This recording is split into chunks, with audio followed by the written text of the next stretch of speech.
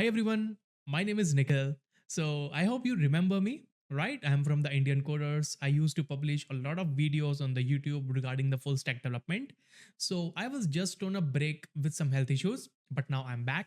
So in this video, now we are going to cover a full stack custom authentication using the Node.js as a backend server and using the Next.js as a full stack application, right? So we'll be using the custom authentication system using the Node.js and the Next.js. So authentication is not like you move on to a site and then you sign in. It's not exactly that. There's a lot of things happening behind the scenes. And it is not exactly also that you use a third party library and that's it.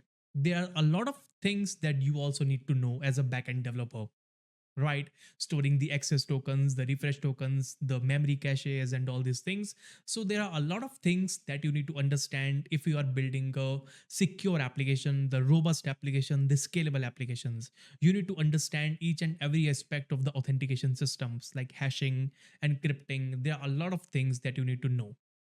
So in this application, in this project, we're going to do a lot of things. First, we'll be using the Node.js backend server. We'll be creating a custom authentication server with using the Node.js.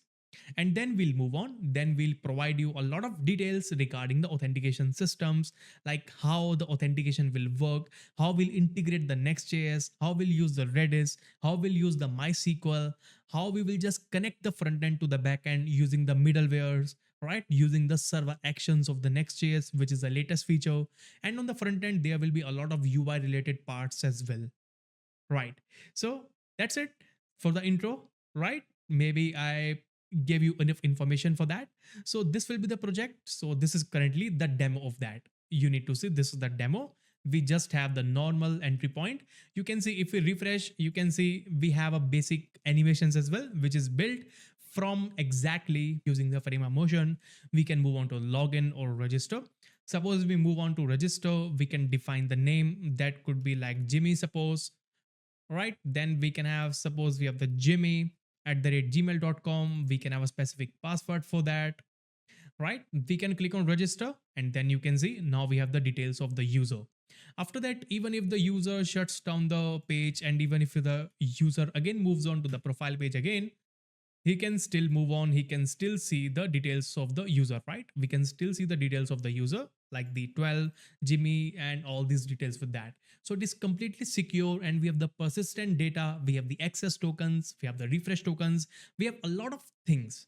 And one more thing which is very important, we have used the Docker Compose, right? We have used the Docker Compose. We have created the Docker files over there. You can see the Docker files over there. Like we have the Node backend server, we have the Next.js application, we have the MySQL DB, we have the Redis running on all the Docker environments, and they are also completely built up for the production. So this is the final image for this. You can see this is built on the top of Docker. There you can see we have the authentication setup. There we have the Next.js application ready. It is working fine. The Node.js application, the MySQL, the Redis, right? So this was a quite basic demo of how this application is gonna look after completing that. But behind the scenes, there's a lot of work that you need to understand about the Redis, refresh token, encryption, hashing, decrypting. A lot of things are there that you will learn, that you will understand that how to create a secure backend systems, right? So that's it for the very long intro. Now we can move on to the project and then we can learn a lot of things with that. So stay tuned and let's start this video. So hey everyone, let's move on to the nextjs.org, which is the official website of the Next.js, and from there we can initialize a brand new Next.js application from scratch. So this is the command which we can use to initialize a brand new Next.js application. And there you can see now I have one folder open within the VS Code. In this folder, what I'm going to do is first we can open a terminal. Then first we can paste this command, the npx create next tab at the rate latest, and then we can hit enter. After that, it will start initializing a brand new Next.js application. It will initialize a template for us. Now we have the OK to proceed. You just need to hit enter, and then you can see we have a questionnaire. Now, what is your project name? We can give as the auth, that could be front end. Then, would you like to use a TypeScript? Yes. And would you like to use the ESLint? Yes. So after that, what we can do? So for every question, we can hit enter so that we have a default settings applied to our Next.js template, right? So once it is installed, then we can move on and then we have to initialize a Node.js based application as well. So for the Node.js based application, we won't be just initializing a brand new Node application, right? Because inside our application, we'll be using the TypeScript, right? So instead of that, we can move on and we can clone a GitHub repository that can help you. So inside that GitHub repository, there's a default boilerplate code for the TypeScript added with that. So you can use the boilerplate code and we can get started with that. So here you can see the Next.js project has been initialized, and now we have to move on and we have to initialize the Node.js based application. So here we have to move on. So you can see this is a recent template which I pushed. So you can see we have the template. We have this repository of the Node.js TypeScript template. Here we have the template branch. We have the recent pushes 2 minutes ago, and this is the latest template which I just added. You can just move on. You can either clone that template and either add that code, or the best thing would be just download the zip file and get that ready. So you can see now we have the zip file. We can extract that and we can paste the complete zip file after extracting inside a directory. So you can just create a new folder over there. That could be, we can just have like auth. That could be, we have the backend over there. Inside there, you can just paste all these files, right? You can paste all these files. And after that, just move on into CD into the auth backend. Here, just clear the files from the screen. Just run a command of the npm install. So it will install some dependencies for your application for the default boilerplate. In there, you can see we just have, if you move on to the package.json, here you have the name of the node, TypeScript, boilerplate. Instead of that, just rename according to you. Like that could be auth, that could be we have the backend. So you can rename according to that. And after that, just move on. Just you can see now the node modules are already installed for the default boilerplate. Just move on, just hit the npm. We have the npm run, we have the dev. And after that, you can see now the development server would be open. Here you can see the hello from Indian coders. This is my hello. And there you can see now we have the boilerplate ready for our application. So now we're gonna start building the application. So first thing that we start is we start from the backend. So first we'll complete a couple of functionalities from the backend. Then we do the functionalities onto the front end. And then after that, after we completed the backend and the front end, then we move on. Then we complete the Docker part. We'll create the Docker files for both backend and the front end application. And then we create the Docker compose file so that we can just clone or we can just start all of the services of the Docker. Like there could be around 4 services. So the first service could be the MySQL DB because we'll be using the MySQL. We'll be using the Redis as well. So we add the Redis. Then we can use the backend service, the same backend service. Then we have the front end service that we want to use. So this will be our steps. So without wasting much time, let's dive into that. So let's work on the backend and let's create the development server. And in there, let's create the complete backend of this application.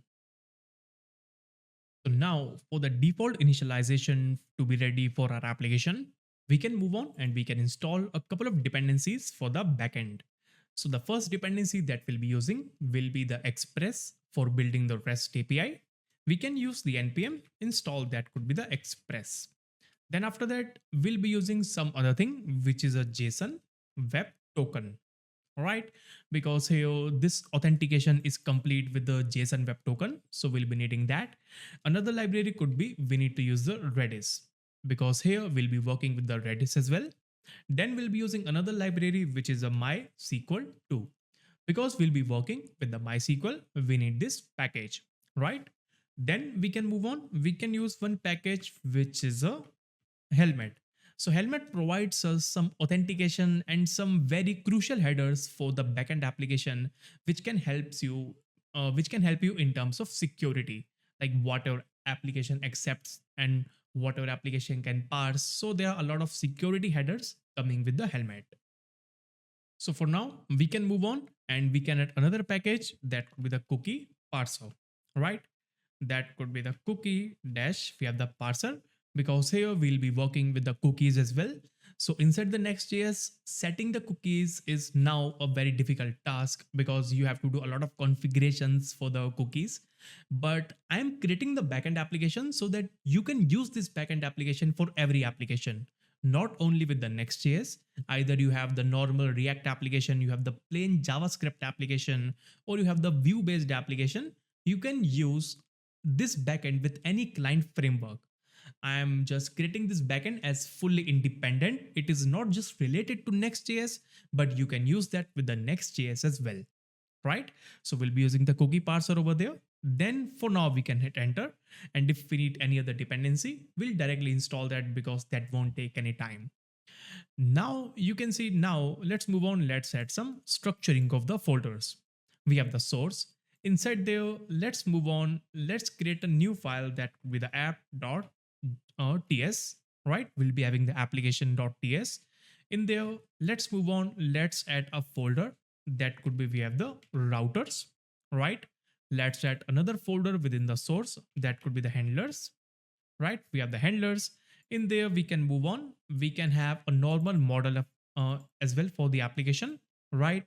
I think we don't need the model here. Instead, we can use the MySQL something. We have the MySQL folder, and then we can move on. We can have a folder for the Redis, right? We have the Redis because we'll be initializing the Redis application. So for now, we need these applications. For now, we need these folders. Now inside the app, let's move on. Let's first import the Express, right? We can use the import Express from, we have the Express. We can just move it down there. We can just make it a little bit smaller so that we have some code as well. Now you can see, now we have an error over there. Like the Express is declared, and in there you can see could not find a declaration file. So while working with the TypeScript, we already know that we have to install the types as well. So you can run this command, the npmi save dev, so that this types package is installed within the save dev, within the development dependency. We can copy that, or either you can use the quick fix, right? You just need to install the types/express. That works perfectly fine. Now you can move on. You can just have the const, you have the application equals to, we have the express over there, right? Now you can just have the export default, that could be the app, right? Now we'll be using this complete application, the express based application, directly into the index.js. Now we can remove this log. Here we can just have the const init, that could be a normal init function, right? That could be the normal init function. You can make this as async function as well. In there, you just need to use the application, right? We have the app dot, we have the listen over there so that we can listen to any specific server. Here we can define a port.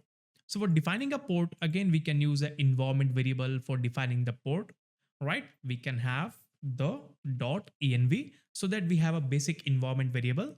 So inside that, we can for now add a variable that could be the port. Here the port could be, we have the 5000 in which this application server would listen to. Now for working with the env, again, we have to do one thing. We have to install a package, which is npm install. We have the .env, right? It will help you to load all of the environment variables which you add inside the environment file, inside the process.environment file. So it will load all of your environment variables from the process. Now after that, before even moving to the application, you can just move on because this is your main entry point, right? Here you can use something, you can import something from .env, right? You can import something which is a config. After that, you can move on. You can just execute the config before moving on with the main function. You can initialize the config of the process env. After that, we can just have the const. We can have the port in which our application needs to be listened.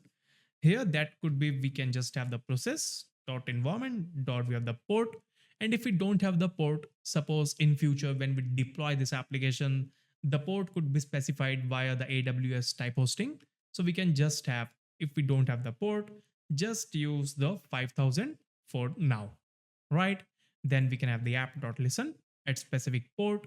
Then we can move on. We can just have a basic callback function. When the application server would be listening at this port, then this callback would be fired. We can just have the application server listening on we have the port. That is, we can just define the port that we have. So that's how we want to work. So this is a very basic application that we currently did with that. We can just call the init function and let's try. Let's hit the npm run dev. In there we can see now we should be having the application server listening on specific port. So that's how it works. And you can see now we have the basic initialization ready for application, right? So that's how it's gonna work. And now we'll be moving on. And now we have to do one thing. We have to initialize the MySQL. We have to initialize the Redis. And then we can specify all of the routes, all of the middlewares of this application. So welcome back. Now you can see the basic setup for our application is been completed. Now we can move on and we can initialize the database and then we can connect this application to the database server. So now we would be using the MySQL database, right? As conveyed earlier. So for using the MySQL, so either you have to install the MySQL community server application so that you can use the MySQL, or either we can use a Docker. So Docker would be more preferable approach because in future we'll be deploying this application as well.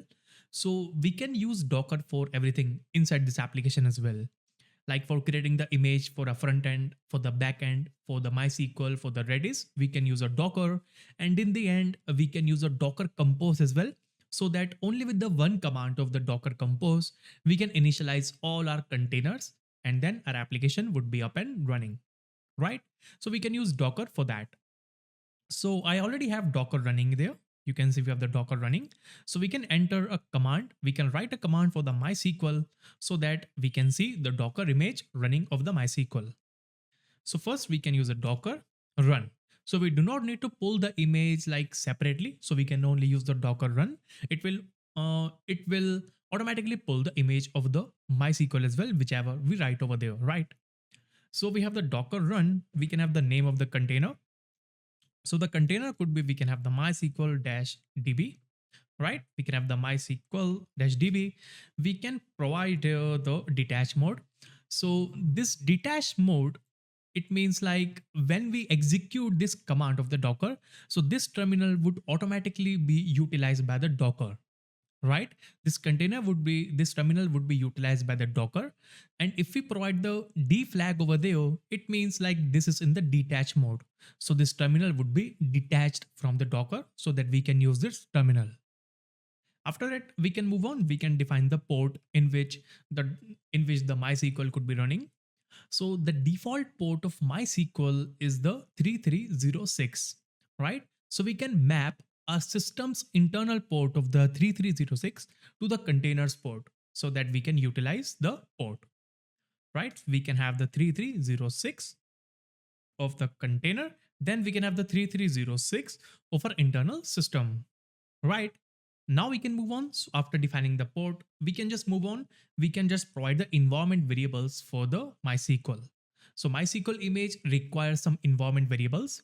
So first environment variable could be, so let me zoom that a bit, right? Let me just remove that. So first environment variable could be, we can have the MySQL dash, we have the root, we have the password.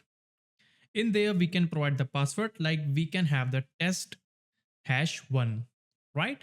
We have the test #1 for the password. Then we can have another environment variable of the MySQL. So we can have the MySQL root user. That could again be, we would be using the root user for now, right? We can have the root again. After that, we can have another environment variable. So for specifying the environment, we just use -e to specify the environment. Then we can have the MySQL dash, we have the database. That could be equals to, we can have the test for now, right? We would be using the test database. After that, we would require the volume, right? We can have the volumes so that all of the data of the MySQL could be stored within the volume. And the volumes are the persistent data. It means whether we just skip this container, whether we remove this container from our system. So volumes can have all our previous data of the SQL. And then we again hit this container to be up and running. So it will use that same volume and our data would be persisted, right? Or if you do not use the volume, so when you shut down this container, all your data would be removed from the memory, right? We can have the volume in there, we can have the MySQL DB something with that. Then we can move on, we can provide the path. So we can provide the path of the container file system, right? We can have where, we can have the lib, we can have the MySQL over there so that we can have the data in there, right? So this could be our volume. After that, you can use the single strings as well, single quote string as well. After that, you can move on. So I think we already have defined all the things like the MySQL DB of the name. We have the detach mode, the port mapping, the environment variables, the volume. We can put the image name. So image name could be MySQL. Then we can use the 8.0 tag as well, right?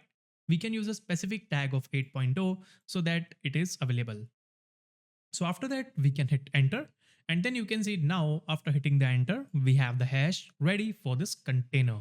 So now this container is running. You can verify if the container is running or not using the docker ps command. So you can see this container is running, right? This container, this is the ID of the container. This is the image of the container. This is the command that created 12 seconds ago. You can say this is up and running, right? Now the MySQL Docker is running. Now we can use the Docker for the Redis as well so that we can utilize the Redis in future. So let's move on.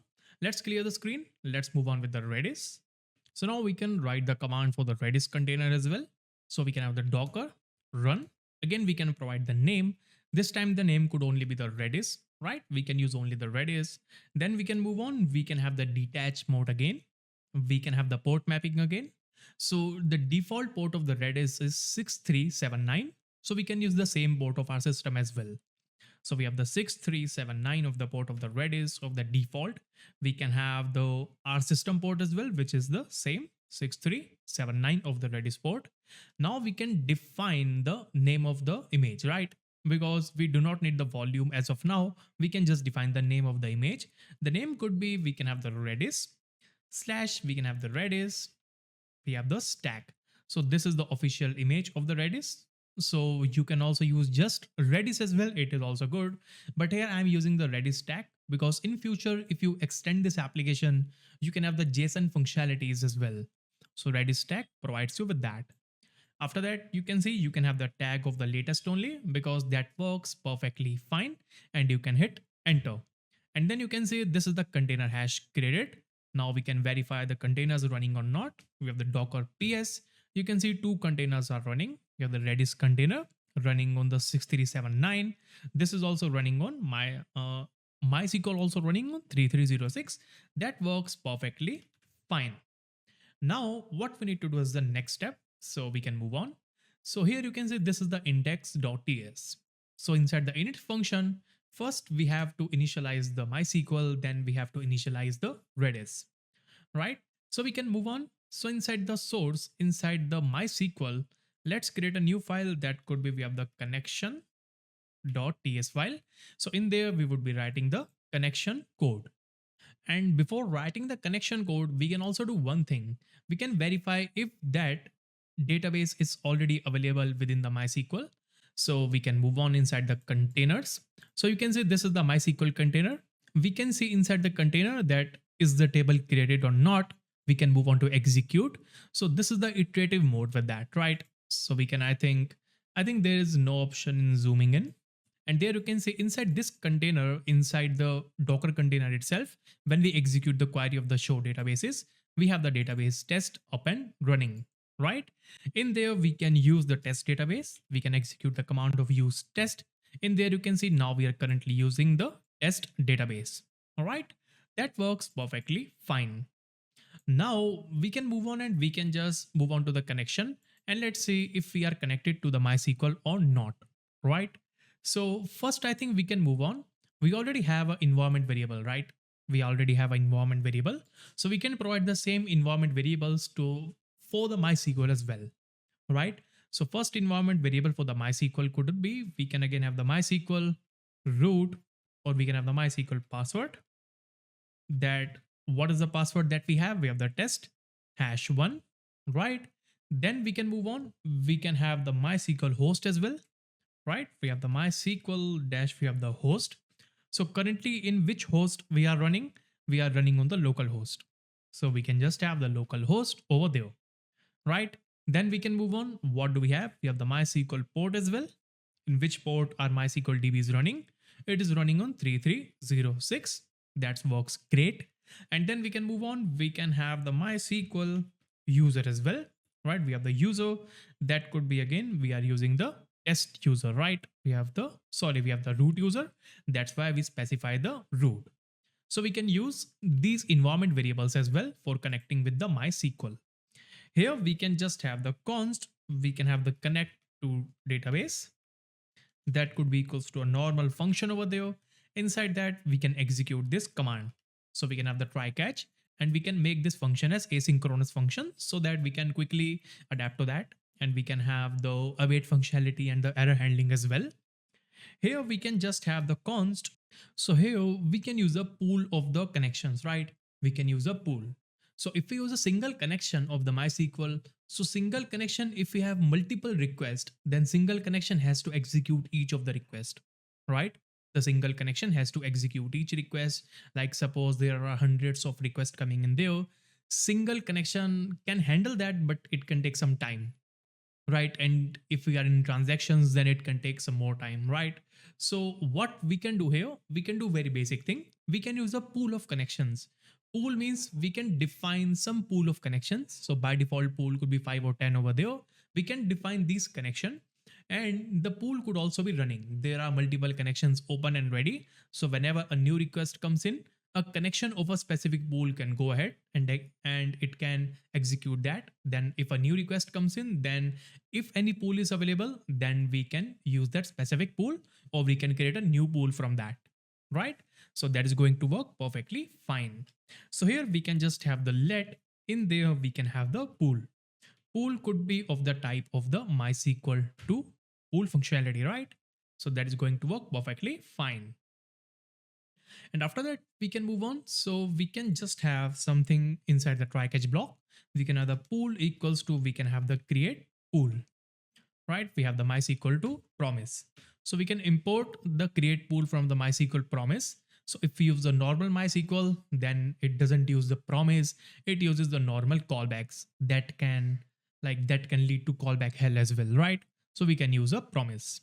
So inside there, we can provide the basic configurations, right? The first config could be, we can have the port over there. We can have the port, and the port we can define of the process .env dot what are the environment variable for the port. Let's add that. We have the MySQL port over there, right?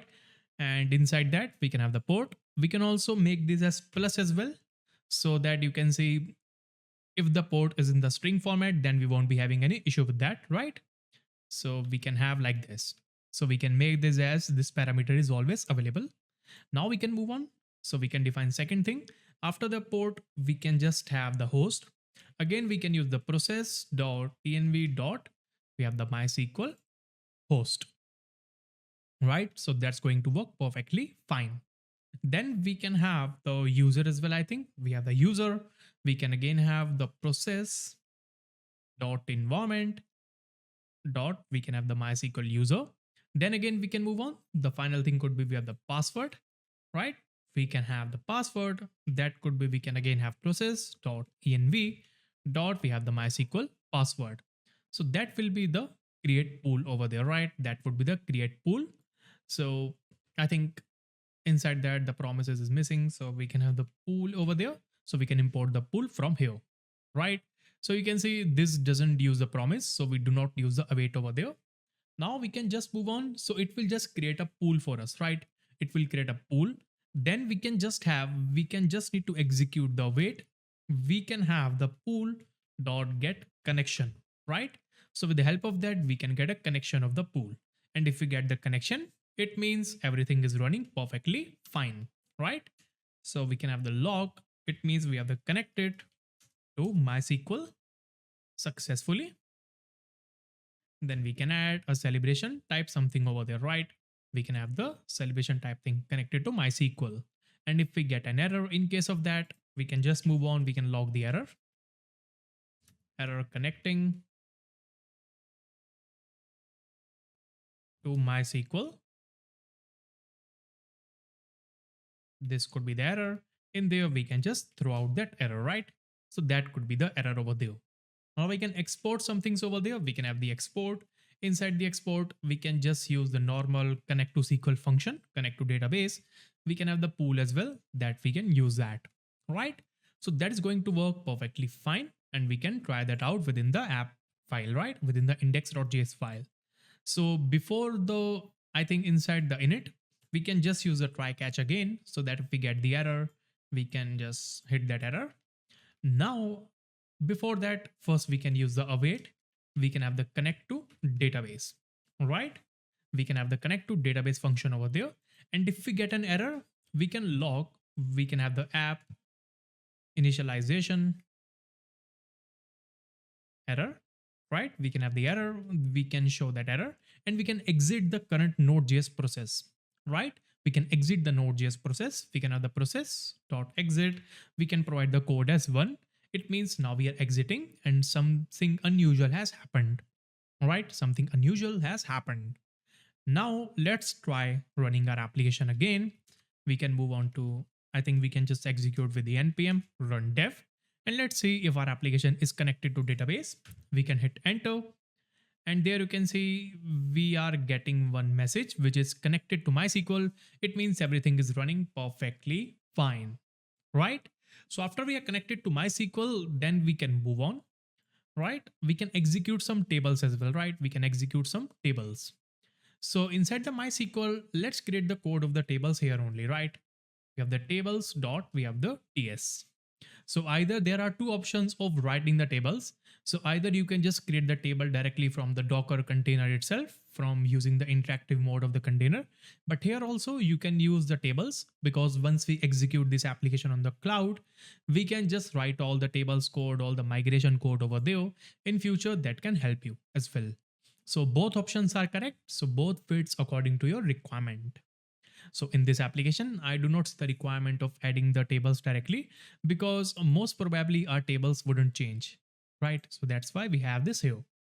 We can just have the export const, we can have the create table something, we have the users. In there, we can have the create table code. We can close other files, we can close that. So inside the create table users, we can move on, we can write, we have the create, we have the table, if not exist, right? We have the create table, only if not exist, that could be the table, which is the users, right? We have the users table. Now we can enter the functionalities with that, right? So inside the users, I think we can move on and we can add some configuration with that, some columns. So first column could be the ID. So ID, we would need the ID to uniquely identify each record. That's why we can use the integer type primary key, right? We can have the primary key and this primary key could be the auto increment, right? Auto increment. So we have the auto increment functionality so that whenever a new record is created, that is unique, right? And that is auto incremented on that. We can have the name for that. The name could be, we can just have the varchar. That could be, we can have the 32 for that. We have the 32 bytes of varchar. That works perfectly fine. It will take the 32 characters at max. Now we can move on. We can have the email as well. The email could also be, we can have the varchar. And this time the varchar could be, we can have the 255 something. And the email could also be the unique. So we can add a constraint of the unique for the email, right? So we have the unique email. Then we can move on. We can have the password as well. So we can have the password. So password could be, we can just have the text because I think the password, we can have the varchar as well, right? We can have the varchar, but it can have some error because once we retrieve the password of the user, once we store the password, we connect or we hash the password, we encrypt the password of the user, right? We use the hash of the password. We do not store the same password that we receive via the front end. We use the hashed password, but it's up to you. You can use a default 255 as well. That also works perfectly fine, right? So this is the configuration for the basic table, which is the users. We have the ID, name, email, password. That works perfectly fine. And now we can execute this create table statement as well. So inside that, insert the connections. So after we have the connection, then we can execute something from the pool. We can have the wait, we can have the pool dot, we have the execute something. So inside the execute, we can have the create table users. So we can check if the tables are created. I think we have the no database selected. Okay, we have the error of the no database selected. So let's see that how we can select the database here as well. So I think we can just have the await pool dot execute. In there, I think we already have the database. Oh, we don't have the database over there, right? So we can have the database. That could be what is the database name inside the environment. I think we can add the database name as well, MySQL database, right? Database is the test, so we can use the test. So inside that, we can just have the process dot environment dot MySQL. That is the database, which is the test. So that is going to work perfectly fine. And now let's try and execute that. So let's see what happens. So I think we have the connected to MySQL and application server listening. So it means it is already connected, right? We can also have something which is connected to MySQL. Then we can hit that. Then we can have the log. We have the table users created something, right? We can have this. And there you can see, we can see the table users created. We can verify the tables over there. So if we use the show tables over there, right? Show tables. In there you can see we already have the users table, right? We have the users table. In there again, we can move on. We can have the describe the table as well. Describe the table of the users. We can see the description of the table like the ID, name, email, password. So everything seems to be working perfectly fine. Now, what we can do, so we can just execute or we can just move out of the Docker for now. Now you can see the database connection has been completed. And you know that now we are connected to database as well. We executed the tables. Now quickly we can move on. We can initialize with the Redis as well. So with the Redis, let's create a new file of the connection.ts again for the Redis. Inside there, we can use the Redis, right? So we have to verify that if we already have a package of the Redis available. I think yes, we already have available. So we can use the same package of the Redis to work with the connection with the Docker image. So we can move on. So inside there, we can just have the function. We can have the const initialize. What is the spelling? Okay, Redis. So in there, we can just move on. We can execute a function. So inside there, we can again have the asynchronous function. But before even that, we need one thing. We need a client for the Redis, right? We can have the let. We can have the Redis client over there. We have the client. That could be because we have the create client of the Redis. So you can see we are using the create client option. In there, we can use a client. So by default, it will take the port of 6379 and by default, it will connect. But when we deploy this application, when we use the Docker Compose, then we need to add some configurations. But during the development, we do not need that. Now within the async, let's move on. So in there, we just have the Redis client. We can just move on. We can again have the try catch to handle the errors properly. In there, we can just move on. We can have the Redis client dot. We can just have something which is equals to we have the we have the Redis client. We have the connect function of the Redis client that will work perfectly fine. You can see we have the connect function and we can move on. So we can also await for that, right? We can await for the Redis client.connect because it has the promise. And after that, we can just move on. We can just have the log statement or we have the Redis initialized. Redis, or we can have Redis connection successful. In there again, we can use a celebration type of rocket. There you can see now the Redis connection is also successful. And we can move on. We can just have the error. In case of we get the error, we can get the error initializing Redis, right?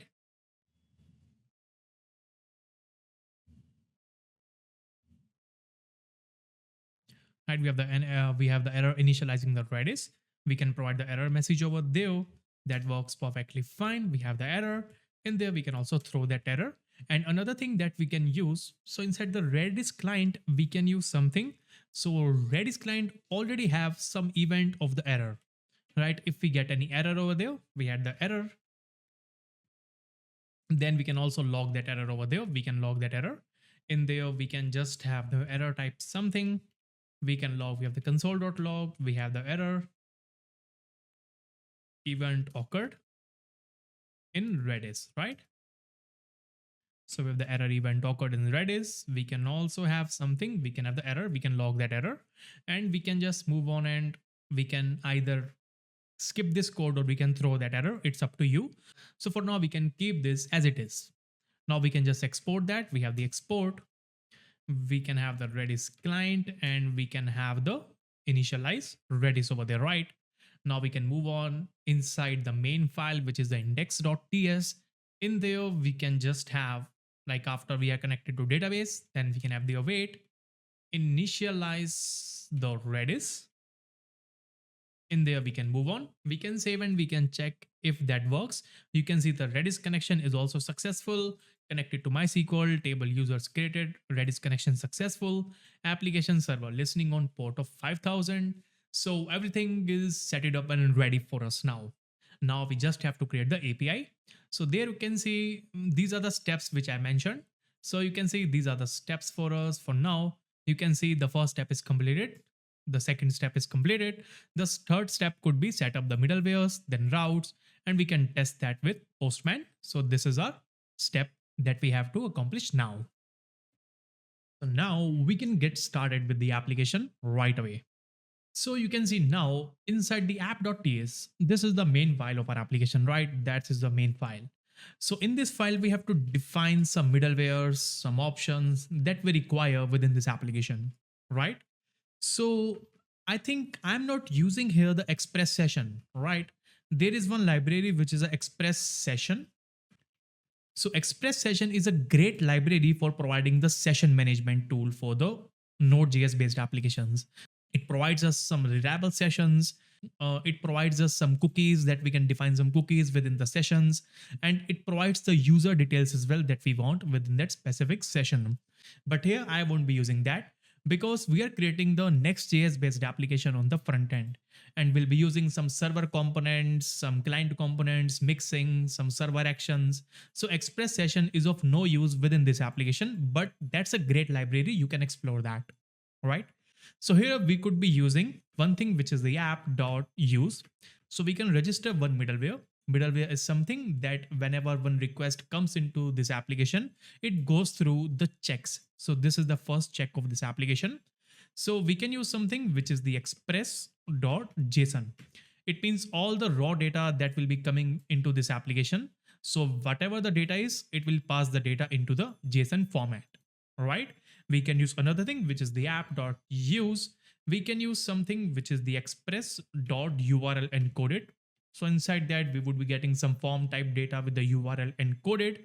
In there, we can have something which is the extended that is equals to true, right? So we can have this application, and there you can see again and again our application is going to connect to database and all. So it can take some resources of your system. So until then, what you can do, you can move on to Docker and you can just pause these containers, right? You can just pause, and whenever you pause the container, you might get an error as well inside that. So maybe if you move on, so I think we won't get any error for now, but inside the MySQL and the Redis, sometimes the socket connections give us the error, right? So if we execute that, maybe we are not getting the error for now, but till then we can move on into the index.js. Here we can comment out these connection codes because it can take some time to open, right? So now we can move on. So inside the app.ts, here we have the URL encoded, right? We can use another thing, which is the app.use. That is, we have the helmet. So helmet provides you some basic headers that you can use within your application. This provides you the basic headers that can help you to provide the header functionality, like it increases the security while providing the headers, like CSRF tokens, increasing the security and all. So helmet is used for that. And we'll be using another library, which is the Morgan. So Morgan is a great library for the logging and all. It logs the request and all these details. So we can use the Morgan. In there, we can also install the Morgan package. I think we don't have that for now. So we can move on to the backend. We can have the Morgan over there. And then we can also use the Morgan over there after the helmet. We have the app.use. That is, we have the Morgan. So we can just have the import, the Morgan from, we can have the Morgan like that. And I think the declaration file needs to be installed. So we can just move on with the quick fix over there, right? We have the quick fix, we have to install the types. That works perfectly fine. In there, then we can use a Morgan. Here we can provide the format. So if we use the dev, it will just give you the development type of responses and requests that we can use. So we can have the development for now. And in the end, you can also use the short as well, tiny as well. So just play around with these things. These things define the main, like whenever a new request comes in, it will provide you the request details for that, right? Now we have the Morgan. Now we can use one thing. We have the app.use something that is the main router of this application. So this middleware could be used for routing, right? So our application server is listening on the port of 5000, right? So now after the 5000, you can specify the default URL or the base URL of your application. Like that could be the API. Then we can have the version 1. Currently we have the version 1. And then we can just have anything after that. Like we can have the auth functionality. So we are creating this application. This could be a new service. That could be the auth service. So we can have the auth over there with that as the default URL. And after that, we have to provide a middleware function that can hand over that.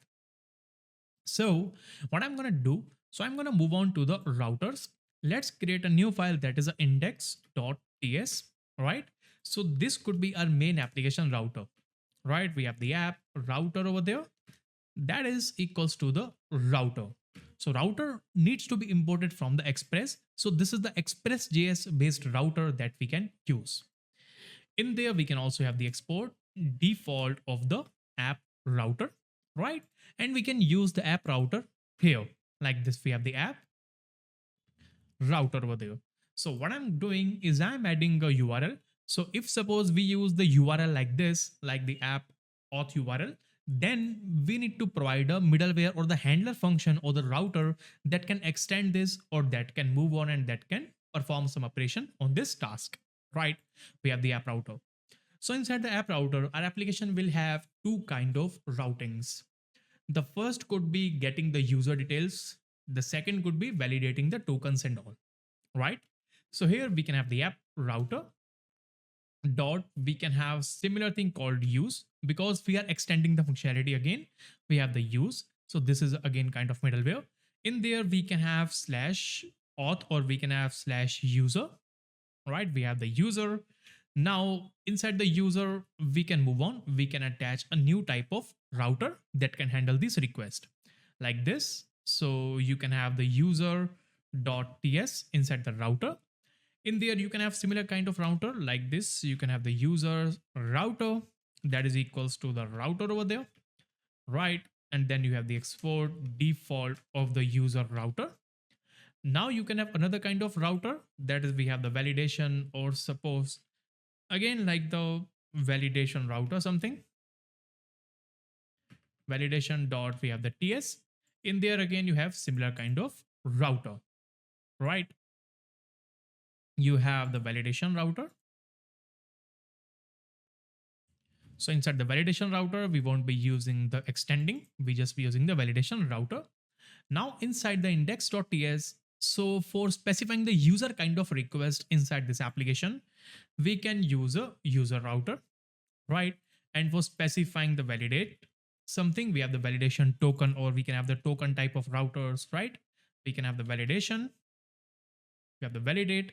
That could be we have the validation router over there, right? Validation router. So that works perfectly fine. After that, you can see what exactly are we doing here. So inside that, you can see app.ts, we have the API v1 auth, right? We have the URL of the API v1 slash auth. So after that, if the URL starts from the user slash anything after that slash anything, or we can have the star, then this user router is going to handle that, right? So we are assigning this URL to the user's router.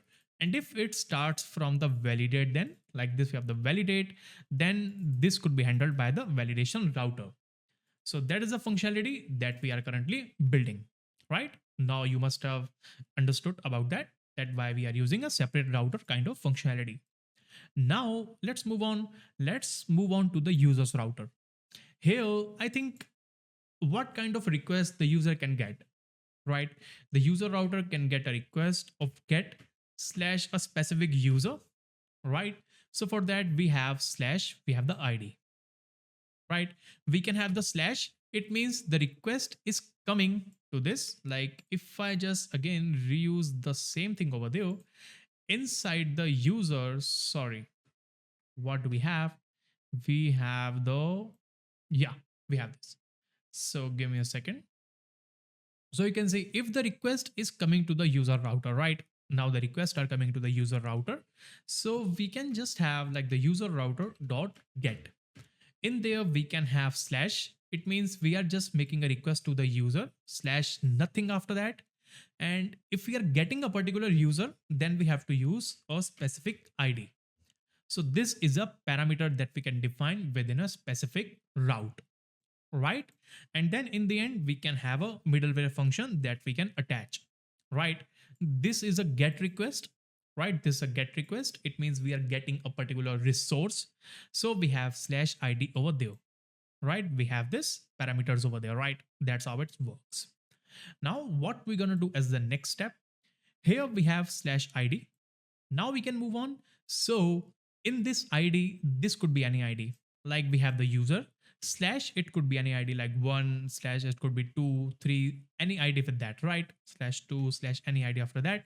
So any ID after that or anything after this slash, right? Anything after this slash, this particular slash. So whatever the data we get after this route, it stores back into this ID, and in there we can attach a specific handler that can handle this type of request.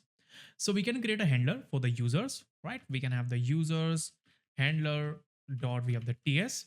In there we can move on, we can define a specific function that can handle that request. So we can have const get user, that could be equals to a normal function. In there we would be getting the request, all right? So how do we get the request? So if we move on into the user router.get function, so every HTTP request method gives you three options within the express. First is the request, second is the response, third is the next. So these three are the functions which we get inside the express. Request is the main request object. Response is what we have to send via the response. Next is the function that can move on to next middleware, right? So we can attach the same function of the handlers into this, right? So we can just have the exports, we have the get user over there. So get user can attach or can handle this request with these three parameters, right? We have the get user, or if you don't want to use the get user like this, you can just have the import star as we can have the users handler. From you can have the users handler file, right? Right, we have the user handler like handlers, user handler. In there we can have the users handler dot get user. So it will give you more readability kind of thing with that. Now inside the get user again, we would be getting the request, response, and the next function over there. Request, we can define a type of the request itself. Response, again, we can have the type of the response coming via the express. Next, again, I don't think that we need it right now, so we can keep it as it is as default. Now inside that, we can move on. So we can again have the try catch block, because in case any parsing or anything goes wrong, we can get that. Now we can move on. So we can have the const, we can have the ID.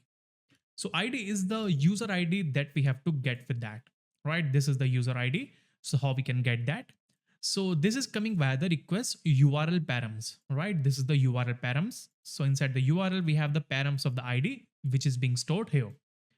So we have the request over there. We have the request dot params dot, we have the ID. So this will come as a string. Now we can move on. We can just have a check, like if we don't have the ID inside the request, or if the ID is invalid, you can have a normal check. You can return a response, like you can have the return response dot status. That could be 4 or something. We have the 400 as a bad request or something. We can have the JSON as well. Inside there, we have the message. That could be, we can have the invalid. user ID something, right? And you can also do one validation because the ID would also be inside the integer format inside the SQL. And we can check, or here we can check, or we have the is not a number inside the number of the ID, right? So is if it is not a number, which is the number converted ID, it means like if we convert the ID into the number, then we have to send that, right? So that could be a request message with that, right? Now, I think why do we have this call? It's okay, we'll check that. Now we have this error. Now we can move on. So in there, we can move on and we can just check one thing. And after that, we can move on after having this check. So I have added the return statement. It means everything working perfectly fine. Everything is working perfectly fine. Now after this ID, I think we are getting one error here. Maybe the type error could be, I think we can move on and we can just have some kind of like, we can just have a basic, we have the TS ignore over there for now. We have the TS ignore so that we don't have these kind of errors for now. And then we'll check that later. After that, we can move on. So here we have a basic validation check. Then we can create a query in which we can get a particular user, right? So inside the MySQL, let's move on. Let's have a queries.ts. In there, let's create a specific query. Like we have the export, const, we have the get, we have the user, we have the buyer, we have the ID something, right? That could be the query. In there, we can just have a basic select statement, right? We have the select star from, we have the users. In there, we can have the where condition, right? We have the where, the ID equals to this ID. So we can have a question mark for that particular ID, right? So that is a very basic query. In future, we can only extract those fields which we require. But for now, we can use select star, right? Where ID equals to this ID. After that, we can move on. And first, we can close all the files and only open the handler. In there, we can first have something. We have to execute the query, right? And for executing the query, we just need a very basic simple step. So first we can get a connection. We have the connection that could be equals to the wait. We have the pool, right? We created the pool inside that. So we can have the pool dot, we have the get connection, right? We can get a connection from the pool. And I think we should use the async as well because that's a promise. And after we have the connection, we can just have the const result that could be equals to, we have the connection dot execute, right? We can have the connection dot query over there, right? We can have the query so that we get a result as field packet. We get a query. In there, we can move on. So the query could be the get user by ID.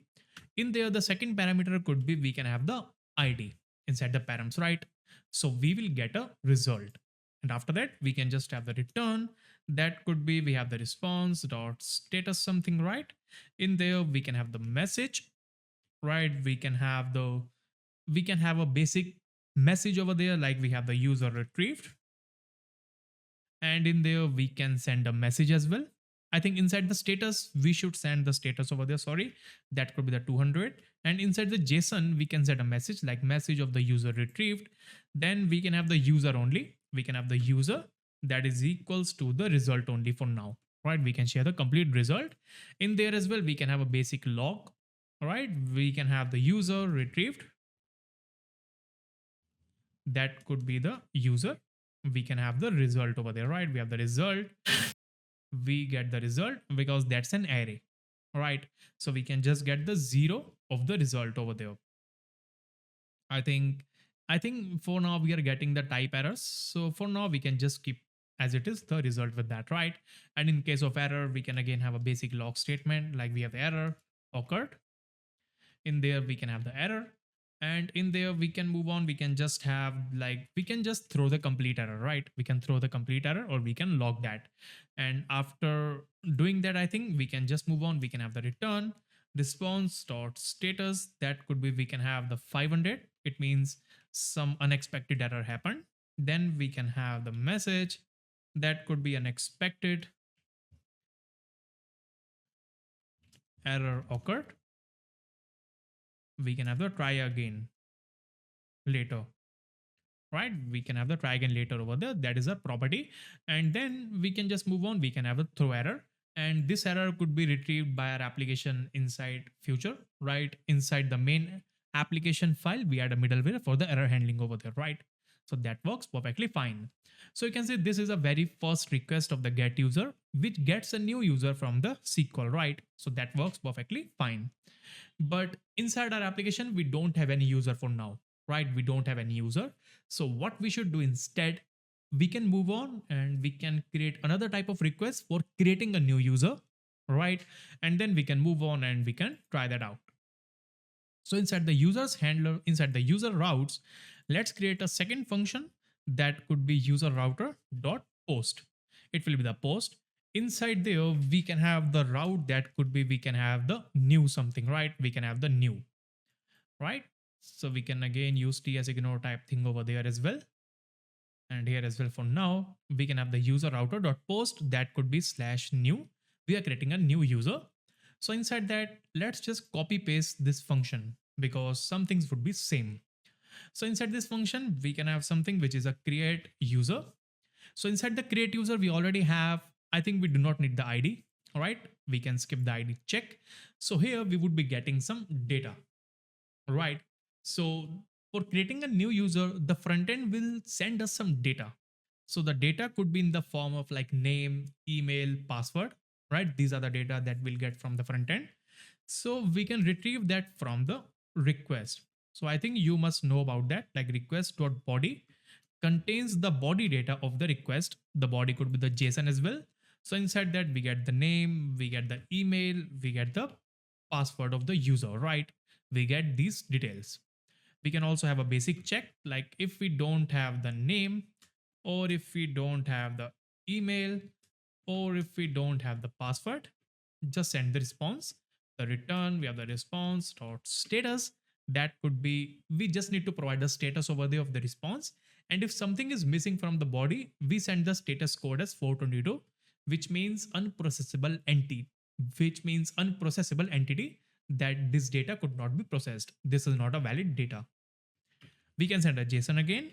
The message could be this time equals to, we can have unprocessable, or we can have the data missing, something like that, right? We have the data missing like that. So what I'm going to do after that, so these checks could also be done inside a separate middleware function, right? We can do that for the, we have the not. These checks can be performed in separate middleware functions that we can use, but later we can do that. So after that, you can see after we have the data, we can just again get a connection. But now we need to create a new file that could be for the statements, or we can have the mutations .ts. So inside the mutations, we get, or we need to create the insert statements, right? We can have the statements. So we can have the const, we have the insert user statement that should be equals to a query for that. So what could be the SQL statement for inserting? It is very simple. So you just need to perform like the insert into, you have the table name of the users, right? So if you are just if you are just having some basic confusions over there, you can move on to MySQL insert statement. We have the insert query, we have the insert into statement. So you can see this is just how it works. Insert into the table name, the columns and their values, right? So that's how we can do that. So we have the insert into users, and the columns in which we'll be inserting could be, we can just have the name, email, password, because the ID would be automatically incremented. And then we can have the values over there, right? We can have the values. The values could be, we can have the question mark again, question mark again, question mark again. So these values we'll get from the params, right? These values we'll get from the params, and that's how it's going to work. After that, we can move on. So after that, we have the query. Inside that, we have the insert user statement, right? So we have the query function, okay, that works fine. We have the insert user statement. In there, we have to provide the details like name, email, we have the password that we can use over there, right? And then we can have the user inserted something that could be the result over there, right? And after that, we would get the result. But this time the result, I think we would get a result inside the array format. So I think we can move on and we can share the complete result for now. Or I think we can have the result dot zero something. Maybe we can do that, but let's see that how it works, right? So now we have a create user. So we should also export the create user as well over there. And here you can see that also seems perfectly fine. Now I think where is that error? Insert user statement. Okay. I think that was imported. No. Yeah, this was also imported. But you can see sometimes that happens within the cache of the VS Code. We can just, I think we need to just move on. We can have the export as well, right? We have the export const of the insert user statement. You can see that works perfectly fine. And now we can move on to the queries and mutations and users. That could be we have the create user, right? Create user over there, right? After that, we can move on. So inside the users handler over there, we have the queries, we have the mutations, the users over there. That works perfectly fine. And now let's make a HTTP request to that. And before that, move on to the index.ts and just uncomment this connect to database code, right? And you can move on to the Docker. You can start the SQL container for now, right? So you can start the SQL container and that's how it's going to work. You can also refresh. You have the npm run dev and it should work perfectly fine. You have the connected to SQL, the table created, right? That's how it's going to work. And now we have to send the HTTP request to us. So we can move on and we can have a postman, right? We have the postman. The postman can be used for sending the HTTP request to our application. So we can use the postman for sending that. So we can move on. So here inside the postman, let's download the postman according to your OS. And once you install that, let's come back and let's have the testing of our application. I already have that, right? So inside the postman, let's move on. Let's send the basic HTTP request. You can say we have the localhost 5000 API v1. Then I think what do we have? So we have the app, we have the auth, right? API v1. Then we have the auth over there, right? Then what do we have inside the URL? The auth could be, we can move on. We can have slash user slash we have the new, right? That is our request. We have the slash user slash new. This is a post request. So we have the post and that is a create user. That's great. After that, we can move on. We have the body. Inside the body, you can see this is the default credentials that I wrote. Like the name could be the Nikhil, email could be the nikhil@test.com. The password is 12345. That works perfectly fine. So what I'm going to do is we can just test this request, right? We can test this request. So let's hit on send and let's see if everything works fine. So you can see, I think we have the message of the user retrieved, I think, but we don't have any user for now. Maybe some error is going to be there. Let's see. So I think we have to use the await as well, right? We have to use the await. In there, we can have the connection.query. Now I think the user could have been created, right? And this is the first user so that we can see the ID could be the one for that, right? This is the first user. So we can get the user as one inside the get request. And let's see if that user is already there. And we should also use the await there as well, right? Inside the connection.query. So we can save and we can try that out. And let's hit on send if everything works fine. So I think you can see we are getting one user, right? Because we already knew that this is the user. So we are getting the ID 1, the name of Nikhil, email is the nikhil@test.com and the password. You can see the structuring is a bit like we are getting a lot of buffer and the raw data. Let's move on. So users is an array. So we can have the first property of the array with that, right? So we can have the user, we have the result, we can have the first property of the array with that. Inside the get user there as well, we can get the first property, I think, right? So I think the first could also be done over there. Inside this as well, that could be the result, that could be the 0 over there, right? And now you can see the, if we hit on the send, you can see, right, we are getting the array, we are getting the first property as the name, email and password. But if we send a post request, you can hit a new tab over there. Inside that, let's copy the URL. Let's move on to the post. Let's have the new again. Inside that, let's again copy the complete body over there. Let's paste this body. raw, that could be the JSON. And here just change the email, like that could be the James. Then it could be the j@test.com. You can hit on send, and there you can see we are getting some user property over there, right? And in there you can see we are getting one thing, which is insert ID. So when the row is inserted into the SQL, we get the inserted ID. So this is the same ID, right? So after that, you can see if we have to get the user details of 2, let's move on. Let's have the user of 2. We would be getting the second user over there, right? Second user, which is the user James. That's working perfectly fine. So this is the basic request and response with the MySQL. But now we have to extend the functionality, right? Now we have to extend. So inside this, now we can move on. So now we just need to move on and we just need to provide the password encryption, right? Password hashing. So we can use something which is the bcrypt, right? So inside that we can use a bcrypt. So bcrypt is used for the password encryption and all that. So there's a bcrypt and the bcryptjs. So they both are different, right? The bcrypt is the complete C++ implementation of the password hashing and all that. And the bcryptjs is optimized for the JavaScript, right? It is built in complete JavaScript. So that could give you a better performance in encryption. But if you are just creating a small type of application, then the bcryptjs could also be perfect.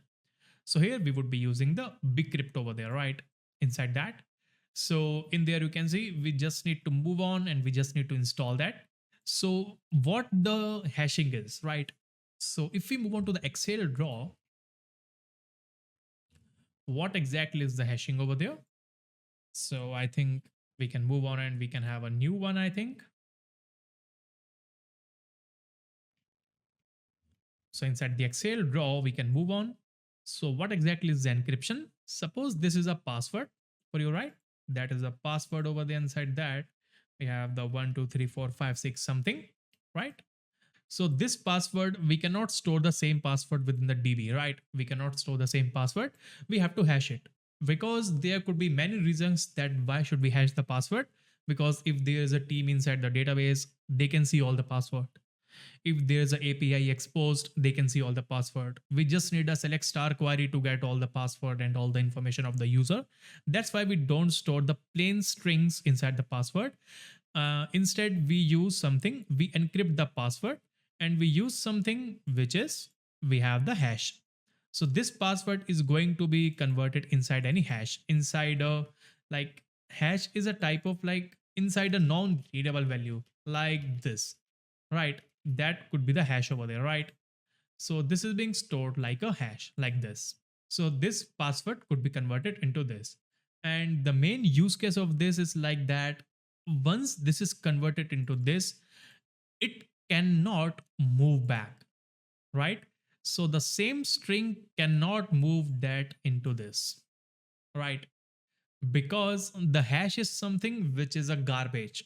It cannot be converted into the main password because it can take huge calculations into that. A lot of calculations are required. So because these numbers are represented in the buffers, then the buffers can be used for any algorithm, round robin something algorithm with that, then all that hashing is being created. So this cannot be converted back to this password.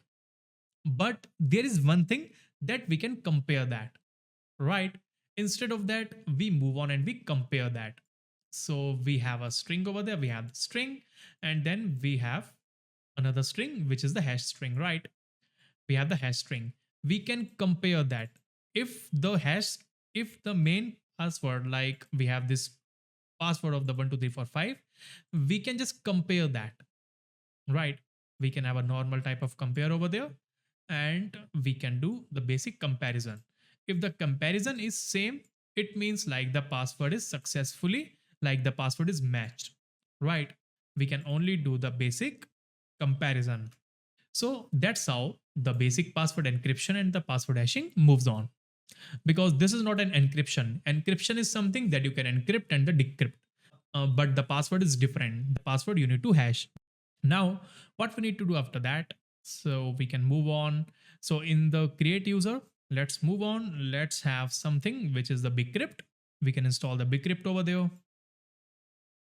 npm install bcrypt.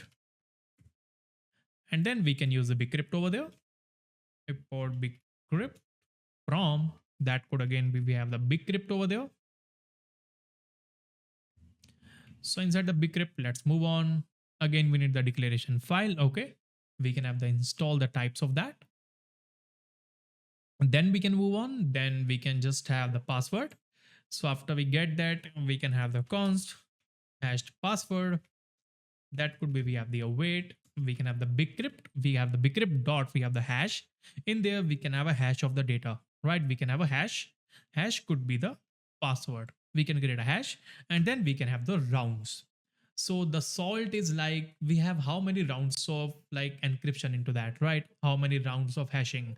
Like if the password is like the basic, like 1, 2, 3, 4, 5, then it creates a rounds of operations. Like this can be converted into this. That could be any garbage value. So that could be the round 1. Then there could be another round over there. If the round is 2, then this also gets converted into the garbage something. Then there's another round that is going to be converted into the garbage. Like it could also be any type of particular round over there. So these are the rounds, that how many rounds we need that, right? So the basic could be by default, that could be the 10. So that works perfectly fine.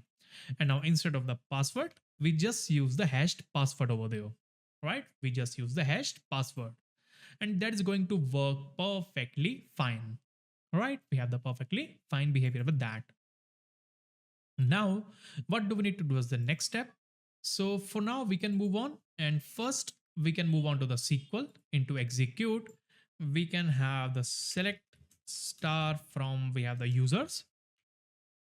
In there, we have 2 users. We can just execute a command like delete from, we have the users, right? We can delete all the records of the users. Now you can see 2 rows are deleted. Now we don't have any record of the user. Now when we create a new record like this, the n@test.com, now the password would be encrypted, right? Now the password would be completely encrypted. So if we execute that, if we hit on send, you can see, I think we have the post of the user new. Okay, we have the user new. But if we have a get request over there again, I think that was a get. We have the user, that is the inserted ID of the 3. We have the user 3 over there. Then let's see inside the send, you can say this is the hashed password, right? This is the hashed password and this cannot be converted back to the real password. It can only be compared.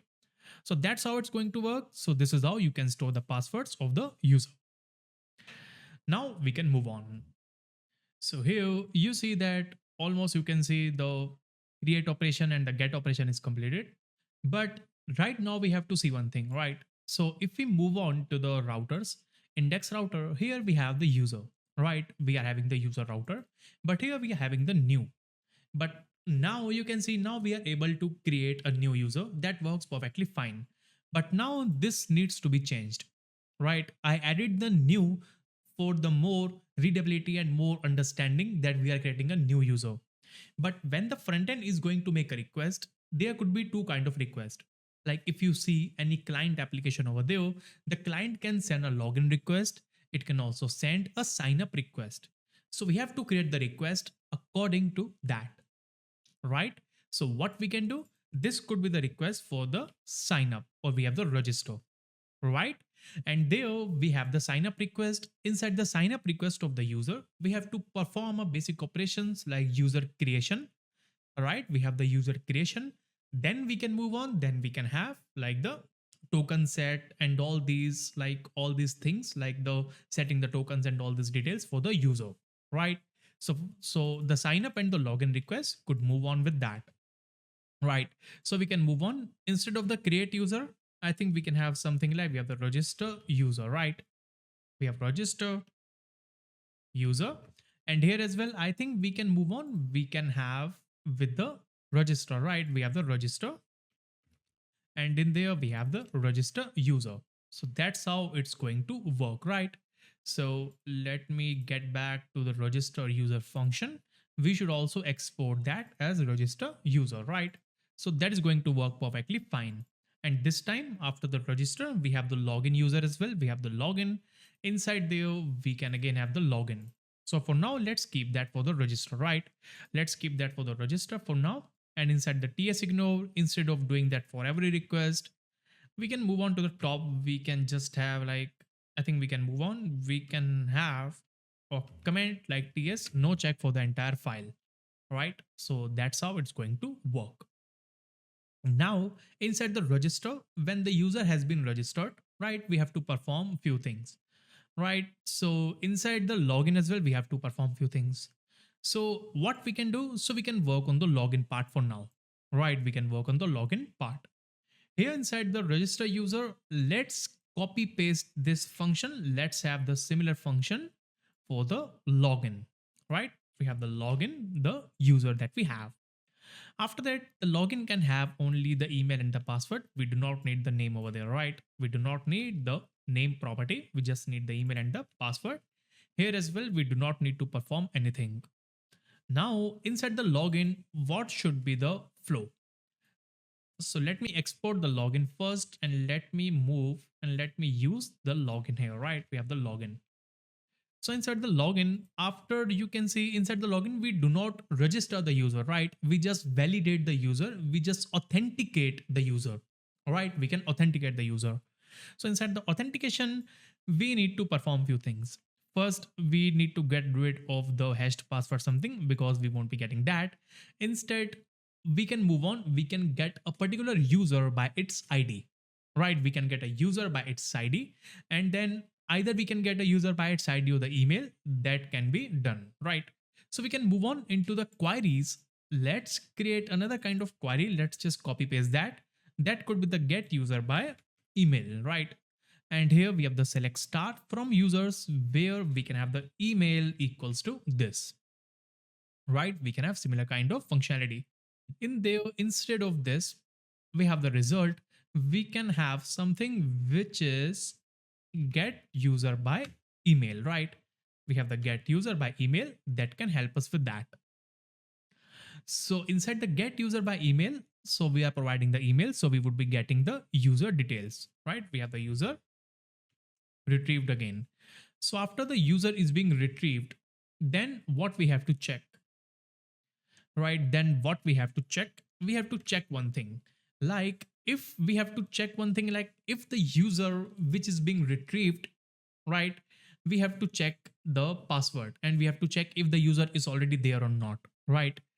We can just have the user like this. We have the const user that could be equals to the result. I think the result had the zero property, right? Result has the zero property and the zero as well with that, right? I think again we can have at the rate ts no check, sorry, ts ignore over there. But here you can see here we had the user and we had the details of that, right? Now what we need to do is the next step, right? We can just move on. And here we have the zero property with that within that array. And we can check if we have the user and or we can just check if we don't have the user or if we don't have the password of the user. So we can check if we don't have the user, then we can move on. Then we can return the response dot status. That could be we have the 401 dot, we have the JSON over there with the message. Inside the JSON, we can send a message like that, right? We have the message that could be invalid email, right? Invalid email. It means the user not found for that particular email. Once we have the user, then what do we need to do? Once we have the user, we just need to move on. We can just move on and we can check the password. We can have the const is password correct, right? We have the is password correct. And this means we have to check the password correct or not. So inside the bcrypt, we have something which is a compare. We have the compare. So inside the compare, we can do that. We can use await as well. So inside the compare, we have to first provide the data, that what exactly the string that we have to compare. So we have to compare the string of the password that we are getting, right? We have the password and from which string we have to compare, right? From which string we have to compare. We have to compare that for the particular string that could be, we have, I think we have the user dot password, right? We have to compare that with the user dot password. Then we can check if the is password is correct, or if the password is not correct, if it is the false, then again we can send a return response dot status. That could again be 401 something. We can send the JSON again. The message could be invalid password, right? We can send a message like that. And if the passwords and all everything is correct, like if you can see the user is valid and the password is valid, then we can set the token details, right? Then we can send the tokens and all. So that could be a big functionality, but we have to do that within the login and the sign up as well. Now you can see this completes the login function, right? This completes the login. And similar thing, we have to do that with the register as well here, right? Because for the register, we have to see another thing. Like you can see we have the SQL. You can see if we move on to the SQL over there, if we move on to the SQL tables, the email is always unique. So either we can keep that for the DB or either we can validate it on our own, right? So here I think we can just create a function that could be const. We can have the get user that could be equals to a normal function, right? That could be, I think we can have the get user by that could be equals to, we have the async function, right? We have the async function over there. And in there, we can have something, a property like we can have the by. By could be equals to email or by could be equals to the ID, right? We can have get user by email or by the ID. And the second thing could be we can have the value as the email or the ID, right? We have the string. In there, we can just have the basic try catch block again. So that could be equals to, we can just have the similar kind of thing. We have the const connection equals to pool.connection. That works perfectly fine. And then we can move on. We can check according to the value. We can check if the by is equals to the email, right? Then we have to use the get user by email, or else we have to use the get user by ID, right? So that could be a very basic step over there, right? Instead of writing the complete thing again and again, we can use that, right? We have the result, right? We have the result over there. Now after that, we can move on. We have the user retrieved. Then we can just have the const user that could be equals to, we can have the result 0. Then we can have the return that could be the user, that could be the 0 again, right? I think again we are getting the error. We can just move on. We can just have the TS. I think ignore with that. We have the 0 and we have the 0 property of that user, right? We can do that and we can have the user retrieved. That is a user, right? And we can just return that specific user. That is our responsibility for that, right? So that's how it's going to work. In the catch, if we get the error, we can log the error while retrieving user over there, right? In there, we can move on. We can have the error over there and we can throw that error. So that's how we're going to work. In there as well, now we have the get user by. We can just move on. So instead of all that, we can just move on. We can just have the const user that is equals to await. We have the get user by. And we have the get user by. Inside this, we can provide the email or the ID. So we have the ID. Then we can have the ID as the value. So we'll get the user over there, right? So that's how it's going to work, right? We'll be sending the complete user only, right? We'll be sending the complete user. We can also have a basic check here as well. If we don't have the user, right? If we don't have the user, we can just move on. We can have the something like we have the user not found, right? We have the user not found. Then we can share return, or we can have the return something use. We can have the response dot status that could be equals to, we have the message. I think we have something like inside the status. Okay, inside the status, we can move on. We can have the 400 something. We have the 404, or I think we have the 401, which is unauthorized. Dot, we have the JSON over there. We have the message user not found. over there, right? We have this functionality over there. Now after that, what do we need to do? So this function works fine. So we have to do similar thing for this as well. For the register, we have to check one thing, right? In the register, we have the const user equals to await get user by, that could be the email, right? This time we'll be getting the email. So that is the email. So this time we have to check like if we already have the user, right? Because the user cannot be re-registered again. If we already have the user, then we can have the user already exist, right? We have this log, and then we can just have the user details over there. We have the user, and then we can have the 401 with, I think we have the 401, we have the message user already exists. There we can move on. So we can have the with ID. That could be, we can also share the ID as well, right? We have the ID. That could be any ID. We can use the backticks over there for providing the ID over there.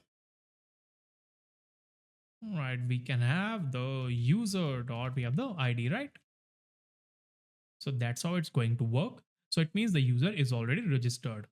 Here as well, you can see inside the login as well, we have to perform that. We have to move on and we have to use this condition, right? For the login, we can just have the similar kind of condition. Instead of this only, instead of this, we only need this, right? We can just have a basic check like that. So inside that, we have the get user by email again. Here as well, we have to provide the email of that particular user. So that's how it's going to work over there. This is how we can do all the things. Now we have to provide all the tokens and all these details to the user. So let's create another function in which we can set all these details, right? We can have another kind of function to set because it is similar for the sign up and the login both. So the basic restructuring has been done, and now let's quickly get back to that. So here we can again move on with the Docker and we can just execute these two containers again. And then we can just move back to our application. We can execute the npm run dev, and then we can open the postman till that, and then we can just try these routes, right? So we can move on. So connected to SQL, all right, table users created, we already have that. Then we have the application server listening on port 5000. So we can just move on to the login quickly. Very quickly, we can move on to login. We can see all the details and all, and then you can see is password correct. Then the set token is functionality which is missing right now. But before that, we have to complete the functionality of the login, right? So inside that, I think we can move on. So instead of this request, we can for now move on, and then we can just have the API auth user. Then we can have the login. We have the login like that. We have the login. In the body, we can have these credentials like email and the password. We can hit on send and let's see what happens. So I think we have an error. Okay, the user not found. Let's see what are the details that we have in the logs. The user retrieved, which is undefined. Let's see what exactly are the details that we have. So I think user not found, we have this log. So maybe the issue could be inside this function, So let me check with that. I think first we can move on. We can log the result as well, right? We can log the result over there. And I don't think what's the issue there for logging the result only. Oh, we should move on and we should have the TS ignore over there. Let's test it out. So we can hit on send and let's see what are the details of the user, right? We have the array. Okay, inside the user, we have the array. Inside that, we have another array. Inside that, we have another array. Okay, there could be one issue. Let me move on and let me have only the result. I think connection.query, we have get user by email, select start from users, where email equals to this. Okay, deleted the records of the DB, right? So I think we can just again move on. We can again get back with that and we can only return that thing. We can just move on. We can remove the result, I think, because inside the result, we are getting one property inside the array. So we can only use the 0 property again, and that will work perfectly fine, I think. And then we can move on. Then we can check some details. We can again restart this application. So now we can move on because this user had the ID of 3 this time, and the only user inside the DB which we have is the n@test.com. We can also verify that here. MySQL, we have the root, we have the password of test hash 1, and in there we can have the use, I think we have the test DB, right? You have the database changed, we have the select star from, we have the users over there. In there, I think we only have one user, which is n@test.com. So our functionality was fine. We can hit on send and let's see what happened. So you can see the user has been retrieved, right? We have the ID 3, we have the Nikhil, we have the email, and we have the password. And suppose if the password is changed, suppose we write an invalid password like 123456, we can hit on send. And there you can see we are getting the successful message, right? Because we have the unauthorized, and here we have the invalid password. That works great. And another validation, if the user is not present within the DB, we can suppose have the Nikhil suppose. If we hit on the send, then we would be getting the details, right? We can hit on send. We have the user not found. That works perfectly fine, right? We can now move on to the sign up as well to quickly check with that request, right? We can move on and we can just give a title to this request, right? We can have a title, suppose. I think we can check that later, that what exactly how we can define the title. But let's have the URL of the sign up as well, right? Inside the body, we can have similar details over there. Inside the raw, inside the JSON, we can have the details like that. And in there, we can have the name as well again, right? Name. That could be, we have the James. Again, we can have the j@test.com, 12345 as the password. We can hit on send. Okay, we have the register, I think, right? We have the register. In there, we can hit on send. And there you can see we have the user retrieved, I think, because we have to retrieve the user. Then we can have the insert ID of the 4. And if we can log in with these details now, we can check it out. We can log in with these details. We can hit on send. You can see the user has been retrieved and it is logged in successfully. That works perfectly fine. Now we can move on and we can perform the tokens and all the things, right? So for moving on with the tokens, first we have to move on. We can just move on inside the source and we can define a new folder within the source. That could be the middleware, suppose, right? In there we can move on. So we can have a middleware of the token check, right? We can also have middleware, or I think we can also have separate call for the tokens and all. So inside the source, we can have another function that we can have the tokens, suppose, right? Token. In there, we can move on. We can have the JWT, we have the token manager dot, we have the TS, right? So from this, now we can generate a token, right? So let's move on with that. So then in this file, we can just have the const, we can have the generate token, suppose, right? We have the generate token. That could be a brand new function, right? We have the generate JWT token. In there, we need to get few details, right? We need to get some details over there. Inside this function, first we can have the ID in the form of string, because we would need to get the user ID as string, because we would be encoding the token with the ID and the email, right? So that we can get more details. We can have the email of the user in the form of string.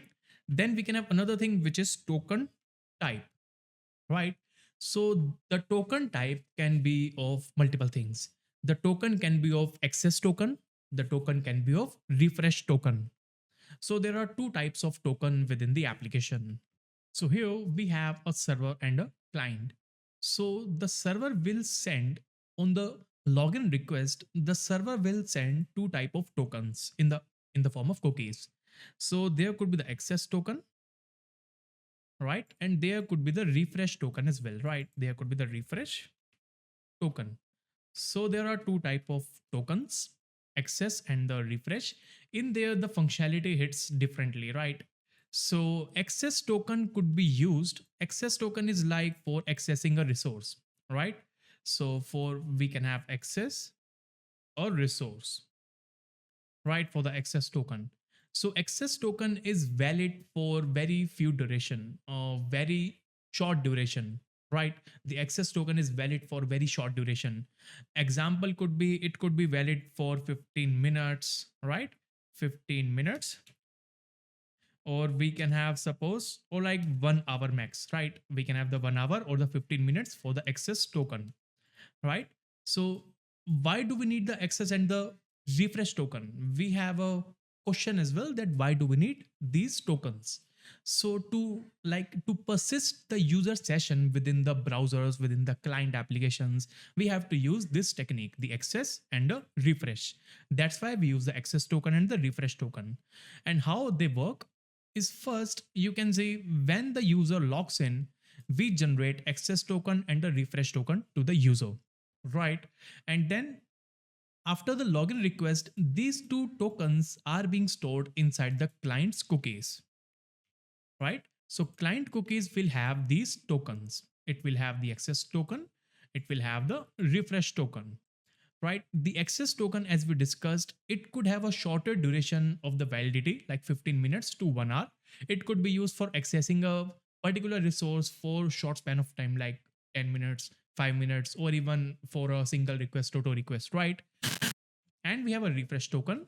The refresh token has a different functionality. Refresh token is used to generate, sorry, we can have the refresh token to generate new access token, right?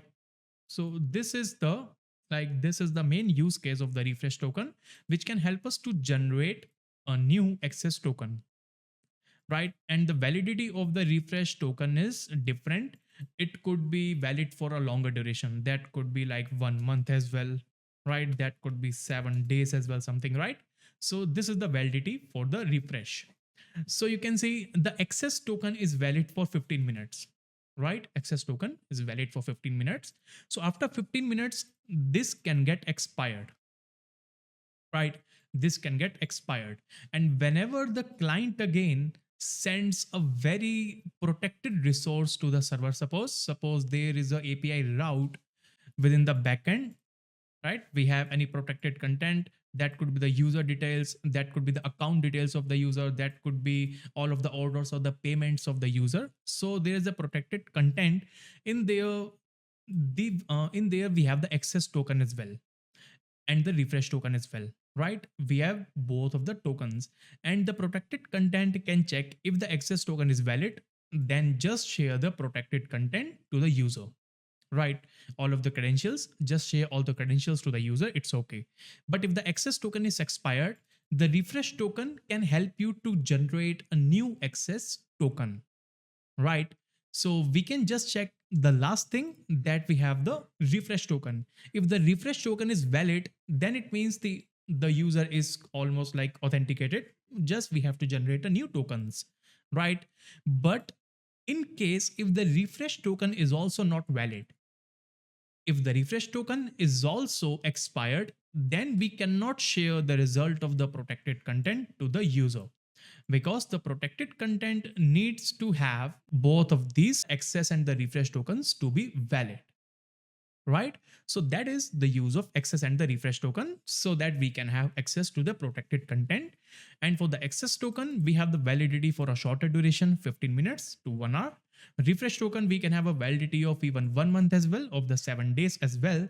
And another thing, mostly the refresh tokens are being stored inside the databases as well, right? The refresh tokens, because they are very crucial for generating the access to a particular resource, so they can be stored within the DBs or within the Redis, and that's why we use the Redis over there, right?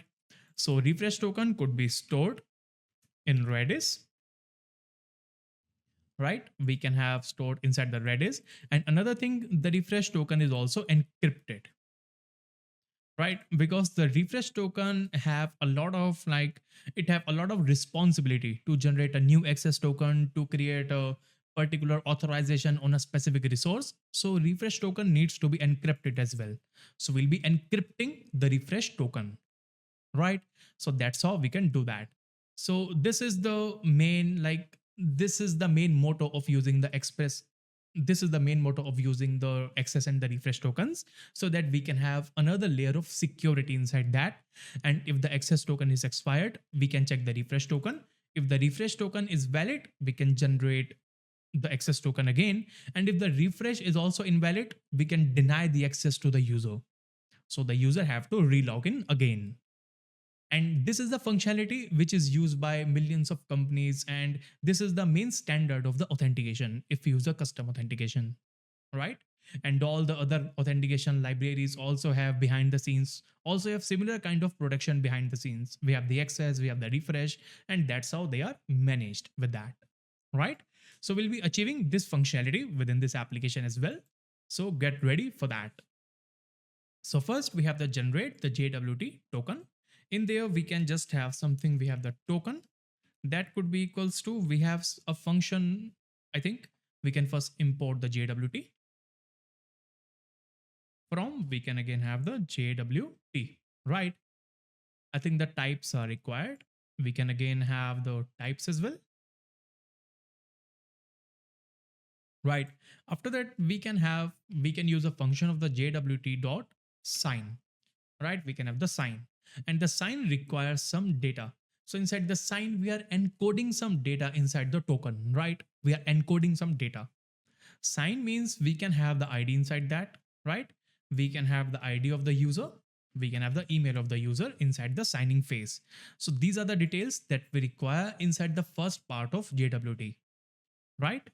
So we can see this image for a reference. So JWT has three parts. First part of the JWT has the header. So there's a header. Header includes that what is the type of token. So we have the JWT token, and what is the algorithm. So we have the HS256 algorithm for encoding the data within the token. So this is the header. And then we have a payload.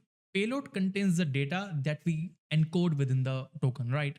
That could be like these two things, like sub, IAT, and EXP. These two things are very required because these two things are added inside the token automatically. First is the IAT and the expiry. So expiry is what expiry do we set within the token, right? That could be valid for 3 hours, 5 hours, 1 minute as well. That is the expiry. And there we set the data, like that could be the role as admin, that could be the user ID, email suppose, that could be any details. And then we have the signature within the token. So signature, at least it contains some secret keys to generate a signature, right? The JWT can be decoded everywhere. Suppose you have a JWT token, you can decode it anywhere. You can move on to JWT website and you can decode the token. It's okay. But if we have to verify the signature of the token, it means we use a key to generate a token, right? We have a key. And then we verify the token using that key. So suppose the key ABC, suppose if I move on to SQL draw once again, right, in that we can move on. So I think again we can move on to the incognito mode again. We have the XL draw. So suppose we generate a token like that. That could be any token with that, right? That have three parts. That could have any token with that, suppose, right? So this token contains few things, right? This can contain few things. This is the token, right? We generate this token using a key. There's a secret key. That could be any secret key, and this is a very confidential key. This needs to be protected. That could be any secret key like this, right? This, so with the help of this key, we generate a JWT token with that, right? With the help of this key, we generate a JWT token. And then once we have to verify the JWT token, how we can verify? So we can again move on. We can have the token, right? We have this token already within the client. So client has this token again. The client, like the client sends us the JWT token, and we already have the secret key. We verify that if that secret key is used to encrypt that token, right? We just verify that if the same secret key that we have within the server only used for encrypting that token, right? So it means like this secret key has generated this token. So for validating that, we need the same secret key. So here we just check if the same secret key was used to encrypt that token, right? To encode that token. So we just verify that. And if the secret key is different, then you can see, then we cannot verify that token. It will give us the error that this secret key was not used. We just check the signature. That is the signature which we generate. Secret key helps us to create a signature. That signature is used to verify the authenticity of the token of the JWT. Right? That's why we keep the secret key as very confidential within a file or within like environment variables of the Node.js. So that's how it works, and that's how the secret key works with that. So it needs to be kept securely because it can generate a token. It can help you to generate a token and to sign a token. So for signing that, it is just a signature. And then the same signature is used to verify the authenticity, verify the authorization of that token, that if the same secret key was used to encode that data. And if the token is invalid, it means like the same secret key was not used. It means like the secret key was different and the verification cannot be done. Verification could be denied to the user, right? Now you must know the concept of secret key, right? So that's how it works with the help of signatures. Now, again, we can move on. So we have the sign. So inside the second parameter, you need to see that we need a secret key again, right? We need a private key. So we can again use the private key within the environment variables. We have the JWT secret, that could be the key. Here we can have any secret key. So for now, we can have any secret key like this, right? We can have any secret key. So in future, you can also generate a secret key according to you, or random secret key. You can generate that, but this could be mine for a specific period of time. After that, we can have a private key. We can just use the process dot environment dot we have the JWT secret. That could be the key, right? We have the JWT secret key over there. So I think we have the spelling. Okay, we have the spelling over there. That will work perfectly fine, right? So, and the third parameter could be the options, right? We can have the algorithm that we have to define. We can have a specific header that we have to define, the issuer as well. So the main thing that we have is we have the expires in property. So when does this token expires? And you know that we got the token type as well, right? We got the token type, and the token type is useful for expiring. So the token type that we need to use, that could be the access, or that could be the refresh. And as we discussed earlier, we have to check the expiry as per the token. We have to check, like if you can see the token type is equals to the access token, then it means the expires in property could be, you can see if you use the expires in, so that could be anything, right? We have the expires in property, right? If you use the expires in, so we can define a string or a number with that. So we can just have if the token type is equals to the access token, then we can move on with different thing, or else we can move on to different thing, right? So expires in could be, we can have 1 hour, suppose, right? We can have the 1h for the 1 hour. And then if the token was not the access token, it was a refresh token, we can have for the 7D for the 7 days, right? So that is the expires in property for the JWT, right? That could be the 1 hour. We can use a milliseconds as well, but it also accepts the values like this, like 1h or 7D for the 7 days. So access is like, you can see the validity has the 1 hour, or you can see inside the refresh, we have the 7 days validity with that. And then we can just move on. We can just return the token, right? We can return the token to the user. So that is what we have to do with that, right? We can have the export const, we have the JWT token with that. Now, after we've created that, now we can move on, and we can move on to the user handler again, right? In there, we can move on. We can define a normal function that could be, we have the set auth tokens, suppose, right? We have the authentication tokens that could be equals to a normal function, right? In there, what we have to do. So first we can get the details of the user, right? So now inside the set authentication tokens, we must create the JWT, right? We already did the function over there. Now we can move on. We can send the JWT token to the user as well, right? We can send via the response, or we can send via, I think we can use a cookie option to send that, right? So here we can first receive the option of the user details like ID and the email, right? We have the ID and the email. ID could be we have the string format. The email could also be we have the string format. Then we can have the response variable of the user, right? So that we can set some details. Now let's have the token first. So we can have the const token. That could be we can have the create token suppose, right? We have a create token suppose, right? Oh, sorry, we have generate JWT token. We can use that function.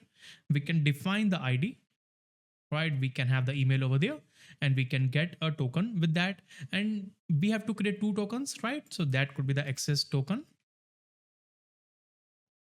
right? We have the access token. So this should be the access, right? We can have another token for the refresh as well. So we can have another token for the refresh token, right? So this time it could be the refresh token. So that's how we can use the access and refresh tokens. And now what after that? So now suppose we have the access token and we have the refresh token. Now the next step from our side could be first we have to store the refresh token inside the memory, inside the Redis. For that we have used the Redis, right? We have to store it there. And then after storing the value of the refresh token within the Redis, we can now send back these tokens to the client, right? We can send back these tokens to the client. So that will be our approach. After that, we have to move on. We have the refresh token. And if you remember earlier that the refresh tokens should be encrypted, right? The refresh tokens shouldn't be shared directly to the user via the tokens, via the cookies. So they should always be encrypted, right? So we should use encryption for that. So we won't be using any library for the encryption. We won't be using any third-party library for encryption because the Node.js by default have the crypto library for the encryption, decryption, and UUIDs and all that. We can use that. So inside the source, we can create a folder for the encryption, right? We have the encryption. In there, we can just have the index, like we can have the index.ts for the encryption over there, right? So if we use the crypto module of the encryption, so we have to go deep into the encryption terminologies and all that. So for encrypting some data using the crypto module, using the AES level, advanced encryption level, we have to use some things. So first we'll be using the symmetric, right? We'll be using the symmetric type of encryption. So we have a private key. We only have one type of key, sorry. So that key is used for encryption and the same key could be used for decryption. So we'll be using the symmetric type of encryption, right? So inside that we have a one key that can be used for encryption and the same key could be used for decryption, right? We can have a key, we can generate a random key over there that could be the 32 bytes of key that we can use, right? We have the 32 bytes of key. We can generate the key within the base 64 format, right? We have the base 64 format in generating the key and then we can convert the key into the buffer, right? And then after we have the base 64 type key, we can convert the same string into the buffer because the crypto needs that to store that into the buffer, right? After we have the key, we also need to have another thing, which is the IV. So what is the IV? IV is the initialization vector in the encryption. So it is used for providing the randomness and the repeated values that can be used to create a unique type of like initialization vector every time when we used to encrypt some data. So it is mainly used for generating the randomness over the key. All right, we can use the IV and that could be the 16 bytes of we have the characters, right? We can have the base 64 over there. We have the base 64 level encryption there as well. We have the base 64 level encoding. And there again, we have to convert that into the buffer, right? So these two are used for providing the encryption over there. These two must be kept inside your environment variable that you can use, right? We can have an environment variable for that where we can use that. So we have these two things that we need. So inside there, the key is very important. So key we can store within the environment variable, right? The key could be the static. We can store that within the environment variable and that depends on you. But the IV does not need to be the static, right? Because the IV is the initialization vector. So suppose for generating this type of key, suppose we have this encryption key. So IV actually helps us to start the encryption. Suppose the ABC is being converted to this. So IV starts the initialization, like A is being converted to this character, the P is being converted to this characters, and the C to this. So IV needs to initialize the starting point. The starting point could be this. So if we store the static IV within our application, it could be predictable in future, right? It could be predictable in future that it starts from this, like how many rounds of encryption do we have and all that. So that's why the IV needs to be stored dynamically, right? We can have the dynamic approach over there. We can have the dynamic over there, right? So we can move on and we can just remove that. Now, what do we need to do? So for generating the key, right? For generating the key, we can move on. We can use the Git terminal. So maybe you also have the Git bash terminal over there, because I'm using the Windows and this is not available there.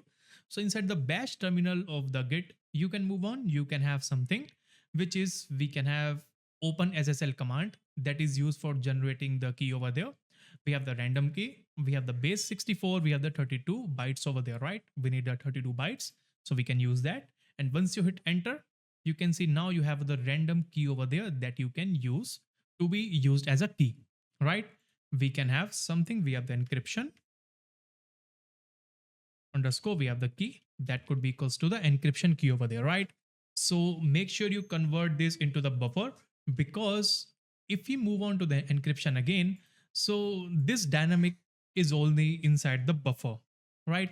It is generated inside the buffer, but the key over there, we have the key, it is the base 64. So first we have to convert the base 64 to the buffer, then only we can do that, because the crypto things use the buffer format over there, right? So that's how it works.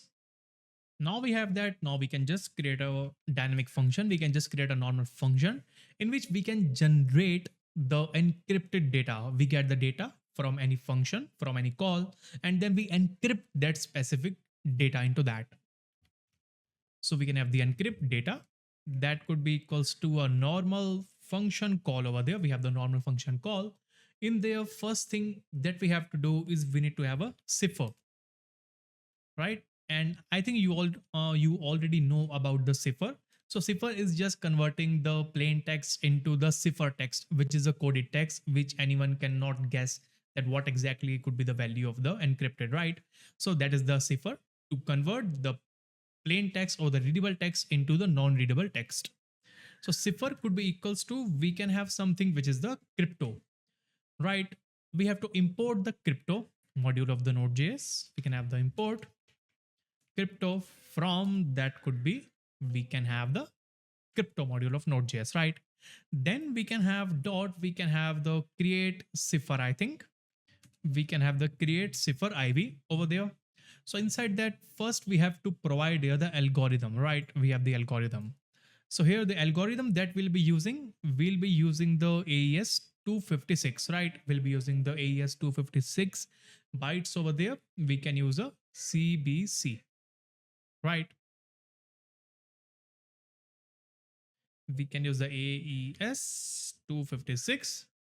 We have the CBC. We can use this algorithm over there, right? And after that, we can move on. So AES 256 CBC means we have the cipher block of key over there, right? We have the cipher block of key. So we have the 256 bits of cipher type over there, right?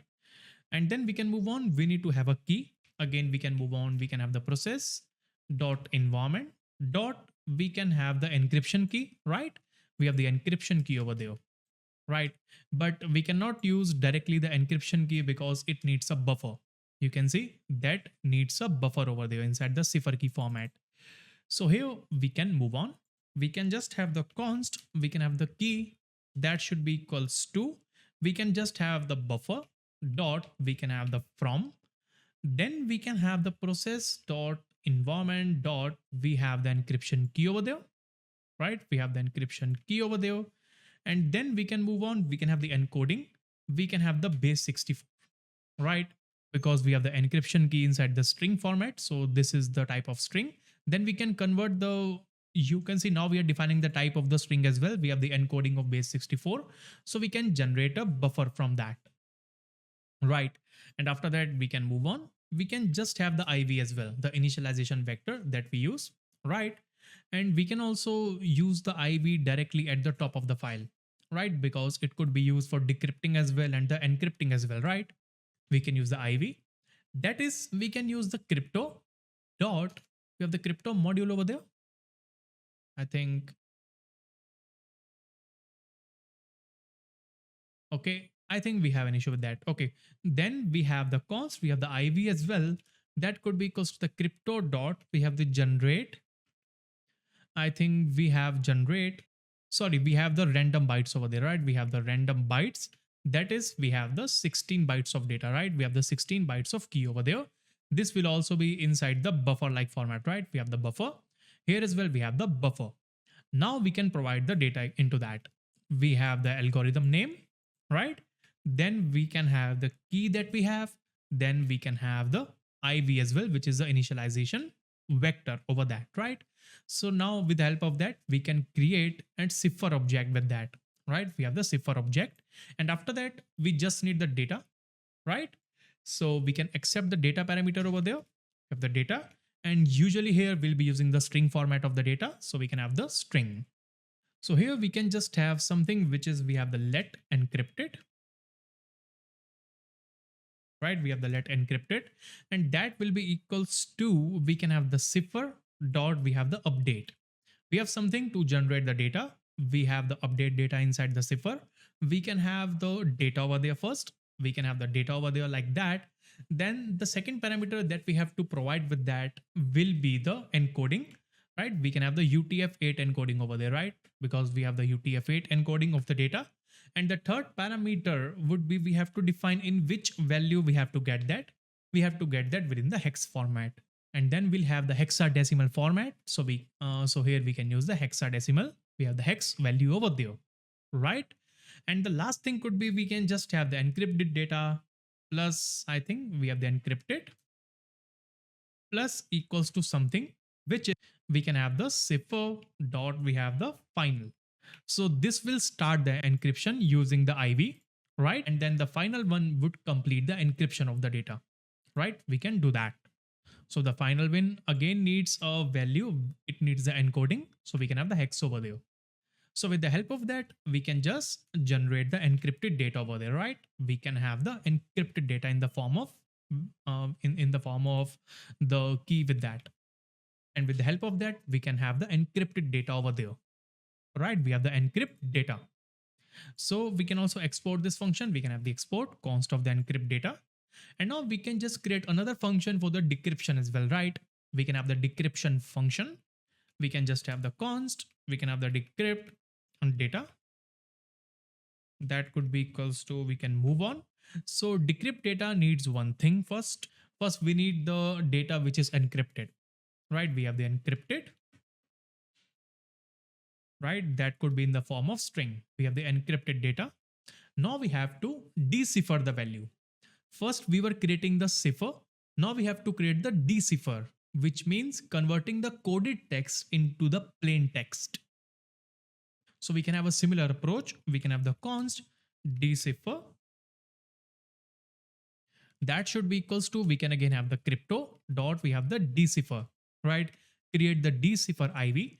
Inside that, again, we have to provide the same algorithm name, right? We are using the algorithm of this. We should also use that here. We have the const algorithm equals to this, right? We have the AES 256. We can use the same algorithm here as well, right? We have the algorithm. Here as well, we have the algorithm. Then the second value could be, we have to provide the key as well. Again, the same key needs to be provided there. Then we can move on. Then we can have the IV as well. We can have the IV over there, right? With the help of that, now we have a decipher value, right? That works fine. Then we have to move back. Like now we have to move backwards. We can have like let decrypted. That could be equals to, again, we can use a decipher dot. We can just have the update. Now the decipher would start updating that. But inside that, first we have to provide the encrypt data, right? We have the encrypted data. And then we have to provide the encoding.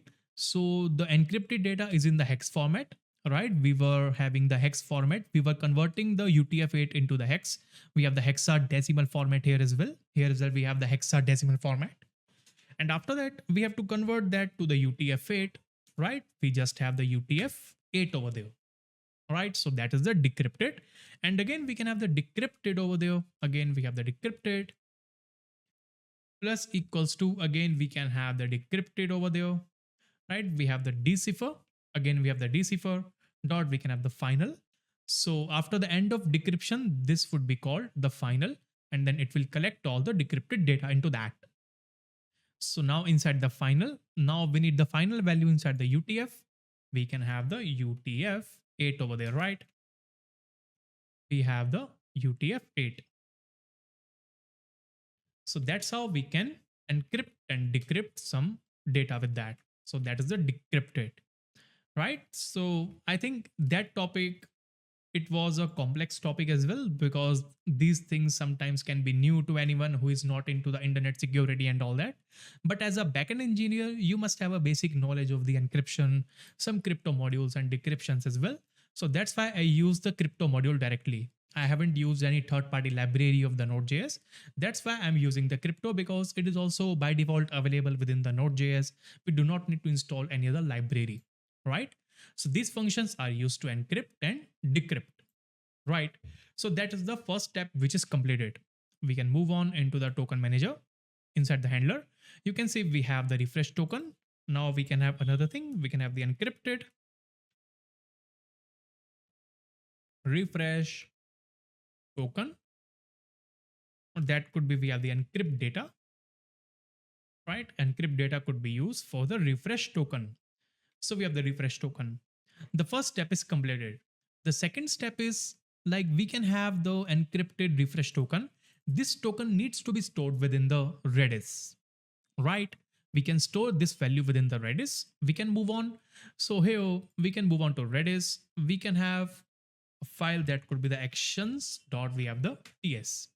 So inside the Redis actions, now we have to define all of the Redis type functionalities to store the value inside the Redis, to have the value within the Redis, right? To store and get the value inside the cache of the Redis, right? We can use that. So hey everyone, so we can get back to the Redis now. Now in the Redis file, in the actions file, now we can just create functions that can set the cache, that can get the cache from the memory, right?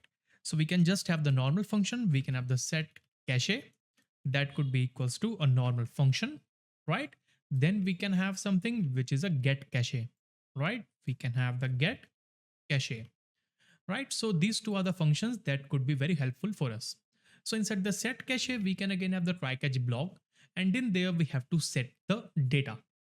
So for setting the data into that, we need a particular key, right? We need a particular key for that Redis entry, because the Redis can help us with the key value pairs data. So we can add as many key value pairs as we want within the Redis, but the key should also have a same format, right? Because we'll be using the SQL, we'll be using, like we are using the key for the users. So we'll be using the user, then user ID, then that could be the key, right? So we can just have the normal function that could be, we can have the generate Redis key. That could be equals to a normal function. In there, we can get the ID of the user, suppose, right? We can get the user ID, right? That could be the string. And in there, we can have the model as well, right? So here, what we're gonna do, so we can have the return, that could be, we can have the user plus we can have this sign, like we have the user dash, then we have the user ID, right? So we can have the key like this, right? We have the user dash, we have the user ID. So that could be the main key of our application, right? That how we can create the keys for the Redis. After that, we can move on. We have the generate Redis key. So that could be the user slash, that could be the 1, that could be the 2, that could be the 3. So if the user ID is 1, then we can have the user 1 for that, right? So that could be the mod for that. Now inside the try, we can move on. So inside the try, we can have the key over there. We can have the key itself. That could be in the form of string. Then we can have the data. That could also be in the form of string, right? So we can just move on. We can just have the basic set command. So we have the Redis client dot, we can have the set, right? So inside the set, what we need to do? So first we can provide the key, right? Second, we can provide the value with that, right? We have the data inside that. Then we have to provide some options, right? Here we have to provide one option, which is EX. So this is the expiry of the token. So after how much seconds the data, this key could expire. So we can have the EX for that. So we can have the expiry over there. So there is something which is the EX and the NX, right? We are use the EX. There is something which is NX as well. So what is the EX and NX? EX means it will directly set the expiry to that key, right? Directly set expiry, right? But the NX works differently. NX only means that when we use the NX over there, when we have the NX, it means only set, right? Only set when key does not exist, right? When the key does not exist, right? So you know that suppose if there is a key of the user, right? The key of the user, that could be the one. It means like we are having the user one, then the value could be any value with that, right? That is a user one and the value, right? We have this value.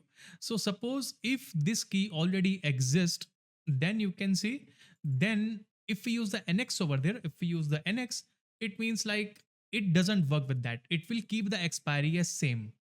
The NX will keep the expiry as same, but if you use the EX, it will just override the value of the expiry. So that is what we use with the EX. So here we could use the EX for that because we have to set the expiry directly, right? We have the EX. That could be the number of seconds, right? That could be the number of seconds. That could be like this number of second over there, right? We can do with that. Now we have to generate this seconds as well, right? We have to generate this. So we can move on. So we can again have a function. We can have the generate.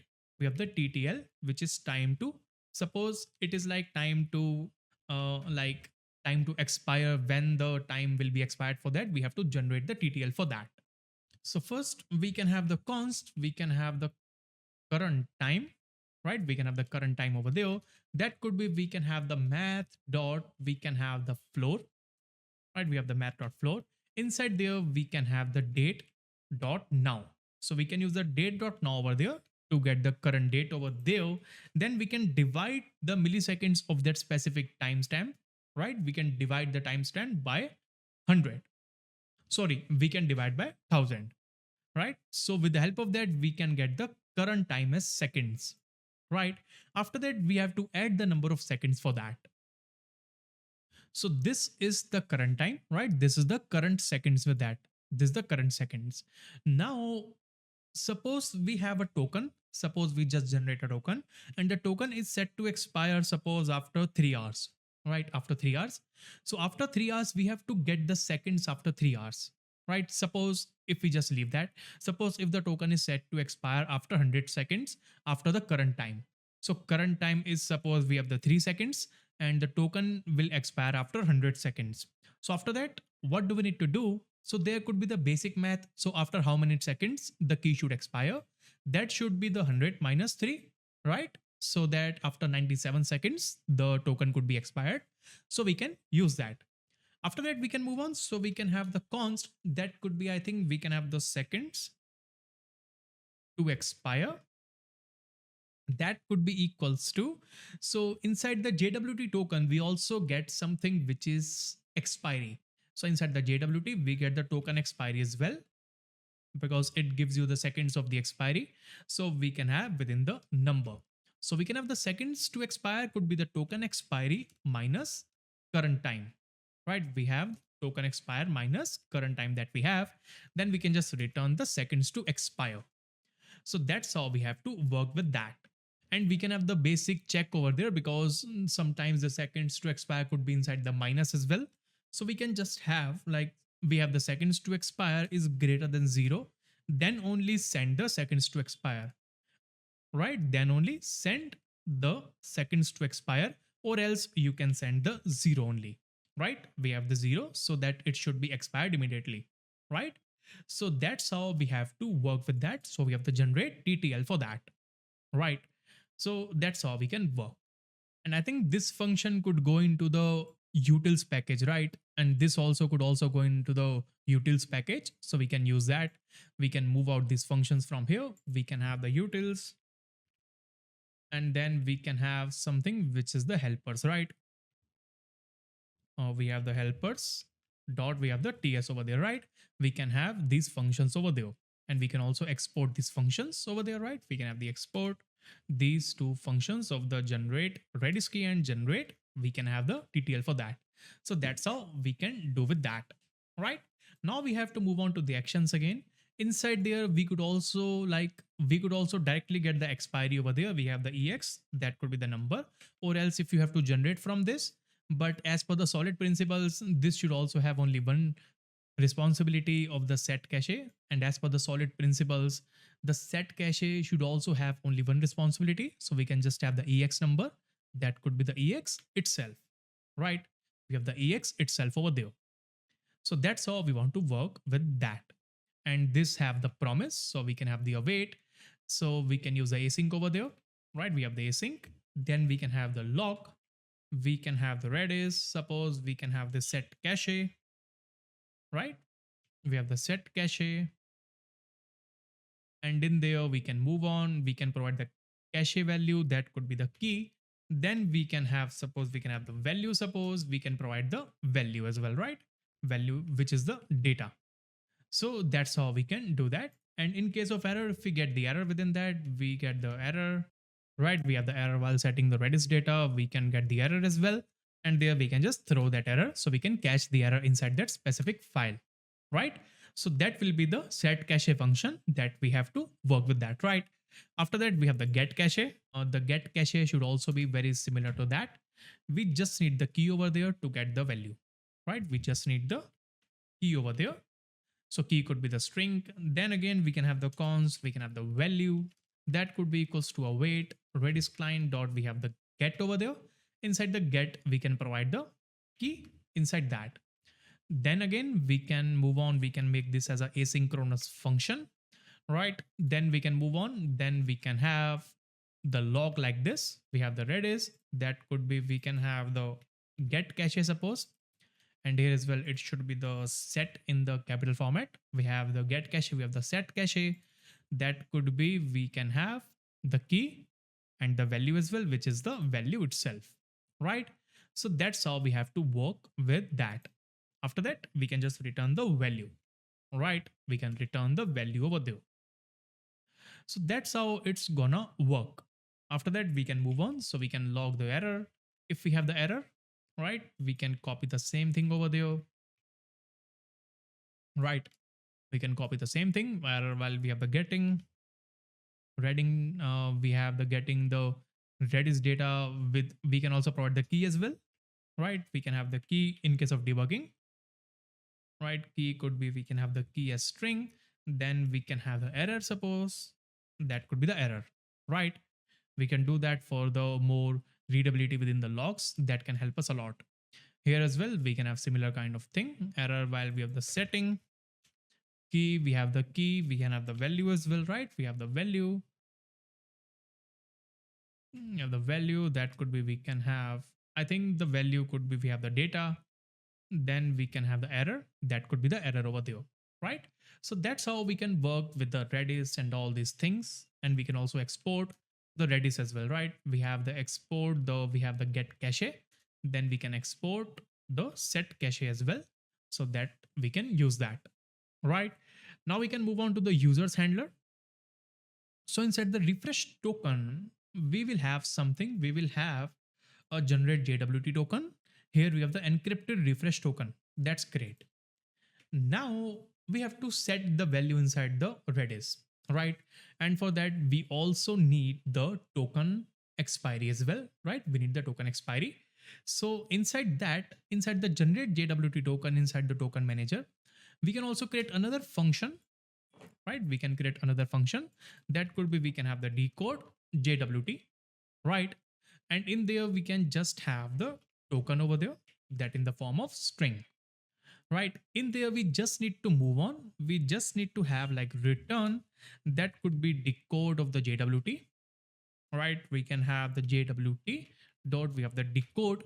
Inside that, we can get the token, right?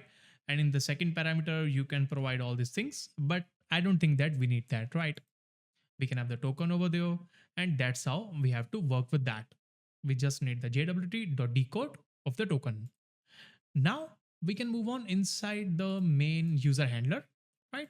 We can get the const, we can get the decoded JWT, that could be equals to, we have the refresh token dot, we can move on and we can have, and I think we can work with that in a different way, I think, right? We have the encrypted token. We can just create another type of, we can have the function, we can have the save refresh token, right? That could be another function over there. And in there, we can just have the promise as well again, right? We have the promise. In there, we can move on and we can just have like, in there, we could get the token, right? We have the token that also in the form of string. And we can also use the save refresh token in a separate file as well. I think inside the token manager, we can use the save token, right? We can move on with the users handler. So we can have the function over there. I think we can have the const, we can have the save refresh token. That could be the token inside that. In there, we can move on. So we can have the const decoded data. That could be, we have the decode JWT, that is in the form of, I think we can have the token. And I think we can also remove this function, I think, because we don't need that. We can just use the JWT dot, we have the decode over there. So inside that, we have the token, right? Very simple thing. After that, we can check like if we don't have the decoded data, then we can just return the, like we can return something, like we can throw an error, something, right? We can throw an error, new, we can have the error, right? We have the enable to decode token, suppose, right? We have the error. Now after that, we can move on. So now we will have the decoded data. I think inside that we have the JSON as well, that could be equals to, we can have the true, so that we can get the JSON data along with that. So inside the decoded data, we get the expiry as well, right? We get the expiry. So we can use the expiry value with that, right? So that is how it works. Now we can move on. So we can just have like a try catch block again. So inside that try, we can just have the await. We can have the set cache within the Redis, right? We have the set cache. Within that, we have to provide the key, right?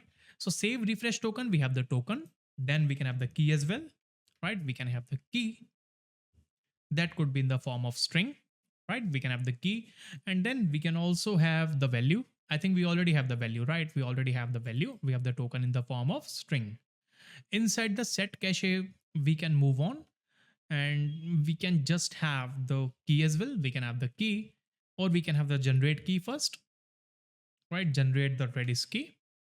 And in there, I think we can define the key as a separate function as well. So we can have the const, we can have the key, that could be, we have the generate the Redis key. Inside there, we have the user ID. User ID could be there within the decoded as well, right? Decoded data dot ID over there. We can get the key over there like this. We do not need the, I think we do not need the key as well over there, because the key is the user ID. We already have that. So that is the string over there, right? We have the key, and then we can get a value as well. The value could also be, we can have the value, right? The data that we have is, you can see we have the JWT token. So we can encrypt the data directly here, right? We can encrypt the data. That could be, we can move on. We can have the data, which is the token. So we can encrypt the token directly and we can move on. So we can use the await over there, right? Set cache with that,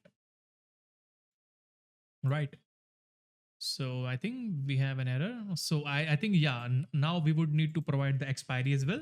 So we can get the const, we can get the expiry, or we can add the TTL something. That could be equals to, we have the generate. I think we have the TTL, right? We have to generate the TTL. Then we can have the decoded data dot exp, so that we can get the expiry value of the decoded data of the JSON. We can get the value with that, right? That is also the number. After the encrypt data, I think the encrypt data is in the form of normal. I think it's not a promise, right? We can move on. We can just have the encrypt data in there. We can move on. We can get the TTL that we have. the time to expire over there, right? So that's how we can work with that. Now it will also set the cache over there, right? And then we can move, we can have a log, we can have the saved refresh token, right? We have the save refresh token, that's it. And here in case of error, if we get any error in the decoding as well, we can keep all these inside this try block. We can get the error, we can have a log, right? We can get the error in saving refresh token, right? We can move on, we can have the save refresh. I think we have the error over there, right? We have the error. We can also throw that specific error, right? So we have the save refresh token that can help us with that. We can move on to users handler, right? We do not need the encrypted as well. We just need to have like a wait. We can have the save refresh token. I think we can also export that as well, right? The export, cons we have the save refresh token. We have the save refresh token over there. Inside there, we can have the refresh token as well that we want to save, right? We can use this as an async function as well, right? We can have the try catch block here as well, so that we can see if we get any error in case of like error as well, right? We can do that. I think here we can do that, right? We can do that. So now we have the save refresh token. After that, we have to move on and we have to set the authentication tokens, right? So you know that we are getting the response variable. Now we have to send the response back to the user. So there are two ways again, right?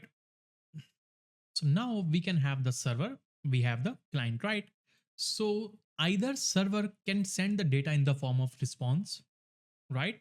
So either the server can send the data in the form of response, but that is not like a recommended approach. You can use that, but it's not a recommended approach. Because if someone uses your API, right? If someone uses your API like the login or the sign up, then it can get the access and refresh tokens, right? So what we can do, so whenever we have the response, so now we have the server and we have the client. So now there are two options for that. So either we can move on and we can have like we have the server, right? So server can send the message in the form of response as well, in the form of JSON type response, right? We can get the token as well, right? That could be any token over there like that. That could be the refresh token as well. That could be again any refresh token like that, right? We can send this type of response as well. But this can work with Next.js, right? Because inside the Next.js, if you use the server actions, if you use the server components, then it works fine. So we have the response, then we can directly set the cookies inside the Next.js. We'll be using the Next.js version 15 over there, right? We'll be using the Next.js version 15. And with the Next.js version 13, using the cookies is like a bit complicated these days within the Next.js, because now we have the server, we have the client, sometimes we have the window object if we use the client component only. But for like having the great performance as well, we can use the server actions, we can use the normal things as well. So those work on the server, right? The server components and the server actions and the middlewares, those works on the server. So this approach can be valid for the Next.js, right? Or either if we have the normal client application, that could be the normal JavaScript, plain JavaScript application, that could be the plain React based application, plain Vue based application, then we can do one thing. We can send the data in the form of cookies, right? We can have the set cookie. So in the form of cookie, we can send the tokens, and these would be the HTTP only cookie, right? These could be the HTTP only cookie over there, so that we can set the cookies inside the HTTP only format. And with the HTTP only cookie, we have one advantage, that these cookies cannot be accessed via the browser. So browser cannot access these cookies, like the JavaScript cannot access these cookies. If someone injects some script inside your JavaScript code to get the cookies, it won't get the data, right? It would not get the data because that is a HTTP only cookie, and these are stored securely inside the servers, inside the browsers, right? So that's how this thing works. So we can move on. So what we can do inside this application, so we can send within the cookie only, right? We can set the cookie because this backend server is not only bound to the Next.js, right? So this server is not only bound to Next.js, you can use this server inside any other like framework as well. If you need to use the normal create React app, if you need to use the normal white based application like the Vue or the Remix or anything with that, so that will work perfectly fine with that as well. So we would be using the cookie based approach over there. Now I think we can finally move on and we can set the cookies inside the response. So now for working with the cookies, we have to set up one thing. So if you knew that inside the starting of this project, we added something which is cookie parser, right? So cookie parser is required to set the cookies inside the front end of our application, right? Cookie parser is required for that. So we can move on into the index.ts and here we can add another middleware of the cookie parser, right? We can just have something, we have the app.use, that is we have the cookie parser. We can also import that.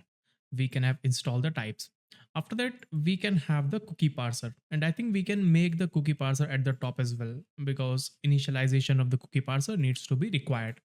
So in there, we can move on. So again, we have to provide a secret for that, right? We have to provide a secret for the cookie parser again. It is also required for signing the cookies. So we can just have something similar to that. We can have the cookie secret. That could be equals to any secret that we have. Like you can say this secret could also be there, right? You can use any random secret for that. Like this secret could be helpful for that. Now again, we can move on into the index.ts again. And here we can use the cookie parser from the app.ts, right?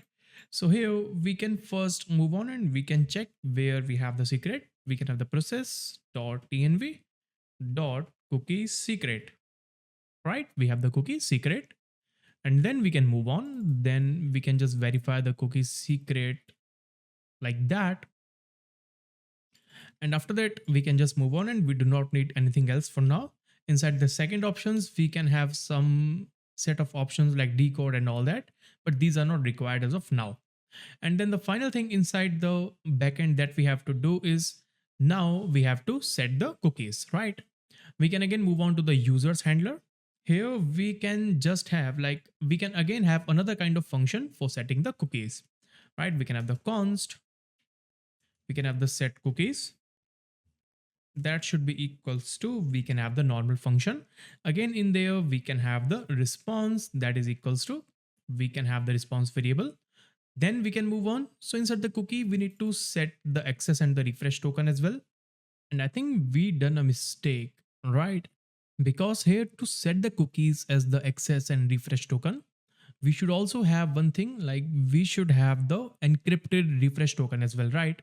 We should have that. So we can move on. I think we can move on to the save refresh token. Inside there, we already have the token, right? We have the token. I think we can also have the encrypted token as well, right? We have the encrypted token that could be inside the string format that can help us. So instead of that, we can use the encrypted token, right? We can have the encrypted token over there, right? That can help us a lot with that. Now we can move on. So inside the users handler, we have the encrypted token here, right? We have the encrypted token that could be equals to, we can have the encrypt data that is equals to, we have the refresh token, right? This can help us. So we can move on. We can have the encrypted token over there. This can help us a lot. Now inside the set cookies, we also have a response. So I think before that, we can have the access token, right? We have the access token string. We have the refresh token. Again, we can have the string over there, right? That can help us with that. Now we can just move on. We can have the response dot, we can have the clear cookie. So first we have to clear the cookie, right? So if the user is already logged in, right? And suppose if the user logs out of the application, so suppose if the cookies are not cleared yet and another user tries to log in with the same browser, and we can get like there could be some scenario that previous cookies are also there, so there could be some bit of like there could be some confusion with the cookies as well. So first we can clear the cookie with the request, right? We can have the clear cookie, that could be, we can have the access token. Suppose we have the access token, and then we can move on. So we can provide the credentials like domain. For now, the domain could be the local host, right? We can have the localhost domain for that. In there, I think the HTTP only could also be true, because we'll be using the true for the HTTP only. The path could also be, we can have the slash. And then we have to set the age as well, right? We have to set the age over there. We can set the age, or we can set the expiry over there, right? So we already know about the expiration, right? So I think for deleting that, we do not need the expiration and all. We just need the clear cookie. We need the domain, HTTP only, and the path. And then we also need to remove the access token as well, right? We can just have the clear cookie over there. I think the path is the slash over there. That's it for now, right? We can have it like this, right? We have this. And then again, we can have the clear cookie of we have the clear cookie of the refresh token, right? We have the refresh token for the clear cookie. After that, we can set the cookies, right? We can have the response dot cookie. We can use the response variable, and with that we have a cookie over there. Now we can provide the name of that. The cookie name could again be the access token, right? We have the access token. In there we can move on. We can just provide here the value for the cookie. What is the value? We have the access token. Then inside the third parameter, we can provide some options.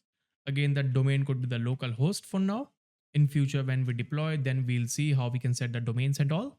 We can have the HTTP only, that is the true. In there, we can have the path again, that we can have the slash, and then we can have something which is expires. Now we can set the expiration date for that. We already know that the access token is used for 1 hour, right? We can have the 1 hour date over there, right? 1 hour, or we can have the expiry of access token. That could be equals to, we can have the new date. So we have the new date. So this will give us the exact date. In there, we can get the time. So again, we can have the new date over there. Then we can have the get time, right? We can have the get time. So the time will give you the number. Then we can move on. We can have, then after the time, we can move on. We can have the plus. Now we can set the duration. Like 1 hour inside the maths could be, we can have the 60 seconds into, we have the 60 minutes, right? And then we can have into, which is, we have the 1000 milliseconds. So this will give us the 60 seconds, oh sorry, 60 minutes over there, which is the 1 hour. So we can get this over there, right? We can get a new access token with that expiration date, right? So that can help us a lot, because we have the duration. So first we have this duration, then we have all these details, right? So we have the expires, that could be expiry of the access token, right? We have the cookie over there. Then we can move on. We can have the same site. So for now, we can provide the legs for the same site. We'll see all the options as well. Other than that, now we can move on. So we can have the refresh token as well, right? We have the refresh token. In there, we can have the refresh token, right? So the refresh token could be used. So this will be the encrypted one as well. We have the domain of the local host. We have the HTTP only true. We have the expiry. Then we can have the expiry for the refresh token as well, right? We have the refresh token. So inside there, now what do we want to do? And that would be very easy to define the expiry for the refresh token. You can say this was the 1 hour, right? This was the 1 hour. And how many hours are there in a day? 24. So we can have the 24 into that, right? We have 24. And now how many days the refresh token is valid? It is valid for 7 days. So we can have the 7 into, we have the 24 into 60 into 60 into, we have 1000 in the milliseconds. So that's how we can have the expiry for the refresh token as well. And that's how it's gonna work. After that, we can have the expiry of the refresh token, right? So that is how it is going to work over there. Now we can move on, and there you can see again we are sending the response as, we can have the call by reference value. So it will automatically update the clear cookie and the cookies as well with the help of that. So that's going to work perfectly fine. Then we can just have the return over there. All right. We can now move on. Now after that, we have the set authentication tokens. Again, we can move on. So we can have the set cookies, right? We can have the set cookies. Inside there, we can have the access token. We can provide the access token, refresh token. We can have the encrypted token. Remember, we have the encrypted one. We have the response. That is the response that we have, right? In case of error, we can move on. We can log. We can have the error, right? Then we can just move on. We can just, I think, throw that error, right? We can throw. We can have the throw new, we can have the error. That could be, or I think we can just throw the same error that we have, right? We can throw the same error. So now this function is, I think, complete. We have the set auth tokens. So now we are generating the tokens, encrypting the tokens, saving the tokens inside the Redis, setting the cookies, and all that complex stuff. So this is it for this function, I think. Now we can just call this function within the register user and within the login user, right? So after that, we have the set tokens. We have the set auth tokens as well. We can have the await over there, right? We have the await in there. Now what do we want to do? So id is required. So we can, I think we can have the user dot, we have the id, right? And the id is required inside the string format. Then we can move on. So after the id, we can have the email. We can have the email directly of the user, right? Then we can move on. We can have the response. So that is the response that we have. Now we can move on, I think, and then we can just move on and we can just work with that. So that is the await. We can have the set authentication tokens. Similar, we have to do that for this as well. For the register user, we can just have the details like this, right? We have the user.id, which is created. And I think where is the user property? Okay, I think we won't be having the user over there. We have the result. And inside the result, I think we have something which is inserted ID, right? So let me check that again. What do we have? I think we also have the inserted ID only, right? We have the result dot, we have the insert. I think insert ID suppose, right? We have the insert ID. And then we can just check that as well. So as of now, we can comment this function from here. So we can just have the user retrieved or user created suppose, right? We have the user created. So then we'll share the details for now. So I think that's how it is done. And you can see that is complete for that. We can remove the generate this. So everything seems to be working perfectly fine. We can have the npm run dev to see if everything works fine or not. First error that we got, the first argument must be type of the string. This is coming array buffer. Okay. This is coming from, I think, the encryption. Okay. So I think you can see these values are static. So you can see when the Node app starts, it will just look all of the files over there and it will generate all the static variables for now. So you can see these are the static variables. So at the time of generating the static variables, maybe there could be the issue when the environment variables are not loaded, right? When the environment variables are not loaded correctly. So we can just move on. We can just have the import config again from the .env. We can again call the config over there, right?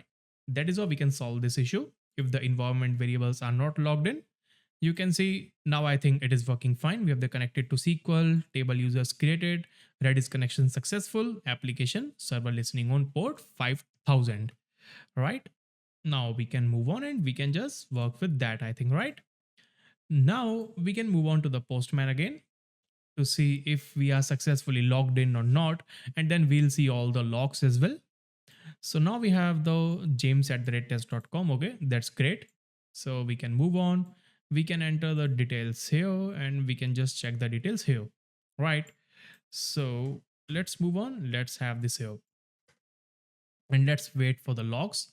So we have the james@test.com. Okay, that's great. So we can hit on send and let's see if everything works fine or not. I think we have the user retrieved. I think, wow, that's great. You can see now we have some logs as well. You can see the user retrieved. That should be the user successfully logged in instead of the retrieved over there, right? We can have the ID for name this, password this, email this, and you can see Redis set cache. So we are setting the cache over there. That's great. You can see we are setting the cache and there you can see we have the message of saved the refresh token. And there you can see this is the final log message of the post. And after that, you can see we were setting the cookies as well, right? We were setting the cookies. So how we can check if the cookies are being sent or not? Inside that you can see we are setting the cookies, so you can just move on and you can just see the, I think, the cookies over there. You can see these are the cookies which we sent, right? And these are the cookies, which is the access token and the refresh token. These are working perfectly fine. The domain is the localhost, path is slash, and you can see when this expires, it is going to expire in 26 Jan and it is going to expire on 2nd Feb. So that's how it is going to work. That's great. And there you can see we have the secure flag as the false.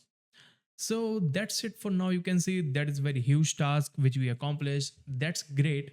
And now the main part of the authentication is remaining within the backend, but we can do that later. So once we set up the flow with the front end, then it could be great. Then we can work with that, right? So now I think we can just move on to the sign up and then we can quickly add that as well. And then we can quickly complete the first step of this application, the first phase of this application. So inside the, I think the register user, when we register a user, what do we get? Suppose we have the register, we have the names at the rate Mary. We again have the Mary at the rate test.com. We can hit on send. Oh, that's great. We have the error. Okay. So what could be the error over there? Connection refused. Okay. Error while retrieving the user. Okay. Connection refused. Okay. Great. So let's move on. Let's again save that file. Suppose let's see if the SQL connection, maybe there is something wrong with the SQL connection. Let's see what happened. Oh, the process has been exited. Okay. Let's see what happened over there. Trying to get some variables, some pointers may be invalid, connection ID status. So we can again restart the server over there. Let's see if that works or not. Or we can again try and connect to the MySQL over there. It is connected. Now we can hit on send and let's see what happens. You can see we have the user message. Inside the user, we have insert ID, right? We have the insert ID. So we can move on within the register user. So you can see user, we have the result 0, right? We can have the inserted ID like this. We can have the const inserted ID, or we can have the insert ID. That should be equals to, we have the result 0 dot, we have the insert ID. I think we can move on. We can again have the TS ignore check over there so that we don't have that error. And now you can see now we can have the set authentication tokens. We can have something, we can have the insert ID, right? We have the email, we have the response, and you can see this is the user created. And here I think we should have the user logged in, right? Successfully, we can have the user logged in, and that is going to work perfectly fine. And I think when we register a new user now, suppose we have the Ronaldo over there, we have the Ronaldo. Here we can have the r at the rate test.com again. And now we should be seeing the cookies and all with that, with the help of register, right? We should see all these details. So first, let's clear the response. Let's hit on the send. And you can see now the user created, the insert ID is 6. You can see the cookies are being created. That's great. It works perfectly fine. And let's just copy that. Let's just move on to the JWT decode, right? We have the JWT over there. Inside that, let's decode the cookie and let's see if everything works fine or not. We have this token. You can see we have the ID 6, email, we have the r at the test.com. This is the expiry over there. That works perfectly fine. And if you move on to the inspect panel, right? You move on to the inspect, you can have the new date over there, right? In there, you can add this number and then you can just have like 2, we can have the date string or we can have the 2 time string over there, right? So then you will get the exact time when it is going to expire, right? So it is going to expire after 1 hour after that. So that's how it's going to work over there, right? So you can say that's great, that how we can use that, and that's how it's going to work. Now we have the refresh token. You can say this refresh token is an, like you can see what do we have. So refresh token is, I think it is completely encrypted. You can see you cannot find the token over there. It is just fully encrypted over there, right? So that's how it's going to work. So now you can see now the first phase of this application is complete. That was a huge application. We had a lot of things. Now in the coming tutorial, now we can move on. We can work on the front end as well. Now we'll start working on the front end. And from there, first we'll design the application. Then we'll set all the configurations and all for the axios and for sending the request for the server components and all these details. So let's move on to the front end and let's see that how we can do that. So hey everyone, now we can get started with the front end of our application. So you can see now I've closed the backend folder and you can see I'm opening the folder of the front end. So there you can see this is the template which is generated via the Next.js version 15, right? The Next.js version 15 has generated this template. So you can see the version is the 15.1.6 and React is 19. So if you remember, the React 19 has officially supported the server components, right? The server side rendering and all these things. So it would be great that we'll be using all these things because we'll be rendering the forms within the server components and we'll be using the server actions over there. Now after that, you can see what we have. Other than that, we have the app directory. So if you are coming from the Next.js 12 you you are coming from the pages type directories, then there's a difference between the app and the pages. Inside the app, we just define the name of the route, like that could be the home.ts, it could be the about.tsx and all that. So we have the home.tx and the about.tx, and we have a same route like /home/about. But inside the app directory here, we have layouts, right?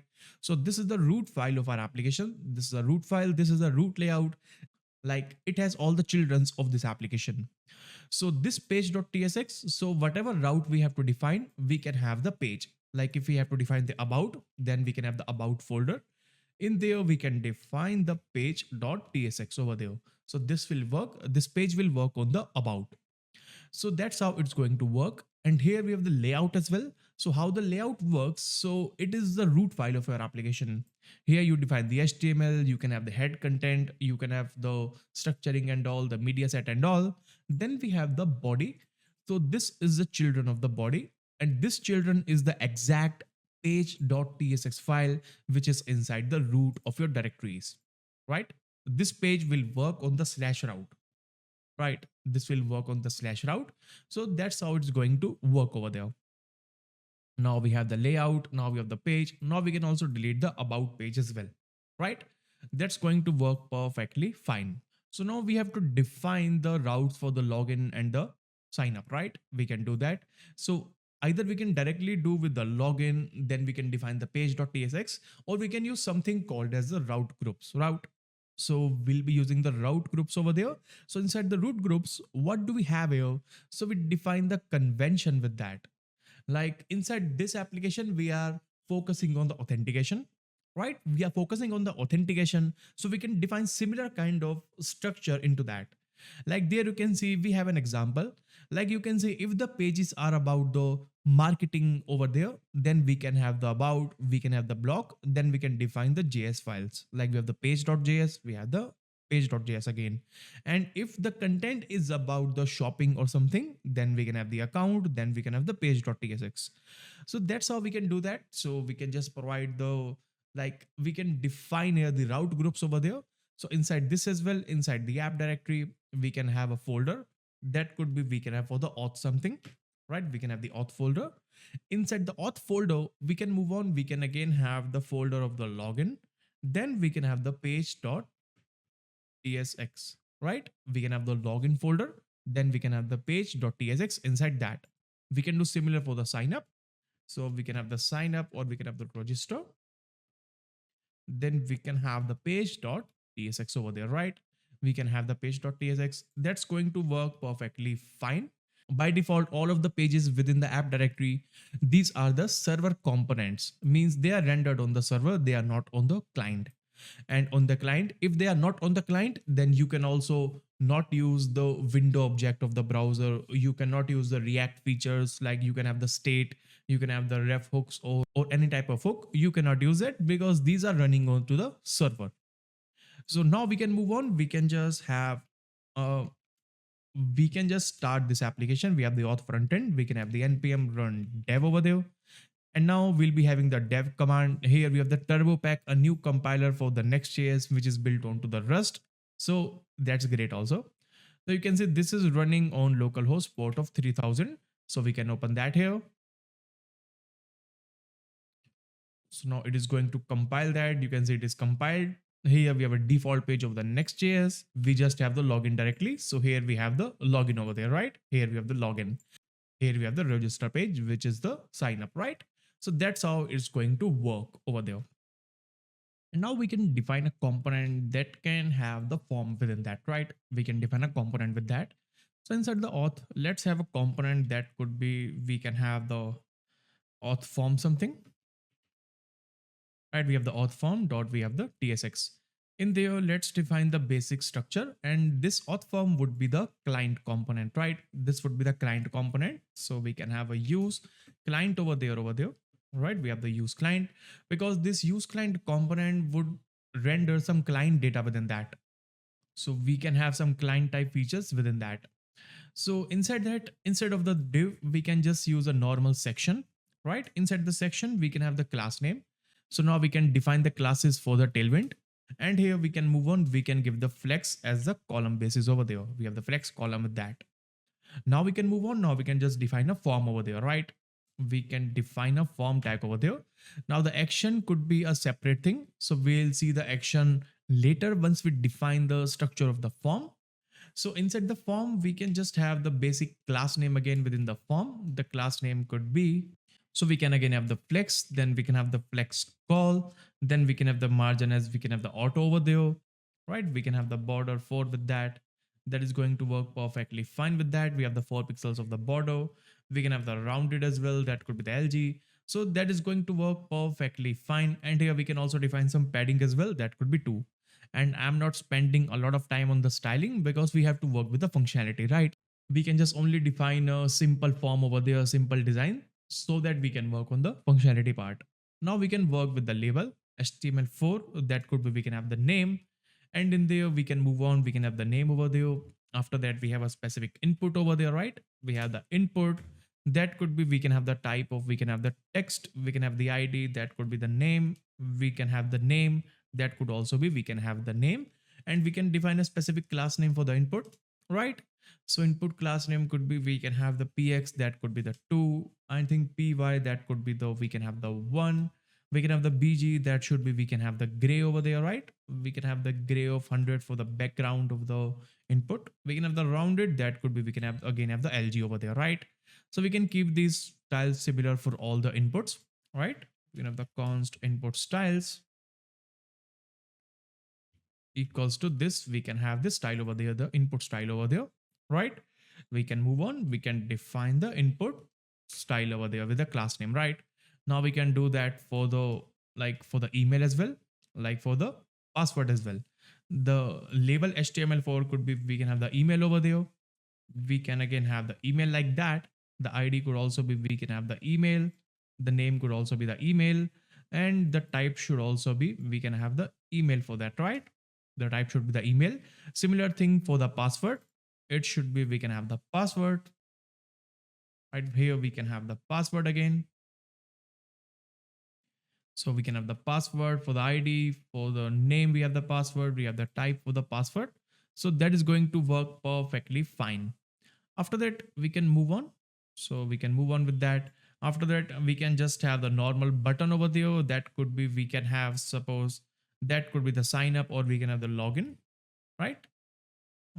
So we can accept some props over there, and this form could be used for the login and the sign up both. So we can just accept a couple of props later, and this form can be used for the login and the sign up both. So we can accept a couple of props within that component. But for now, let's move on and let's see how that works. So we can just have the form inside there. I think we can have a normal h4 as well over there, right? We have the h4. That could be, we can have the login from here, right? We can have the login from here.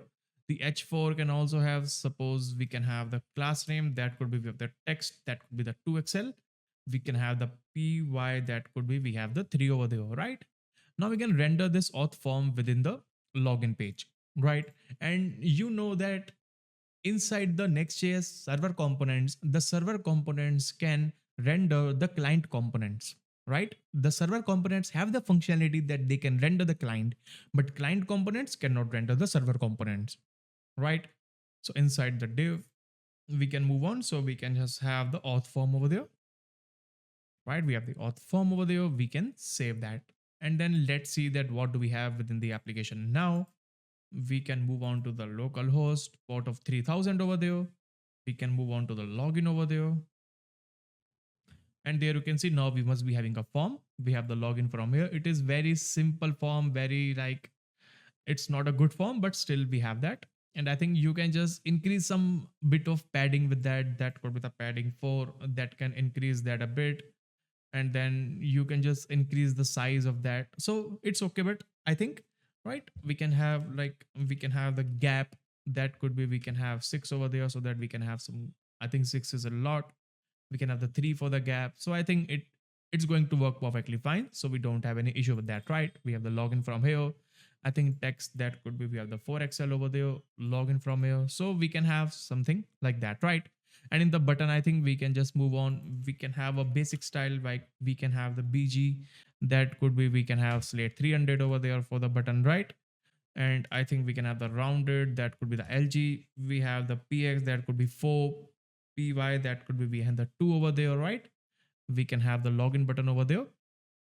And I think, yeah, that's it for now. PX6 can also be done. We have the login, PY, that could only be the 1 as well, I think. Yeah, that will be the login. And you can also define some hover as well over there. Hover, that could be, we can have the BG, that could be slate, that could be 200, suppose, right? So we can have the login, or we can have the slate of 300 over there. I think 200 would be enough. So we can give the 100 over that, right? We can have the button over there. Suppose we have the login like that, right? Now we can see that how the actions is gonna work. So if the actions are defined here directly, so we can have the const, like we can have the action of the form. So that could be equals to a normal action of the form. So we can define this action within this action, right? We can have the form action, that could be equals to this action. So it is going to work perfectly fine. And if you see the log message over there, we have the log, we can have like hi from action, right? So earlier, if you are coming from the traditional HTML world, so there we defined the URLs, right? It means like if the action is the slash, or if the action is slash, we have the login.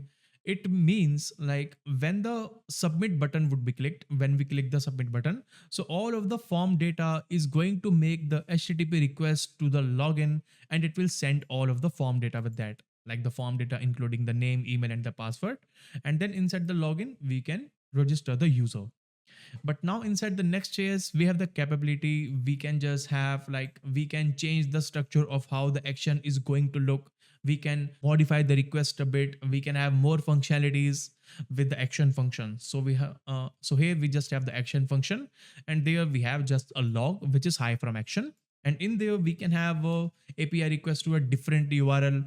Rather than this, we can have some conditions over the action. So that's how it's going to work. Now you can see, if we move on to the inspect, if we move on to the console over there, we can have the James. Suppose we click on the login, we are seeing something which is hi from action, because now this action is running onto the client. But we can also define an action inside the server components as well, inside the server as well. Like we can just have a new folder of the actions.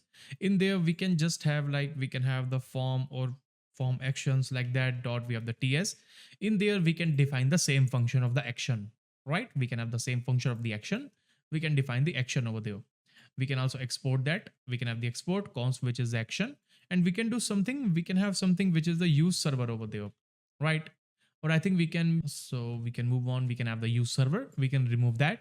And there you can see now if we have the action, now if we move on to the auth form, instead of this, now if we use the action directly from that, like this, if we use the action directly from the server components, let's see how it's going to be work. And the server actions must be the async. Okay. So we can move on. We can have the async over there. That could be the async like that. And now we can see how that works. And there you can see now we'll see the log over there, right? Whatever the data which we put over there. We have the name, we can have the James as well. So if we click on the login, you can see now we don't have the hello from action into the client. We have the hello from action from the server component. That is going to work perfectly fine. Now we can start work onto the action as well. Now we can just define the functionality inside the action and we can move on with that. So now you can see now we have defined the basic action over there. That works perfectly fine. But now we have to extend the functionality a bit, right? So now we have to move on. So inside the app directory, first we need to move on and we need to define the schema, right? So what are the fields for the login? These are the name, email, and the password. So we need the schema for that, right? We need the schema can have internal validations as well for the name, like if the name is empty or not, we can have a validation check. Then we can have the minimum characters for the name, minimum characters for the password, and we can have a valid email, we can have a regex. So we can just have a validation middleware with that, right? We can have the schema for that. We can define a schema. So first, inside the app directory of our application, we can move on and we can define the schema. We can wrap out all the folders and all. We can create a new folder that could be the lib. So inside the lib folder, we can define all of the reusable libraries and all these things. We can have something which is definition.ts, right? We can have the definitions.ts, right? In here, we have to define the schema for the sign up and the login. So we can have something. So how we can define the schema? So there's a big question that how we can define the schema. So for defining the schema, we can use something, we can use a library which is a Zod. So the Zod library is used, we can define a schema for that. We can have a schema and we can have a validation for the Zod as well, right? That is hugely used with the Next.js or the React, right? We can use a Zod for defining the schema for us. And this is the official website for the Zod. Now we can move on. We can just move on first into the front-end directory over there, right? Then we can have the npmi, that could be the Zod. That's going to work perfectly fine. Now we can define the schema for the sign up, right? We can have the sign up form schema. That could be equals to, we can have the Z. Zod gives you the Z property, which is a Zod. Then we can have some options like sign up form, like the sign up form schema is an object, right? We have the object with some properties. Now we can define the shape of that. So shape can have the property, the first property could be the name, right? Name could also be, we can again use the Z, and then we can have the two. I think we can have the string with that, right? We can have the Z dot string. So name will contain a string. That's it. And then we can define the validation over there. After defining the name property that it will be always a string, we can move on. We can have something which is, we can have the minimum. We can define the minimum length over there. I think the name can have the minimum length of at least 5 characters or 4 characters over there. And then inside the second argument, we have to provide an error message. Suppose if the name is not 4 characters long, we can have something, we can have a property of the message so that we can have a message we can show. Message could be, we can just have the name must be, I think, at least, I think we have the 4 characters long, right? We can have something with that. We can have this statement for the name, right? And then after we have the name, then we can do another thing, which is we can have the trim, right? We can also trim the name. We can remove the white spaces as well if these occurred, right? That is the first property that works perfectly fine. We can have the email, right? Again, we can have the Z dot, we have the string. Email would also be, we have the string. And then we can have just have again the minimum, right? The minimum could be, I think we can have for the email, I think minimum could be, I think inside the email, we can't even use the minimum. We can use something which is the email itself, right? We can have the email. So email will also have a validation check in itself, that if that specified string is an email or not, we can have the validation into that. And then if in case of error, if we don't have the email, we can just define the message, right? We can have something which is please enter a valid email, right? We have the please enter a valid email. And then again, we can use a trim over there. We can have the trim. so that we can just remove the white spaces from both of the ends over there, right? And after that, we have the email. We can have the password as well, right? We have the password. Again, that could be the Z dot. We can have the string, right? We have the Z dot string over there. And again, we can just have a basic check, like we can just have, I think the minimum check over there, that could be, we have the 8 something, that could be the 8 characters long. We can have the message again, like message, that could be password, should be, I think,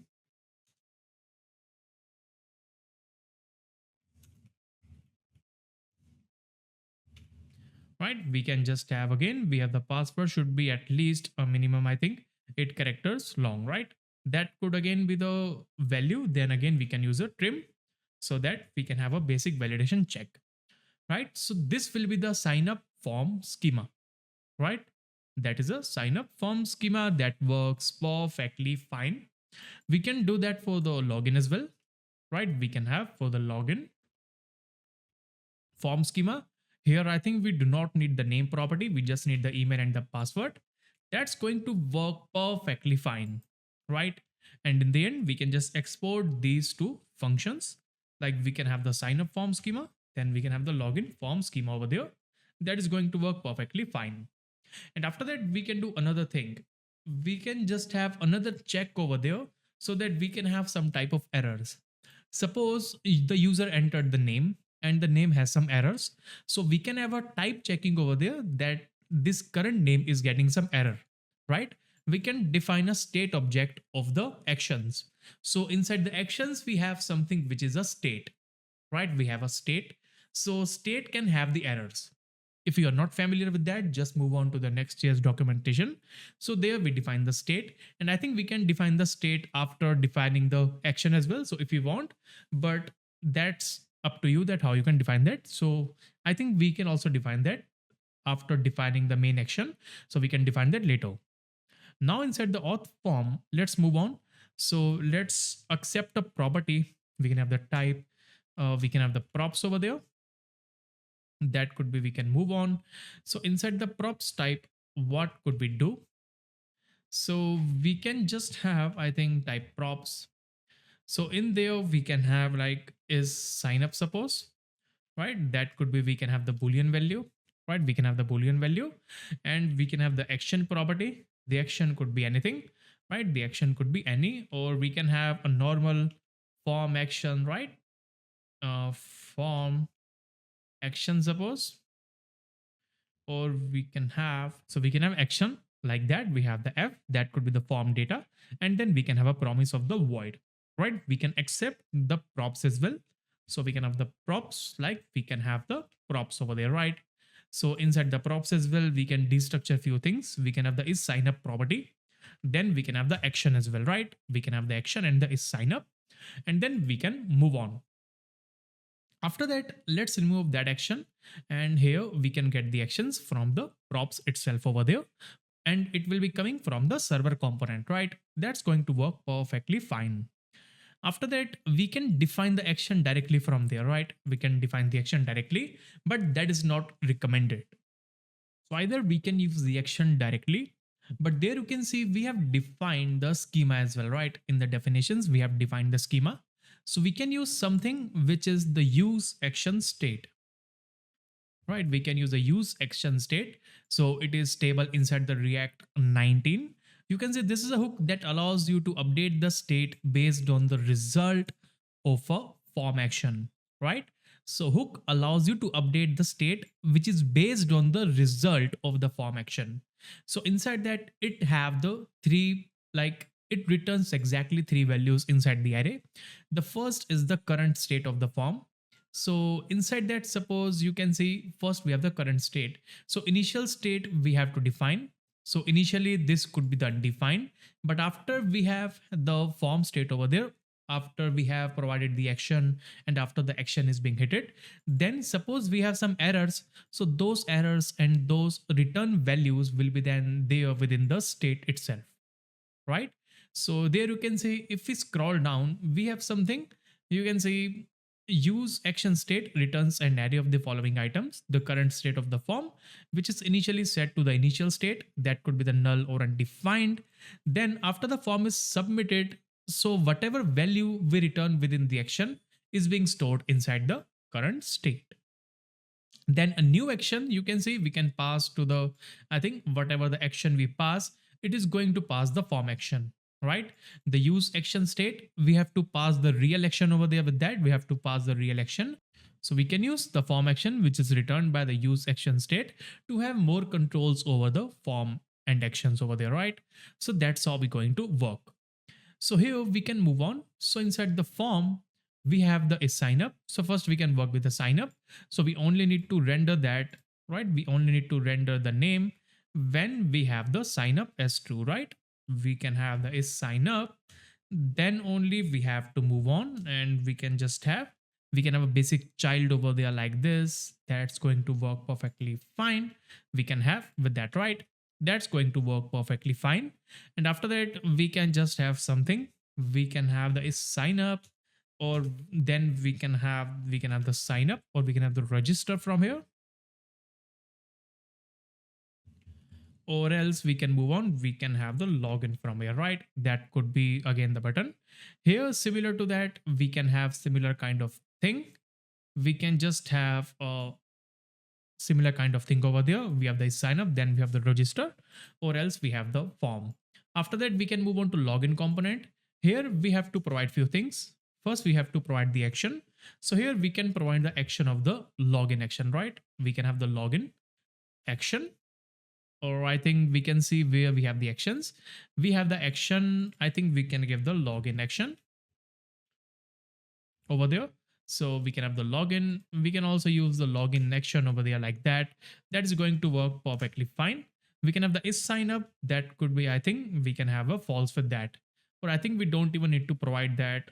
Or I think we can have the is sign up over there. That could be, we can have the false over there, right?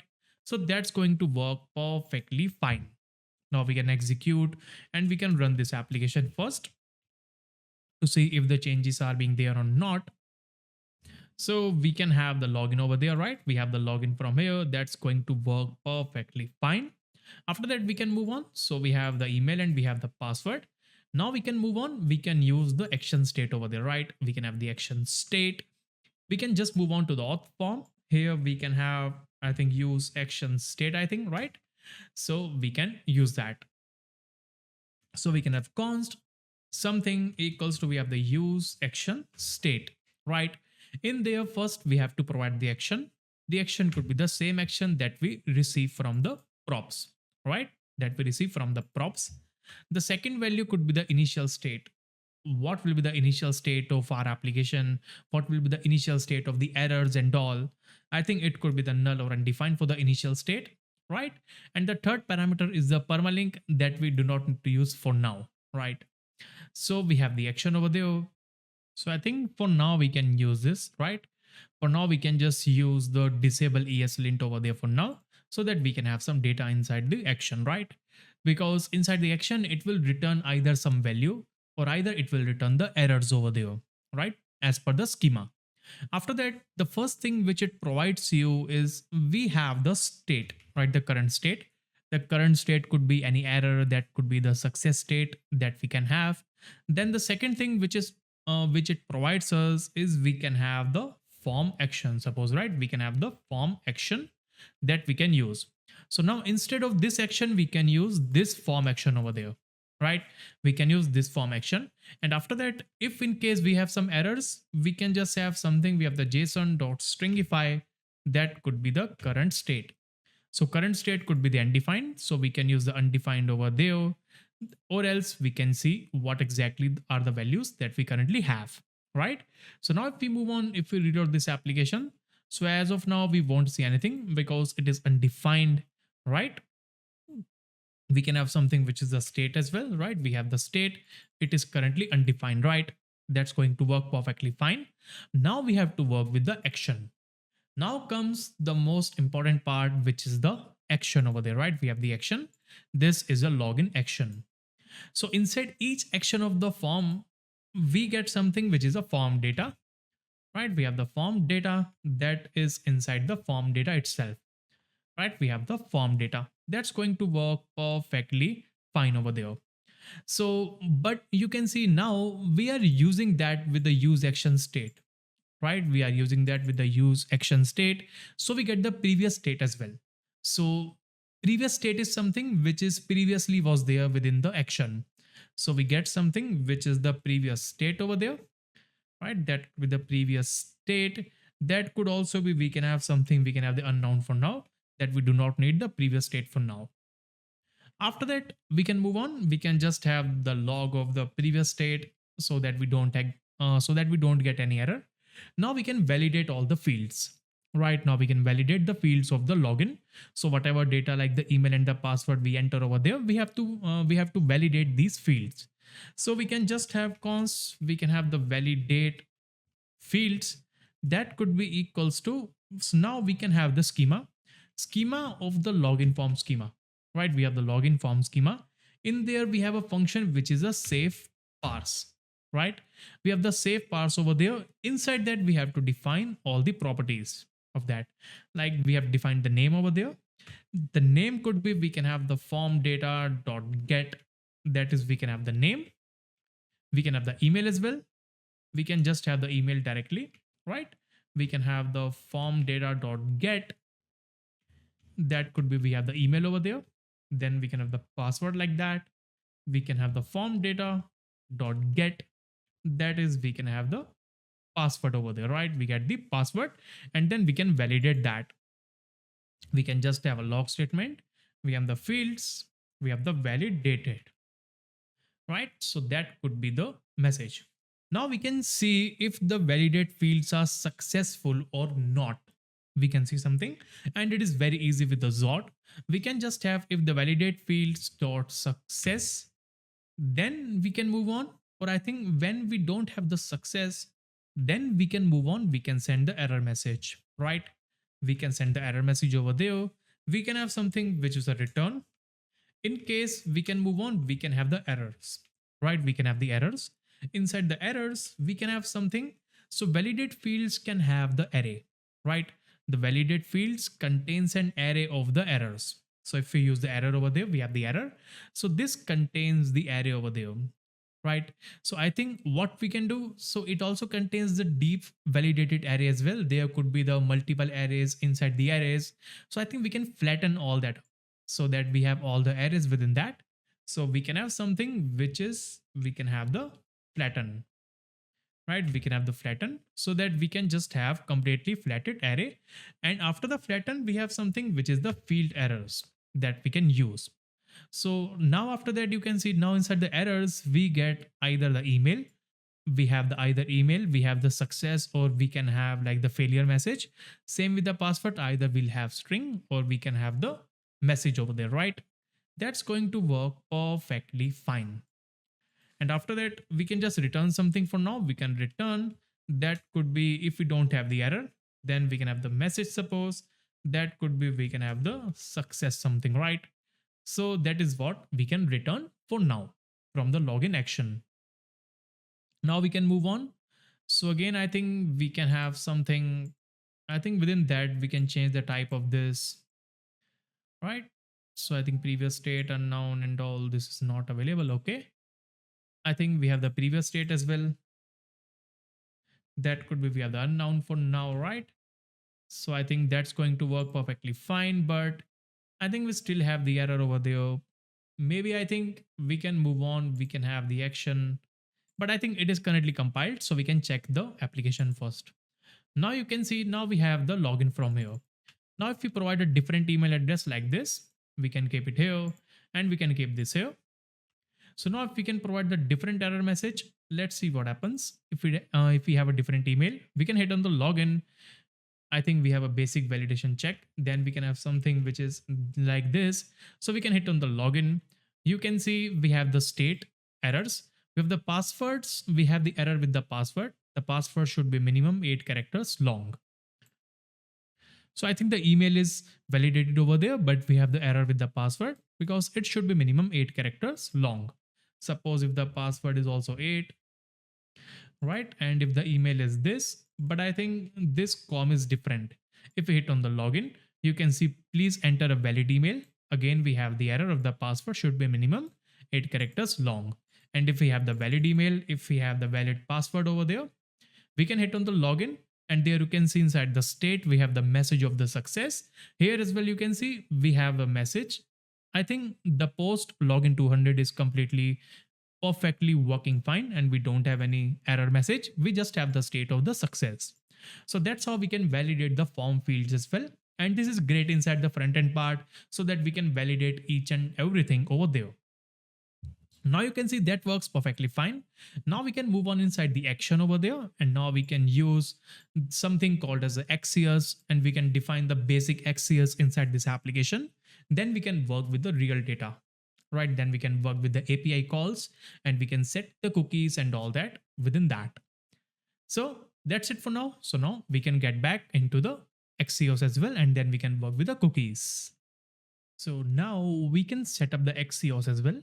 So we can move on and we can install the Axios as a package. So here we have the Axios, and from there we can just use the Axios directly. We just need the npm install Axios, and then we can use the Axios here, right? We can just have another terminal here. We can move on to the front end. We can have the npm install Axios, and here we would be using another thing of the Axios, which is the interceptor, right? We can use the interceptor. So we'll be using the basic interceptor of the Axios, so that you can have some understanding that what are the interceptors. So we can intercept the request. Intercept means whenever we send the request to the backend, until then, what do we have? Right. So when we send the request, so before sending the request, we can do something. And after getting the response, before resolving the response, we can do something. So that is with the interceptor, right? So suppose you make a request, like you have a basic fetch call to any server, and once you make the fetch call, so before the request is going to take forward, you can do something with the request, and same you can do with the response as well. When the response came from the server, so it won't came directly into the function from which you are expecting the response. You can have the interceptor, so that you can also modify the response, you can check the validity, you can check the headers or anything with that. So that is the interceptor over there. So we can move on and we can define the Axios interceptors that we can do, and in there we can provide some base URLs and all that with that, right? So again, inside the lib, let's create new folder that could be the Axios dot. We can have the TS over there, and here we can have the very basic interceptor of the Axios. And before that, we can do another thing. So we can define some defaults for the Axios as well, right? We can have some defaults. So for providing the defaults, first we have to create a new file that could be the environment variable, right? So inside the auth frontend, we can have the environment variable, so that first we can have the backend URL, right? We have the backend URL. So here we can have one property inside the env, which is local backend underscore URL. And here we can define the local URL. And once we deploy this application, then we can have the prod backend URL as well, right? We can have the prod backend URL. Or if you want the environment of the staging as well, testing, staging, or the production, you can do that. But for the locally, we have this, right? And now we can move on. We can have the URL for the HTTP. Then we can have the local host over there. We can have port of the 5000 /API /v1 / we can have the, I think, what do we have over there? So if we move on to the app.ts, here we can have the auth, right? We can have /auth over there, right? We can have the local backend URL for that. Now we can move on. So now we can load all the environment variables as well. So for now we can keep this the prod URL same. For now we can keep the same, and then we can do that later. And we can do another thing. So for working with the environment, we can also add the environment within the config.ts file as well. Here we can have something which is we can have the environment. In there we can have the local backend underscore, we have the URL, and the local backend URL would be, we would be getting that from the process dot environment dot, again we can have the local backend URL like that, right? So now we can have the configuration for the local backend URL. Now we can move on. So here we can again move on, and here I think inside that, inside the front end, we can also move on to axios now. So inside the axios, we can move on. We can define the interceptor. So this is the very basic interceptor that you can use. So you can just copy that as well if you want. You can just copy that. We can have the axios with the interceptors over there, right? We can import the axios as well, right? So that is going to work perfectly fine. Now, what do you want to do is the next step. So first we can define the defaults for the axios. We can have the axios dot, we have the defaults dot, we can have the base URL. That could be equals to, again, we have the process dot, we can have the environment dot, that could be the local underscore, we have the backend, then we have the URL. So that will be the base URL for the axios, and that is going to work perfectly fine with that, right? And after that we can move on. So I think we can have another check as well, like we can just check if the process dot environment, and if the node environment is equals to the development, right? Then we can use the local backend URL, or else we can use the prod backend URL, right? We can just copy that. We can move on. We can have the prod, I think, right? Prod backend URL. So that is going to work perfectly fine with that. After that, with the axios, we can have the defaults, and with that, we can send something which is the with credentials property. So as we are working with the HTTP only cookies, so once we use the with credentials, so all of the HTTP only cookies will be then sent back to the backend as well with the use of with credentials. So that could be equals to, we can have the true with that, right? And after that, we can have the function of the config. We can have a log as well, right? We can have a log. That could be, we have the sending or request to, I think we can have the backend. Then we can have some data of the config as well, right? We have the config dot, we have the URL and all. So we can have the base URL, I think, plus we have the config dot, we have the URL like that. So we can have the URL with that, right? Have the base URL over there. Then we have this URL. It is going to work perfectly fine. We can also have some request data as well. Then we can have something, we have the request data. That could again be, we can move on. So we can have the JSON dot stringify. That could be the config dot, we have, I think, the, we can have the data as well, right? We have the config.data. We can have something similar to that. Then we can return the config over there, right? Then we have the response. Then we can do similar thing with the response. We can just have the log statement.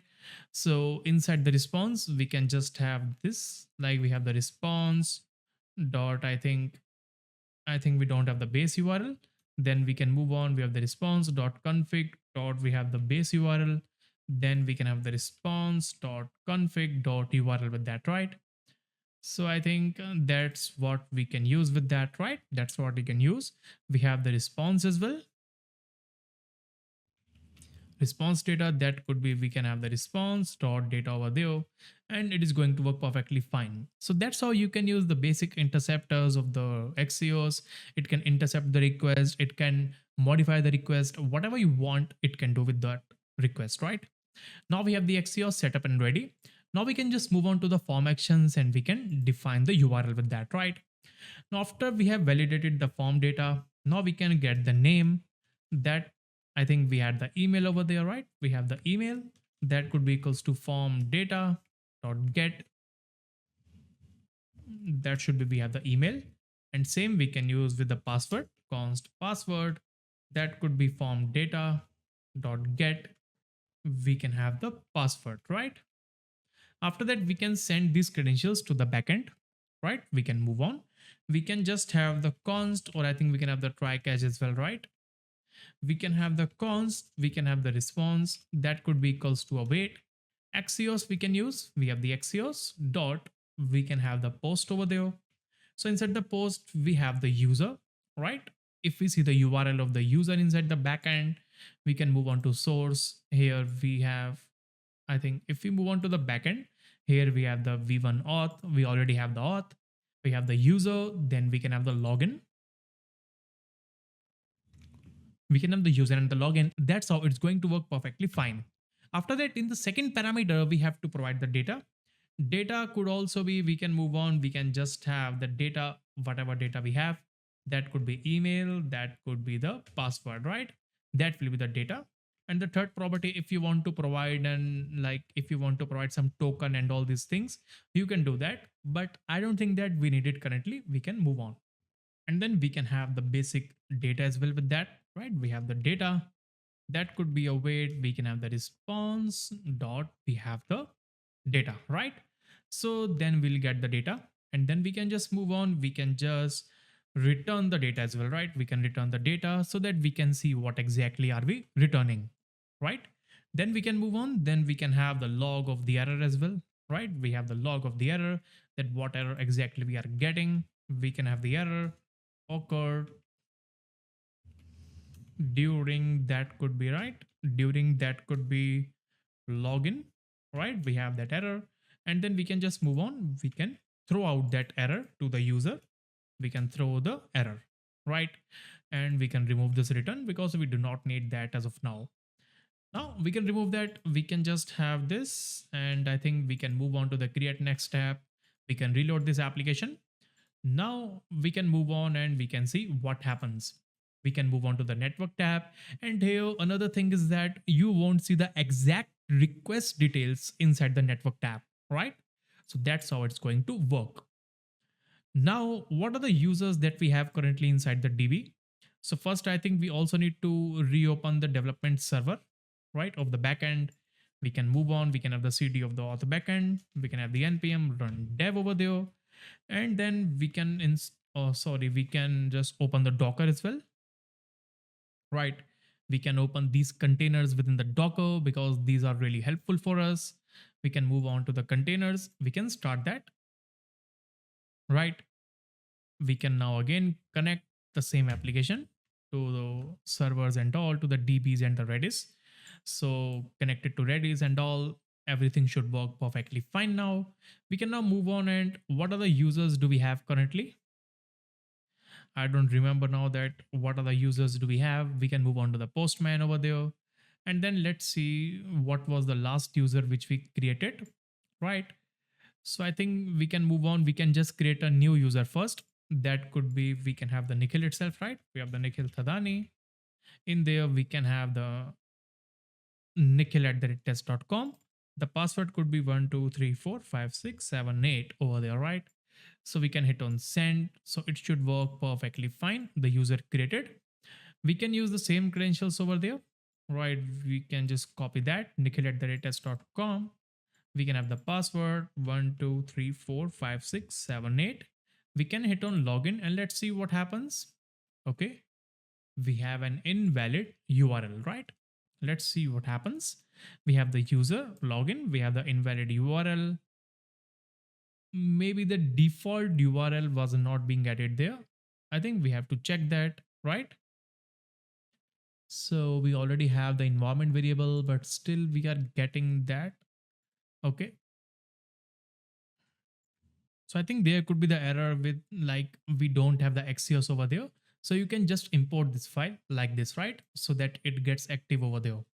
We have the email as, we can have the Nikhil at the rate, we have the test.com over there. So let's hit on the login and let's see what happens. So I think you can see now we have a message. We have the user logged in successfully. We have the user, the ID 7. So you can say it is working perfectly fine. We have all the details of the user, right? We have all the details of the user and everything is going to be working perfectly fine. You can see the interceptors of the axios. Here we have the sending request to the backend. We have this URL, request data. With that, we have the request data, sending request to backend over there. You can see we have the response data as well. Sorry, it should not be the sending, it should be the receiving response from backend. So that is all the logs and you can see these are all the details that we currently have, right? And that is going to work perfectly fine. And another thing that we have to do, so instead of moving on, instead of defining the, I think where we have the definitions, I think, right, where we have the actions. So instead of defining that, we can use the import within the root layout of our application, right? We can use that within the root layout and that is going to work perfectly fine with that, right? And I think here we won't find this file. Then we can move on, or we can have, suppose we have the lib. Inside the lib, we have the axios over there, and that is going to work perfectly fine. And even if we do that again, we have the Nikhil at the rate test.com over there, right? We have the Nikhil at the rate test.com. We have the password, which is 1234567 8. We can hit on the login, and there you can see still we have the same message. It is going to work perfectly fine with that, right? It is going to work perfectly fine. And now we can quickly move on to the sign up as well, right? We can quickly move on to the sign up. So we have the register page here. I think we can again have, we can have the auth form over there, right? Have the auth form. And inside the auth form, first we have to define the action as well, right? We can just copy the same function of the login action because everything could be same. We have the sign up action. In there, we can move on. We need to validate the sign up form schema, right? We have the sign up form schema over there. Here, we also need the name. That could be, we can have the form data dot, we have the get. That could be the name over there, right? Because we need the form data of the name as well. Then we can move on. We have the fields are validated successfully. We can also get the name over there again, right? That could be the name. The form data could also be, we can have the get property of the name, right? Now we have to send for the user register over there, right? We have the register. Here we also need to send the name, email, and the password. And here we have the complete details over there, right? Now we can use the sign up action directly inside the auth. I think inside the sign up page, inside the register. Here we can have something which is sign up. We can give the value as, we can have the true, or if we can provide the is sign up, then it means it is true. We can have the action, that could be, we can have the sign up action over there, right? And it is going to work perfectly fine. It is going to work perfectly fine. Now after that, if we have the sign up over there, I think we have the register over there, right? We have the register. In there, you can see we can have the name. This time it could be the James. We can have the James at the test.com. Again, 1234567 8 as the password. So let's see if that works. So if we click on the register, okay, user created, the user field, we have the inserted ID, which is 8, and all these details. So they all are working perfectly fine, right? They works perfectly fine. But now comes the tricky part. Right, now comes the tricky part. So if we move on to the applications tab, if we see if we have the cookies, no. Right? Even if we reload this application, the cookies are not present. Right? Why the cookies are not there? So there is one thing. If we again move on to the login over there, right? We have the login. We can again have the Nikhil at the rate test.com. We have the password and all. So right now I'm clearing out the terminal, right? And before that, I'm moving on to the actions. So you can see we were setting the cookies from the backend, right? We were setting the cookies from the backend from the user's handler, right? So that was the function, I think, over there, set cookies. But still we have that, right? But still we didn't get the cookies. So how can we get the cookies? So these cookies are being sent, right? And we verified that with the postman that these cookies were being sent. But why we are not receiving that? When we set the cookie from the backend, let me move on to the Excel row over there, right? When we move on to the Excel row, here you can see if we just move on with that. So you can see we have the backend, right? Again, we can have the front end. It means like when the backend like sends the response to the front end, it includes a header parameter which is a set cookie, right? We have something which is a set cookie. So set cookie instructs the browser, instructs the front end that there are some cookies that you need to set inside your browser. So set cookie header does that, right? Set cookie header does that. So it provides you the cookie with that. It has the cookie information. And you can see, if you see here, if you move on to the form actions, here you have the data. After that, if you move on, or if you have a basic log statement, here I think we can have the log statement of the response dot, we have the headers, right? In there we have something which is a set cookie, right? Let's see what do we have inside the set cookie of the browser, right? So if we hit on the send again from the login, if we hit on the login, here you can see now the user is successfully logged in. That's great. But now here you can see what do we have here. I think we don't have the set cookie value, I think.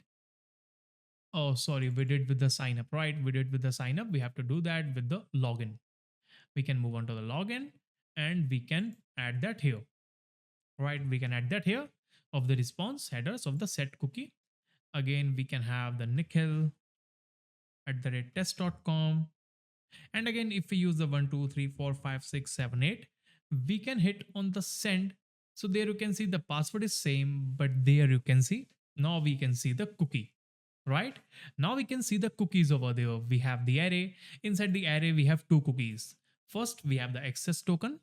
Second, we have the refresh token, right? We have the access token, we have the refresh token over there, and that works perfectly fine. So these two things we have to set, right? The first two things are like we can keep the access and the refresh token as empty, right? This could be empty. And then the second, we are setting the access token value, we are setting the refresh token value, right? So these are the things that's going to work perfectly fine. So here we have the access token, we have the refresh token value. So how can we read all those cookies perfectly? So we can use something which is known as the cookie parser, right? We have something which is a set cookie parser and it can be used with that, right? So we can do that. So you can see the weekly downloads are there. It's like great library. It is all lost. And there you can see there are a huge number of downloads as well. So we can use the cookie parser over there. Now what we can do, we can just copy that cookie parser. We can paste it out here, right?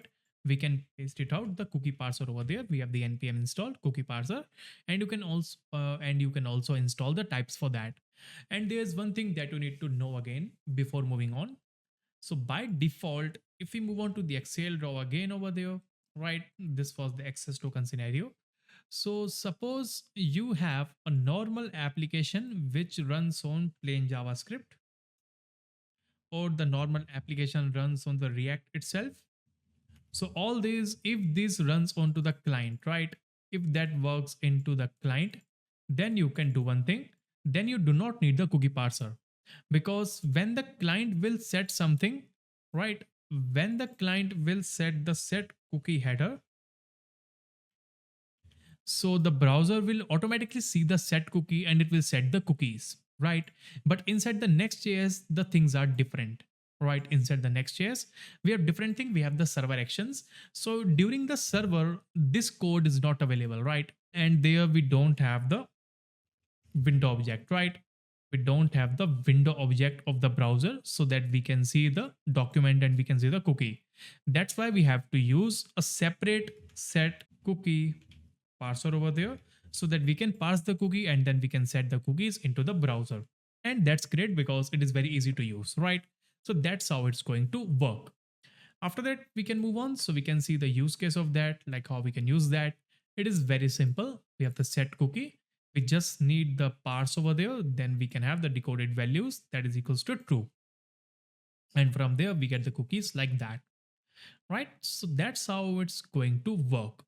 So what we need to do here, so inside the login, after we have the headers of set cookie, we can just have the const cookie data like that. That could be equals to, we have the set cookie. I think we have to import the set cookie as well. We can import set cookie parser, right? And then we can move on. We can have set cookie parser. In there, we can move on. We can provide the response dot headers dot we have the set cookie. So with the help of that, we would be getting the cookies over there. And in the end, you can add the exclamation mark so that we have all the cookies over there, right? And that is going to work perfectly fine, right? Now, what do we need to do is the next step. Now we can set the cookies. But how we can set the cookies from the server within the Next.js, right? So Next.js exposes one API of the cookies.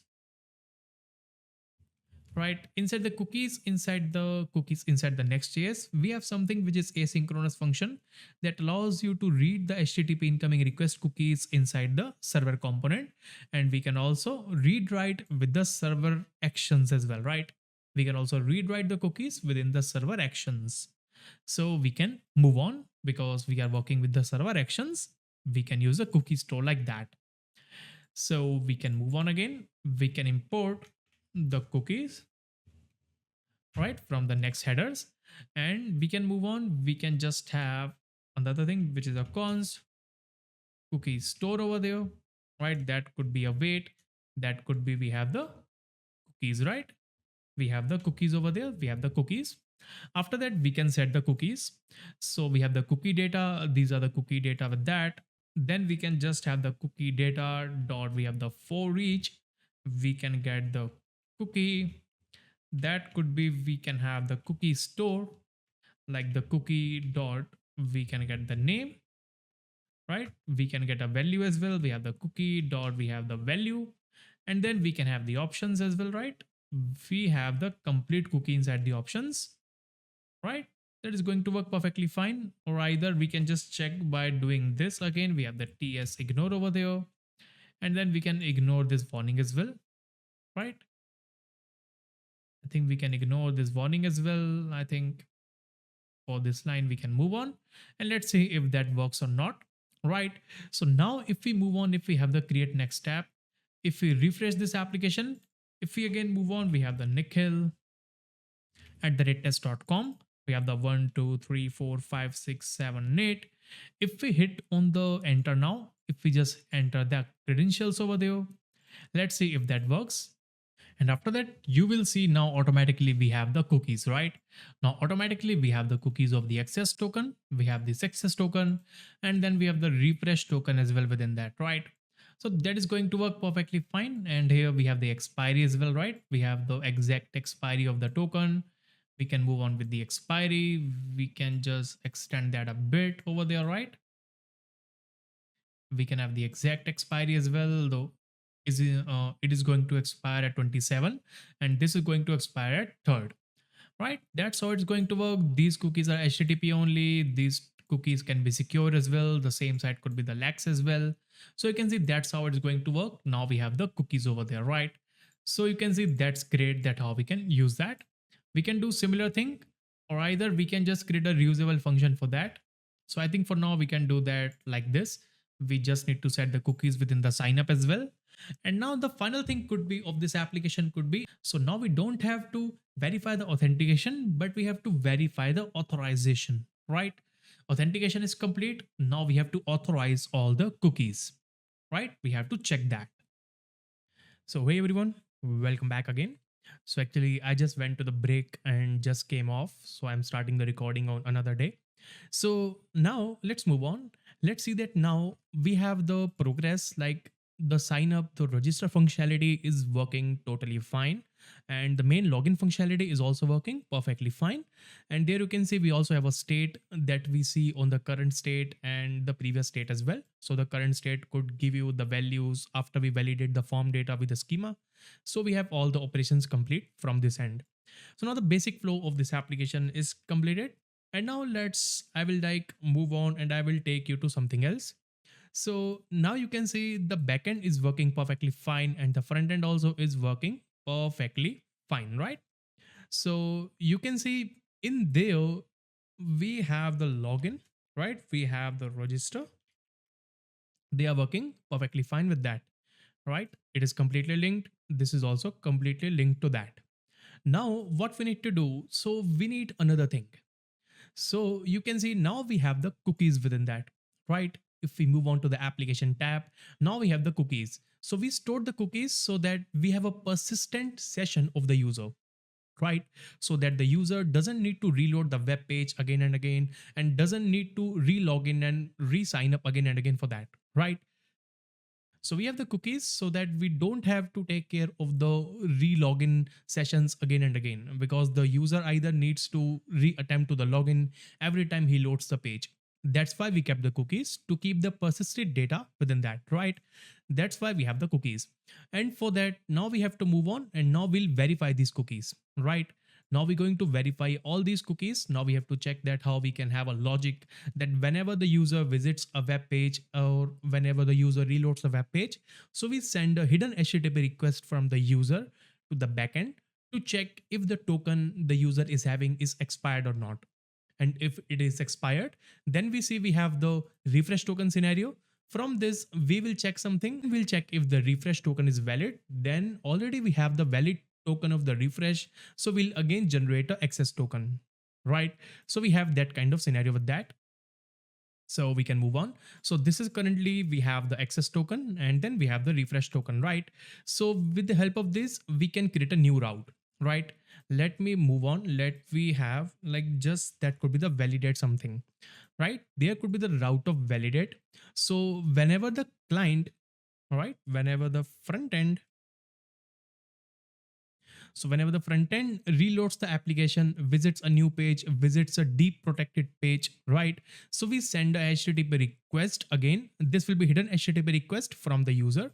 So we send the request to the server, right? To the backend server. So that could be for the validate something, right? That could be for the validate route, right? And now inside the validate, there would be a couple of things to do within the validate, right? Within the validate, first we will check, right? First we will check the access token and then we check the validity something, right? Right, we check the validity of the access token and we have the refresh token. Then we move on. We have a similar scenario of like we can move on. We check and validate refresh token and then we move on. Then we move on to third part and there we have a scenario. So if you know, if we have the access token and refresh token, if these both are valid, right? If this case is valid, it means access token is also valid and the refresh token is also valid. Then we just directly send the response to the client, right? Directly send the response to the client that this is successful, right? That this is successful, right? And then we have another scenario as well. Scenario could be when the access token is not valid but the refresh token is valid, because there could be the scenarios because the access token is valid for 1 hour or 1 day but the refresh token has a longer validity for that, right? So that's why we can validate if the access token is expired, we don't care again. But if the refresh token is valid, then we generate a new access token. So this is the common pattern in the authentication, that you can generate a new access token and you can also generate a new and the latest refresh token as well if you want, right? So these are the scenarios. So after, you can see after we have the check, like if not access is valid, but but we can move on, but the refresh is valid, right? If not access but refresh, then generate new tokens, right? Generate new tokens and again store them in Redis, right? So that will be our basic approach for that, right?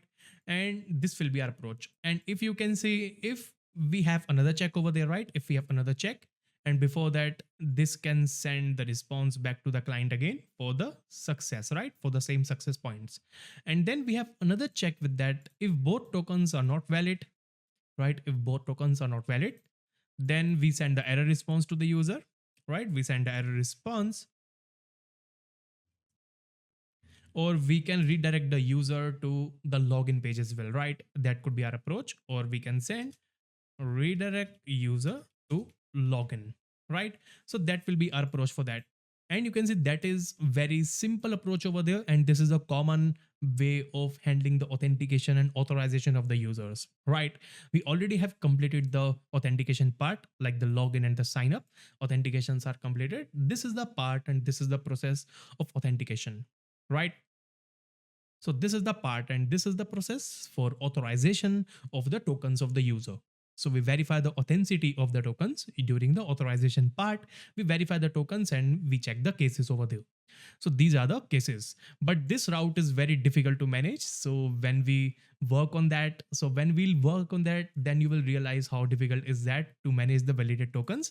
But like we'll create a simple scenarios over there, we'll create a reusable functions so that everything could be managed properly.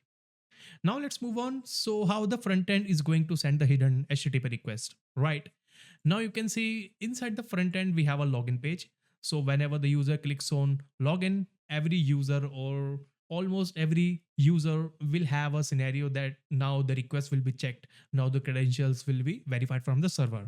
But in the Next.js, we have something which is a middleware, right? Inside the Next.js as well, we have a middleware system.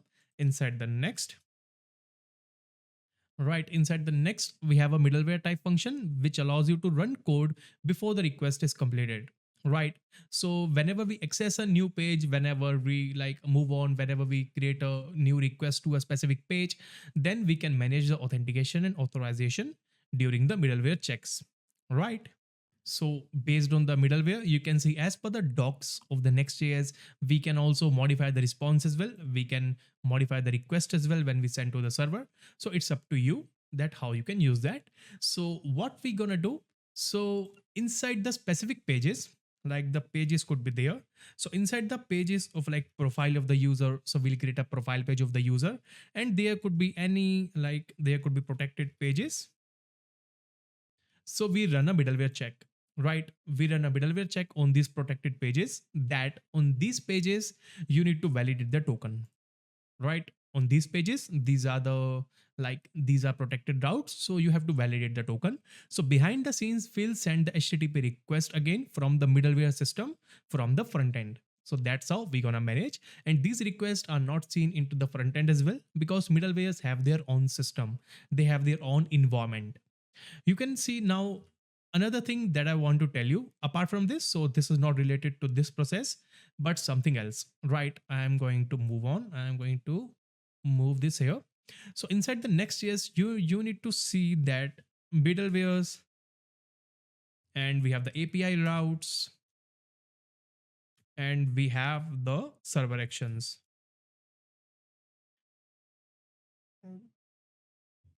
So all these things within the Next.js, the middleware things, the API routes, the server actions over there, so they manage their own different environment. So their environment are not valid over there.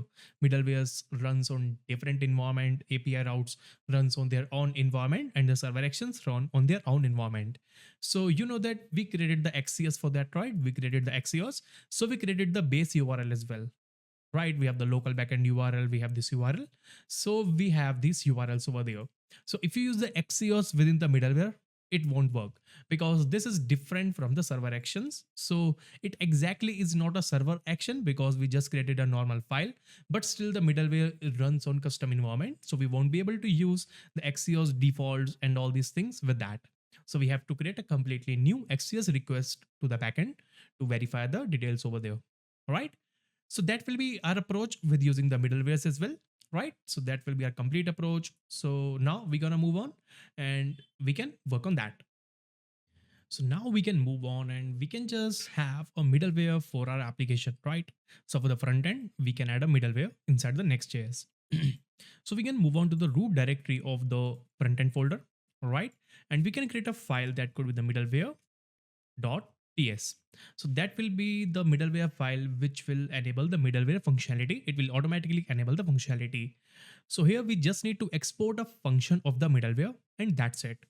So we can just have the const middleware that should be equals to a normal function and that's it for that, right? And we can also export that, right? We can also export this function as a default export or we can use a normal export as well, right?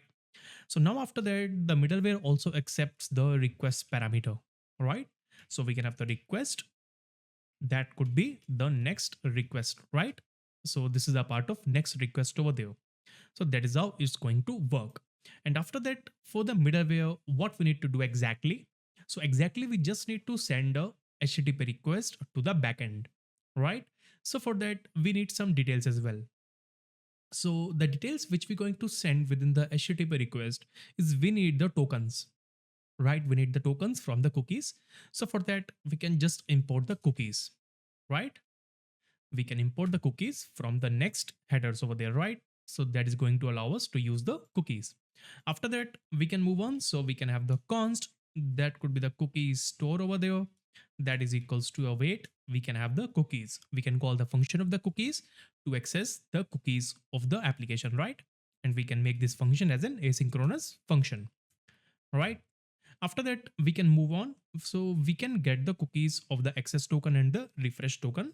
So I think we can also move on and we can have a basic check, like if we don't have the cookie store dot get, that could be the access token, right? If we don't have the access token, or we can move on, or if we don't have the cookie store dot get, that is we can have the refresh token, right? Token like that.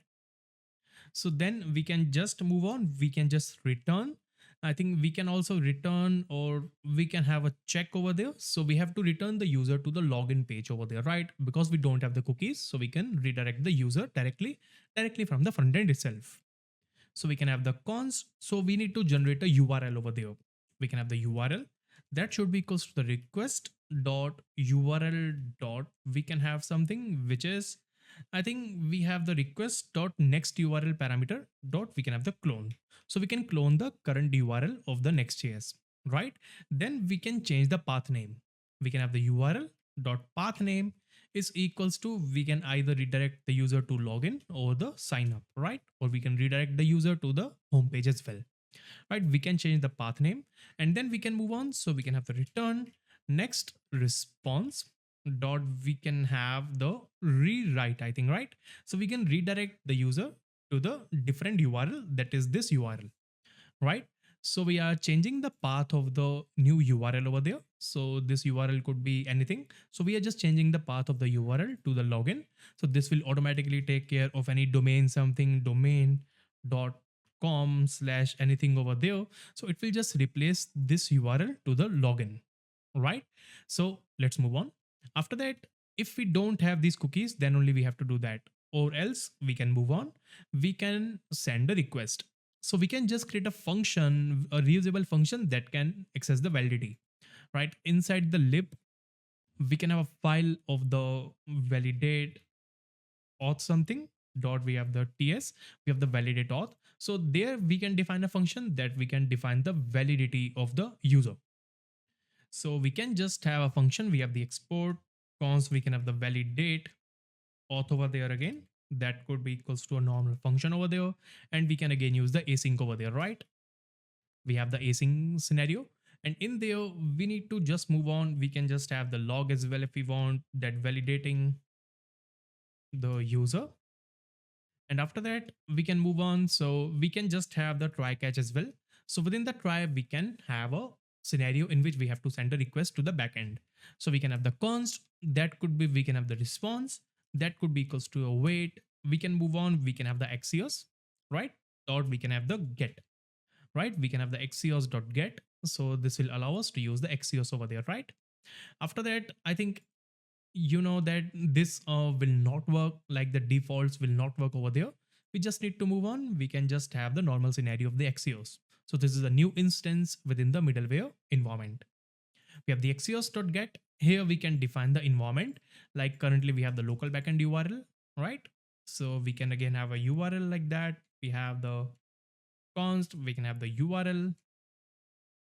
So that could be equals to process dot environment dot. We have the local backend URL. And then we can move on. Then we can have the validate something, right? We can have the API, I think. I think we already have the API we were not. We can have the validate token something, right? We have the validate, or we can have slash tokens.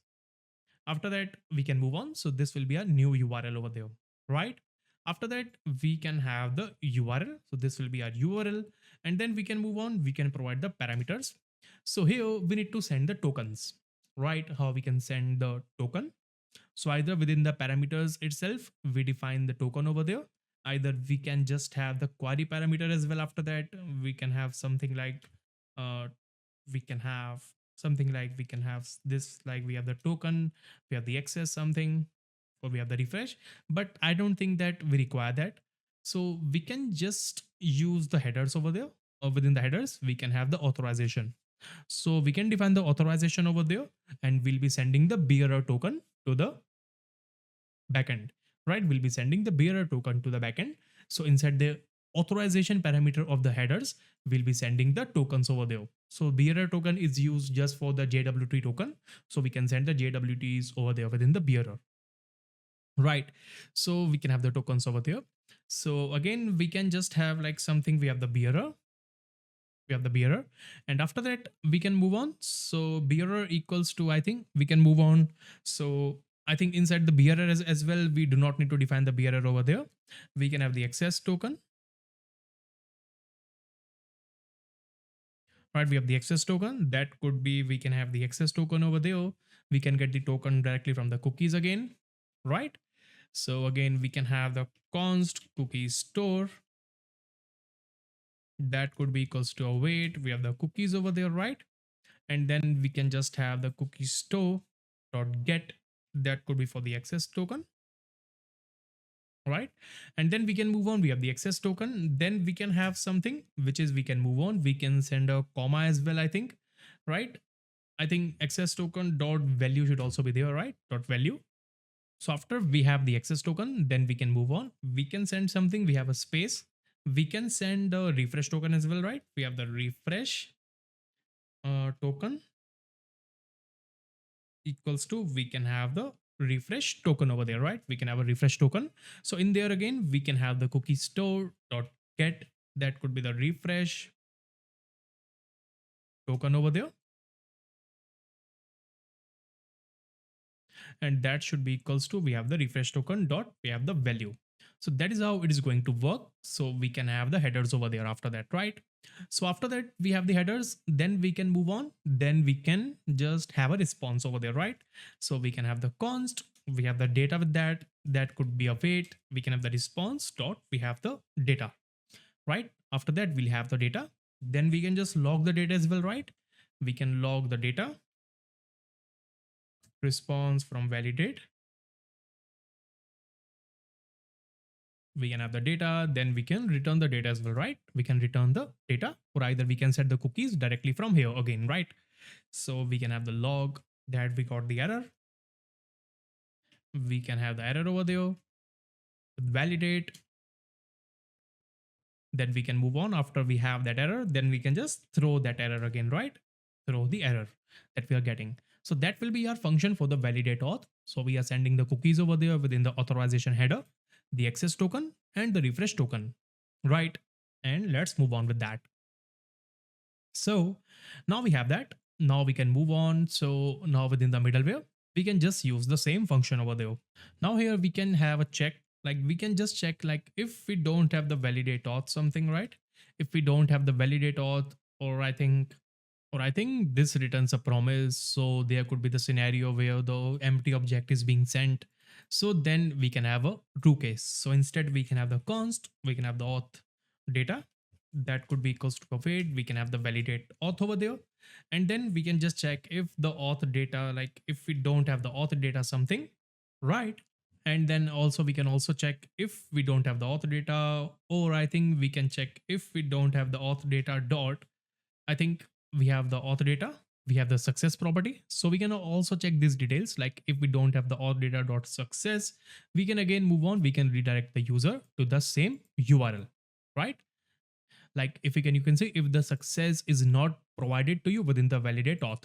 After that, you can say if everything works fine, then you just need to move on with the operations of the Next.js, because the middleware runs between that. So when the request is being sent for a different page, so before even going to the page, the middleware is going to perform all these actions. So it is changing the rewrite URL over there.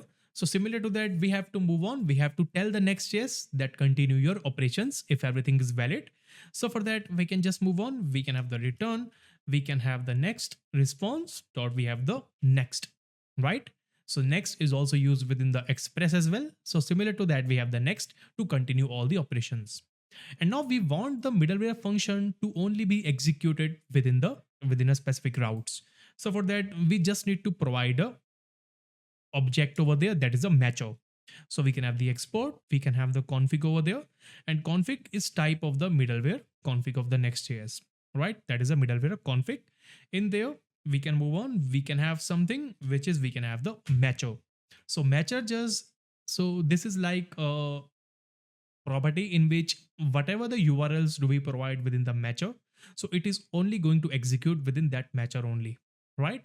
So that's how it is going to work over there. Right. After that, we can move on. So we only need the matcher to run only on the profile page, and then any path after that, right? Only run on the profile page. So while we run on the profile and any path after that. So that's how it is going to work over there, right? So that's how you can see that's how we can work with the middleware. And let's create a new folder of the profile, right? In the profile again, I think within the app, okay. And inside the profile, let's create a new page that could be the page.tsx.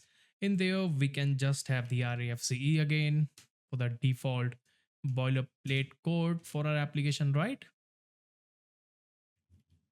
Right. In there, we can have the profile page. In there, we can also remove the React import, right? So that's how it's going to work. And now let's see if everything works fine or not over there. If the middlewares are working fine, it is working perfectly fine. Let's move on. Let's have something which is we can have the profile, and let's see if everything works fine or not. You can see now we have the profile page over there, right? So that's how it's going to work over there, right? That's how it's going to work. And you can see after some time, the access token is also expired. So you can see same with the cookies. The cookies are also expired, right? So you can see that's how it's going to work over there, right? That's how it's going to work because now the refresh token is valid and the access token is expired. So these scenarios can happen with that. That's why we have the refresh token with that, right? Now let's move on. Now you can see the request is being sent to the server as well, right? So I think the server again is not running. So we can move on. We can have the auth backend, the npm run dev to open the server as well. And after that, inside the server also, I think the already news of the 5000. Okay, let me just move on. So the application server is listening to the port. That's it. Now we can move on. So you can see now when we again refresh the profile page, you can see now I think we are not getting any log inside the backend. So inside the backend, let's move on. Let's have the source. Let's have something within the index.js, or I think we can move on to the app.ts. And there you can see after that, if we receive any request over there, right? After that, we can just have something like app.use. We can have another middleware that can work on any route over there, right? That can work. Like we can have the request, response, and we can have the next over there, right? In there, we can move on. We can have something which is we can have the request received, right? In there also we can have the log as well. Like we can have the json.stringify of the request dot we can have the URL, or we can have the request dot headers over there, right? And then we can have a URL as well. URL that could be we can have the request dot URL, right? So that could be request dot base URL plus request dot URL because the base URL is different, URL is different, and then we can just move on. We can have the next to move on to another middleware, right? So you can see now if we work on the profile over there with that, if we reload the page, I think we are not having a check inside this route.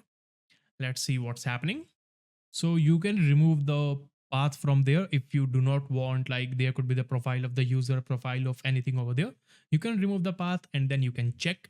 So if you just move on, if you just refresh the page, you can see if you move on to the profile over there, right? If we move on to the profile, you can see now you have the login page, right? Now you have the login page over there. So that's how it's going to work over there, right? If we have this user over there, if we just click on the login, you can see now we have the details over there of the user, right? Now we have the details of all this user and then. So you can see now we have the details of this user. So you can see that's how it's going to work. And after that, you can see you have the access token, you have the refresh token that is working perfectly fine. But there you can see if we move on to the backend as well, you can see we are getting something. We are getting the request received of the URL of the login. That's it. We have the login request over there. It was there. And then you can see we again have the user of the login. And there you can see after that, we have the user retrieved and all these things. We have the user login. After that, let me move on to the profile page, right? We can move on to profile, and till then we can clear the logs over there. And now you can see once we move on to profile, you can see what happens is you can say request failed with status code 404. It means we are getting one request, right? We are getting one request of the API v1 auth, validate, and the tokens, right? So we haven't defined this route yet, but still you can see the request is coming. So, and now you can tell me that how the request is going to be logged over there. So this file, the app.ts, and this function is logging this details of the request. And now you can use this function to log any request before coming to the main route over there, right? So you can see we have the post, we have the post, we have the API v1, and sorry, we have the request URL of the validate tokens. Over there, we have the host as well, connection, and all these details over there, right? We have all the details of the headers. And inside the headers, you can see we have something, we have the access token, right? Here we have the access token over there. Here we have the refresh token as well, right? And now we can check the validity of the refresh tokens and all, right? So that's how it's going to work over there. So now we can just define the route for that. So that works perfectly fine because you know now the request has been failed with a 404 because this route doesn't exist inside a server. Now what we need to do, we just need to close all the files currently, then we can move on directly into the application, the app.ts, right? Here again, we can move on to the app router. Here we can move on to the validate something, right? So here we can work on the validate. And then I think what was the URL over there, which was the, I think the validate, we have the tokens, right? We can just create a route for the tokens. We have the validate, and there we can just have the validation router dot, we can have like that could be the get request or it could be the put request. So that could be we can have the tokens, right? After that we can move on, we can have a handler. So that handler is going to be there within the middleware section, right? We can have something which is a auth middleware.ts, right? We can have the auth dot middleware.ts. So that is the middleware for the auth. Here we can just have the const, we can have the validate auth, that could be equals to a normal function, validate dot middleware, I think. Here also we can have the request over there, right? Coming from the express again, response, coming from the response, coming from the express. If the next, that is the next function over there. And I don't think that next is necessary for that. So we can keep it like this, right? And we can just export this function as well, right? We can export this function. We can use that within the validation, right? We can have the validation auth middleware. We have the auth, I think the validate auth middleware, right? So within that we can move on. So here we have the validate auth. So that is going to handle that. Now you can see now what we're gonna be doing. So the URL is this. Now we got the tokens, right? Inside this URL, we are getting something which is the authorization header. So we are getting the access token and the refresh token, right? So first we can have the const, we can have the access token. That could be, I think the request dot URL. I think the request dot headers dot we have the authorization, right? Dot inside there we can have the split, right? The authorization header dot split. In there we have to split that with something. We can split that with using something which is, I think we can split that with using I think we have the host again, we have the access token, we have the comma. So we can split that with using the comma sign over there, right? And I think the access token is not valid for now. We can just have the comma. We can have const something which is equal, sorry, we can have the access, we can have the refresh, right? So because we would be getting the two values from there, so there could be the access, there could be the refresh over there after that. So inside the split we can move on, and I think we can have the cons, we have the access token equals to, we can have the access dot, again we can use a split over there, and this time splitting with the equals to sign, right? this time splitting with the equals to sign, and this time the value could be equals to the second value of the array, right? Because there could be the case of we have the access token equals to the access token, right? There could be the case like this. So we are getting the second value from there, right? So that's how it's going to work. Then we can have the refresh as well. Const refresh token, that could be equals to, again we can have the refresh dot, we have the split over there, that should be again equals to with equals to and the first value over there, right? And then we can just log the details, right? We can log the details of the access token, we can log the details of the refresh token over there, right? And then I think we can just move on. We can have the response dot send, that could be okay, right? Or we can have the JSON over there, right? We have the JSON, that could be the message, or we can have the success, that could be equals to we have the true, right? We can send the JSON message for now, and let's keep this thing ready for now, right? Or we can check what happens. Okay, we still have the core index.ts, the last overloaded variable. Okay, we have this middleware. What happens with that? I think the argument type is not a parameter type recording any. Okay, so you can just use the check again of the no check for this file only, right? Now you can see that is working perfectly fine. So now if we move on to profile again, you can see what happens with that, with our application. So if we move on, so I think again we have the 404 of the validate tokens. Okay, let me check what's happening. Validate, we have the tokens, I think. So I think we can move on to the front end again. We can move on to the validate. This should be the put, right? This should be the put for that, because we can have a scenario in which we would be having some details as well, right? So we have a put request, so that's why we have a put. After that, request URL is this. You can see undefined is not iterable. Okay, let me check what's happening. And I think we can move on. We can do something. I think the splitting is getting failed, right? We can also remove the space as well if we want. We can have the request.headers.authorization. I think we are not okay. Let me refresh again. Let me refresh for the profile again. Undefined is not iterable. Okay, let me check what's happening. So I think the issue is here. I think we are sending the data within the body, right? We are sending the data in the body, but it should not be there within the body. It should be there within the options object, right? It should be there here, right? So we can move on. We can add this here. I think, right? We can add this option here. We can have the URL, right? The next parameter could be we can have the empty object something for the body, and then the next parameter is for the options, right? So that's how it's going to work over there. So this is the body. So we were sending the headers authorization within the body itself. So from there, I got the log, like we have the body. In there, we have the headers, we have the authorization. So that is not good. So we have the with credentials property as well, which we need to set true, because from the backend, we'll be sending the cookies that should be received here. That's why we have this property, so that we can have the cookies access over there, right? So now let's move on. Let's move on to the auth middleware.ts file. Here we have the request.url, request.headers.authorization. Let's see if we move on to profile, what happens. We have a profile page successfully rendered. In there, you can see we have the access token, we have the refresh token, right? We have all these tokens over there, right?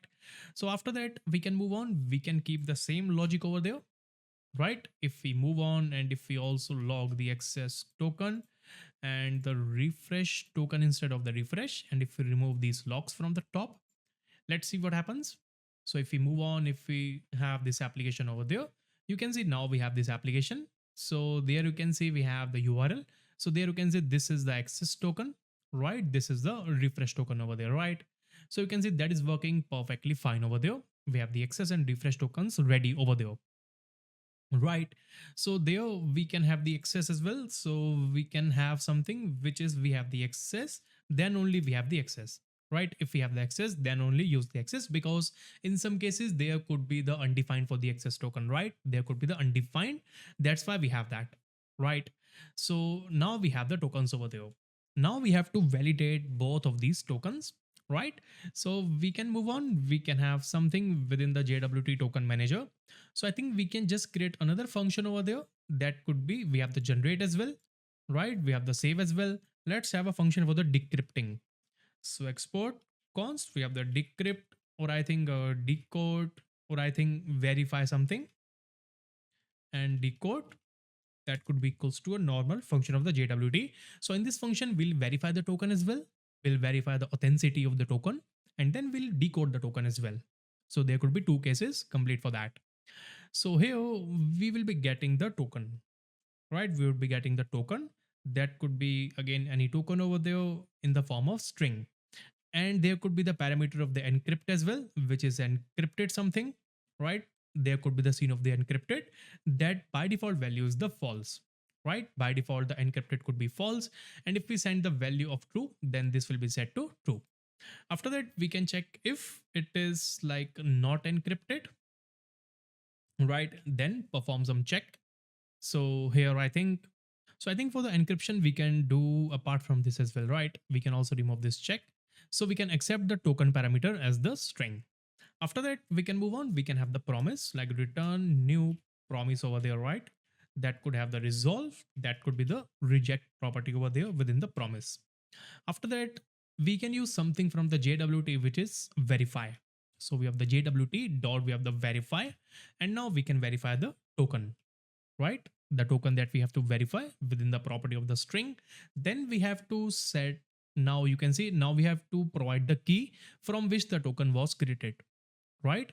So now we have to provide the public key from which the token was created, which is JWT secret key over there. The secret key is required. We can use a secret key over there, right?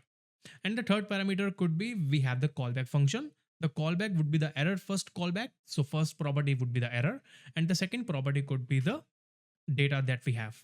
That could be the payload over there, right? So the data which was encrypted would be there within the payload data over there. Then we can check if we have the error. Then we can move on. We can have a log, like we can have the couldn't verify token, and then we can move on. We can have the reject. So we can reject the promise with using the complete error, right? And then we can move on. We can have the else case as well. If we don't have any error, if we have the payload, then we can just have another, we have just have another log that could be token verification successful, right? That could be the message. And after that, we can move on. We can just we have resolved the complete promise with the payload over there. We can have the payload for the complete promise. So this will just verify the token as well, and this will decode the token as well if you want, right? So that's how it's going to work. After that, we can move on. So here you can see we have the verify and decode. We can use that within the validate auth. I think no, within the auth.middleware.ts. Here we can define a couple of functions if we want, or we can define the functions within the utils, within the helpers, right? I think within the helpers we can do that. After that, we can move on. So we can just have the const verify. So we can have something which is validate access token. That could be equals to a reusable function over there. So in there we can move on. So we have the token from the user, right? We have the token in the form of string, right? In the form of string, we have the token. Then I think we can move on. So we can just have the try catch in case of any promise failure. So we can move on. So we can have the const decrypted data, that could be equals to await. We can have the verify and decode of the JWT. We can provide the token, right? We can have the token over there. And we can make this function as asynchronous function. And after that, we can check if we have the decrypted data. Then we can move on. We can return the complete decrypted data, right? We can return the complete decrypted data. I think we can use the decrypted only. Or else, if we don't have the decrypted data within that, if it is null or something, then we can move on. We can return something which is the false, right? So in case, we can check if there was any error. And then in case of any error, if the promise failed, we can log the error as well if you want. We can log the error over there. We can have log as well. I think we can have enable to validate. I think the access token, right? We have the access token. right? So that could be a function over there. Now we have the validate access token that works perfectly fine and it is very simple. Now we have to work with another function that is validate refresh token. So we just need to export cons. We have the validate refresh token over there, right? Validate refresh token. That could be equals to a normal function over there. Inside there, it should be first async and it should accept a parameter which is encrypted token, right? We have the encrypted token because the token is encrypted. The refresh token is always encrypted. Now, what do we need to do? Now the token is we already have encrypted token. Now what do we need to do? So we can have the const, we have the JWT token suppose, right? We have the JWT token. How we can decrypt the token? So we should use the decrypt, right? We have the decrypt data function, which will be coming via, I think, the encryption file.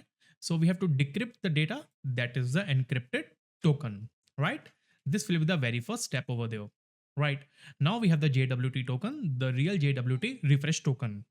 And after that, we can move on and we can decode this data as well. So we can have the const decoded JWT token suppose, right? We have the decoded JWT data that should be equals to, we can have the, we have something which is verify and decode, right? So we can provide the JWT token there, right? And you can do one thing, you can declare a type like this. We have a type of the token info. You can declare a new type like this because it would be really helpful for us. We can declare this type. After that, we can move on. We have the JWT token. We have the verify and decode.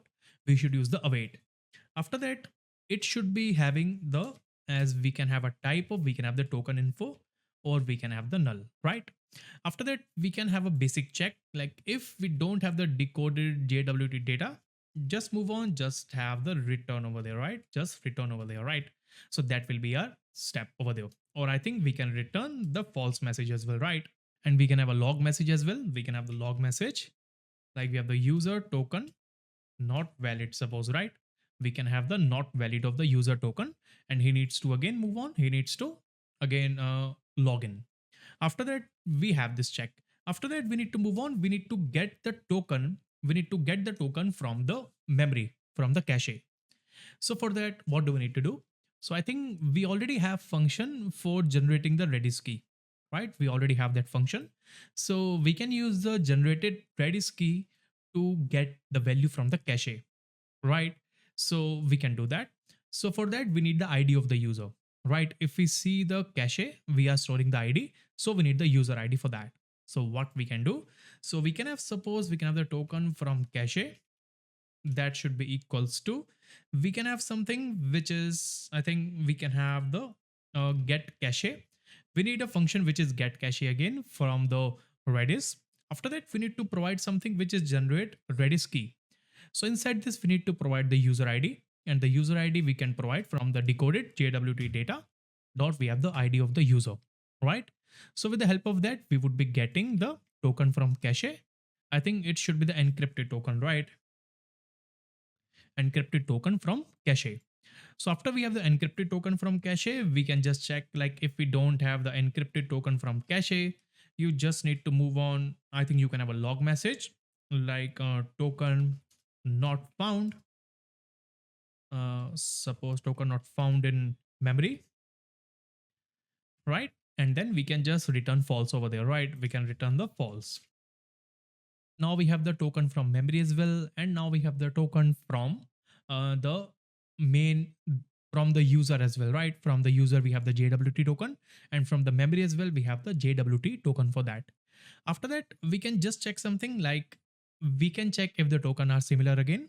So we can check if we have the encrypted token equals to the encrypted token from cache, right? And we can also check if we have the, I think we can also decrypt the token as well, right? Before that. So we can also have const decrypted token from cache. That should be equals to, we have the decrypt data again. We can have the encrypted token from cache, right? After that, we can check this as well. And if the decrypted token from cache equals to is equals to the JWT token that we have, right? Is equals to the JWT tokens. That will be our scenario. So you can see this is going to work perfectly fine over there inside the if check. So you can see now we have the if over there, we have to work with that. So you can say if we have that, it means everything is working perfectly fine. Or I think instead, again, we can use a not if check as well, like if it is not equals to and if this also not equals to. So here we can have a message that token has been malfunctioned, so token has been tampered, so that we can return a false. And after that you can see all the basic checks are completed. After that we have checked the token if the tokens are same or not. After that we can move on, so we can check the validity if the token is already there and if the validity is same. We can also check the validity inside the Redis as well, right? So again, we can have the const TTL that should be equals to, we also have a function of the generate TTL, right? That is, we can have generate TTL over there. Inside that, we can have the token as well, right? Generate TTL that should be equals to, we can have the decrypted token from cache. No, I think we also need another thing, which is const decoded uh, JWT data from cache, right? We need that as well. That is verify and decode over there, right? Which is verify and decode. Over there, we can provide the decrypted token from cache, right? So that will be a very basic thing over there. After that, we can move on. So after that, inside the generate TTL, we should use the decoded JWT token from cache dot that should be equals to, I think we can have like we can have as we can have the token info, or we can have as that should be equals to null as well, right? We can have decoded cache dot we can have the expiry, right? So we are getting the expiry over there again. After that we just need to check another thing only. If the TTL is less than equals to 0, it means the token is going to expire now, right? So these are the edge cases for that. Suppose the token is going to expire inside just 1 second, so these are the edge cases. After that we have the log that token is expired in memory, right? We can have that, and we can just return the false finally, right? We can return the false. And after that, if every check is successful, we can just return the data. The data could be, we can have the decoded JWT data from cache, right? After that we can check that. And we can also have like, I think that's all for that. You can see that is working perfectly fine. So that is the main function of the validate refresh token. We can also use the try catch over there for that. So we can have a try catch in the end, so that if we get any error in between this function which is not handled, so we can handle that. We can have the log unexpected error during refresh token validation, right? And then we can just throw that error over there, right?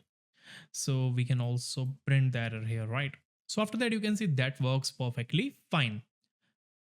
After that, we have to move on, right? After that, we have to move on, and we can just have like, you can see now we have the function of the validate refresh token and validate access token. Now we can move on to the validation.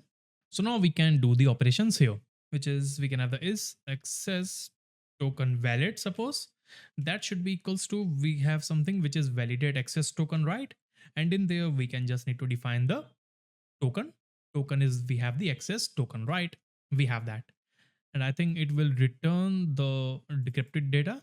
I think it can only return the true or false only, right? It can return the true or false, right? We can have the details over there. We can have the await as well, right? After that, we can have a check, or I think first we can decode the other data as well. We can have the const decoded. I think we have the refresh token that should be equals to, I think we can move on. We can have the await. We can have the validate refresh token. So that is a huge function. We have to have a validate refresh token that is encrypted token, which is refresh token, right? The refresh token is encrypted, so we have to provide that. And I'm not checking if this is valid or not, because if this is not valid, even if this is not valid, we still need to check the refresh token for the validity. And if the refresh token is valid, we do not need to like re-authenticate the user, right? After that, we can move on. We can just have a check like if, like we can move on, is access token valid, and we have the decoded refresh token. If we have the data within that, then it means like we can have a check like access token valid, and access token and refresh token both tokens are, we can have the valid, and then we can move on. We can just return what we can return.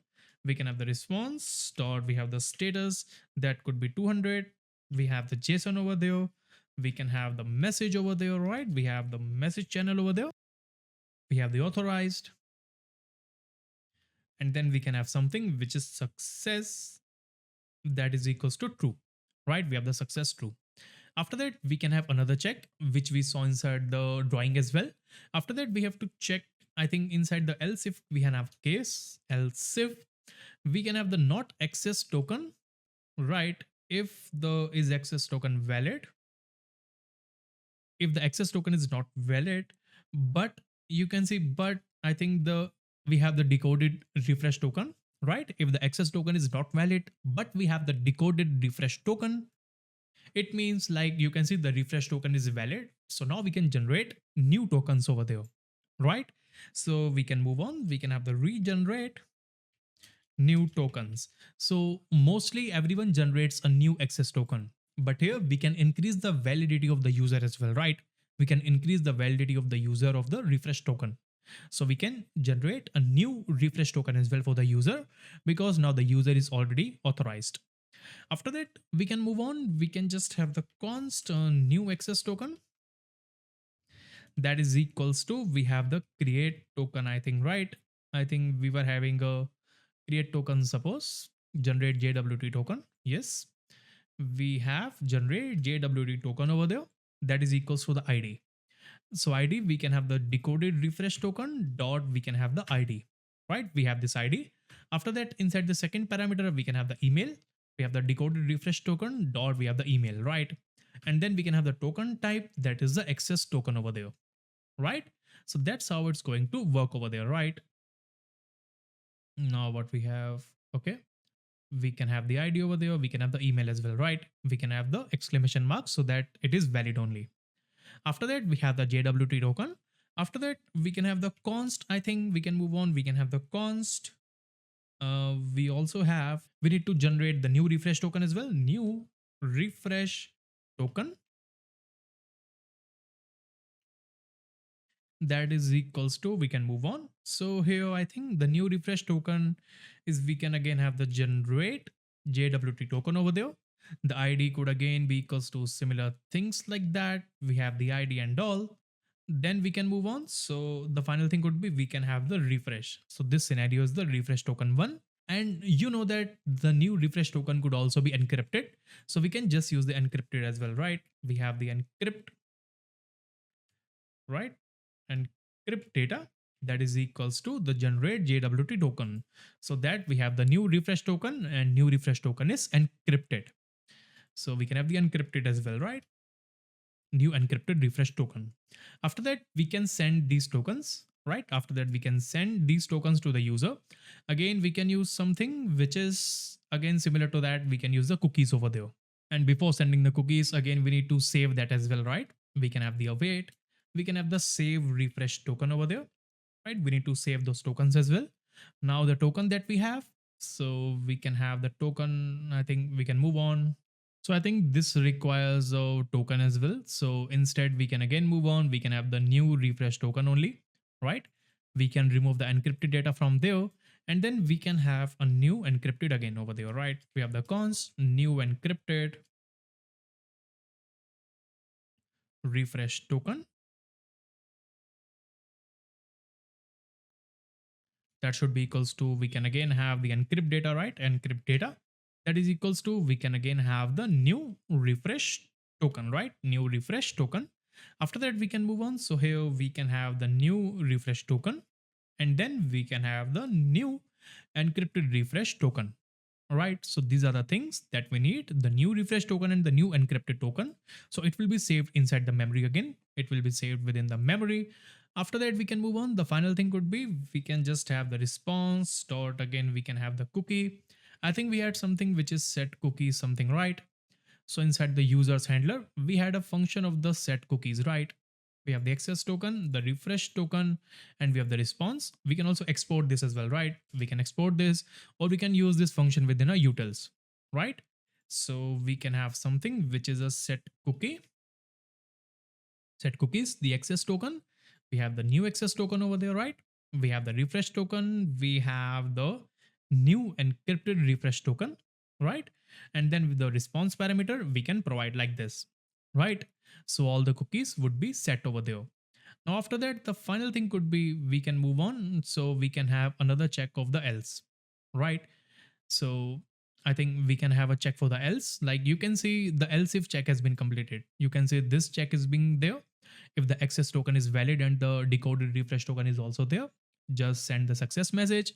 And even if we have that, we send the cookies, then we can send the return over there, right? Return that could be, again, we can use a similar return message over there, like that. The similar return message, right? And after that there could be the final else case. In this else case, it means like nor the access token is valid and neither the refresh token is valid. So now the user needs to redirect, the user needs to log in again, right? So we can have the response dot status, that could be, we can have the 401, then we can have the JSON over there, that could be the message, that could be equals to something, we can have like not authorized, or else we can move on. We can have this success equals to, we can have the false. So that will be the function over there, right? That will be the function, and we can remove this return message. So you can see that is the main thing over there which we have to use over there. You can see this is the validate authentication middleware. This was a complex function, but you can see now we broke down the complete function into multiple substeps, which helps us a lot. Like the validate refresh token, we have entire thing with that because it will check the validity of the token and all that. So you can see that's how it works. And after that, we have this validate refresh token. After that we can move on. So this is going to work perfectly fine.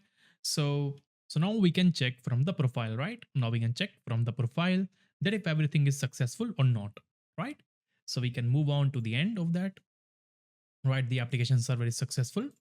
Now let's move on to the login. So now we should log in first. So we can have the james@test.com, the password of the James. Now we can also remove the refresh tokens and all if there are. We can hit on the login, right? Now we have the access token. Now we have the refresh token. After that, we can check if everything works fine. So we can move on to the profile tab. So there you can see again, we have our error. Let's see what error do we have and let's see what exactly happened with that, right? So I think we can move on. We can check what exactly is happening. So I think we can have like saved refresh token. We have the request received of the validate tokens. Okay. We have the host. We have everything with that. Our couldn't verify token, right? We have the string. Let's search for the string that where we have the string over there. Couldn't verify token, JWT token manager. Okay. Let's move on. We have the token. So when we have that, let's check couldn't verify token. I think instead of that, we can also debug that, right? Because it will just move on and it will just help us a lot in saving some time.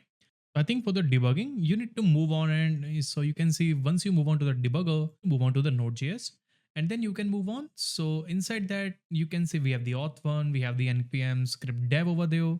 So you just need to move on. You just need to run the script of the dev, right? You just need to move on. So there you can see auth backend, the debugger has been attached. So you can see everything seems to be working perfectly fine after that. After that, we can move on inside the validation router, inside the validate auth middleware.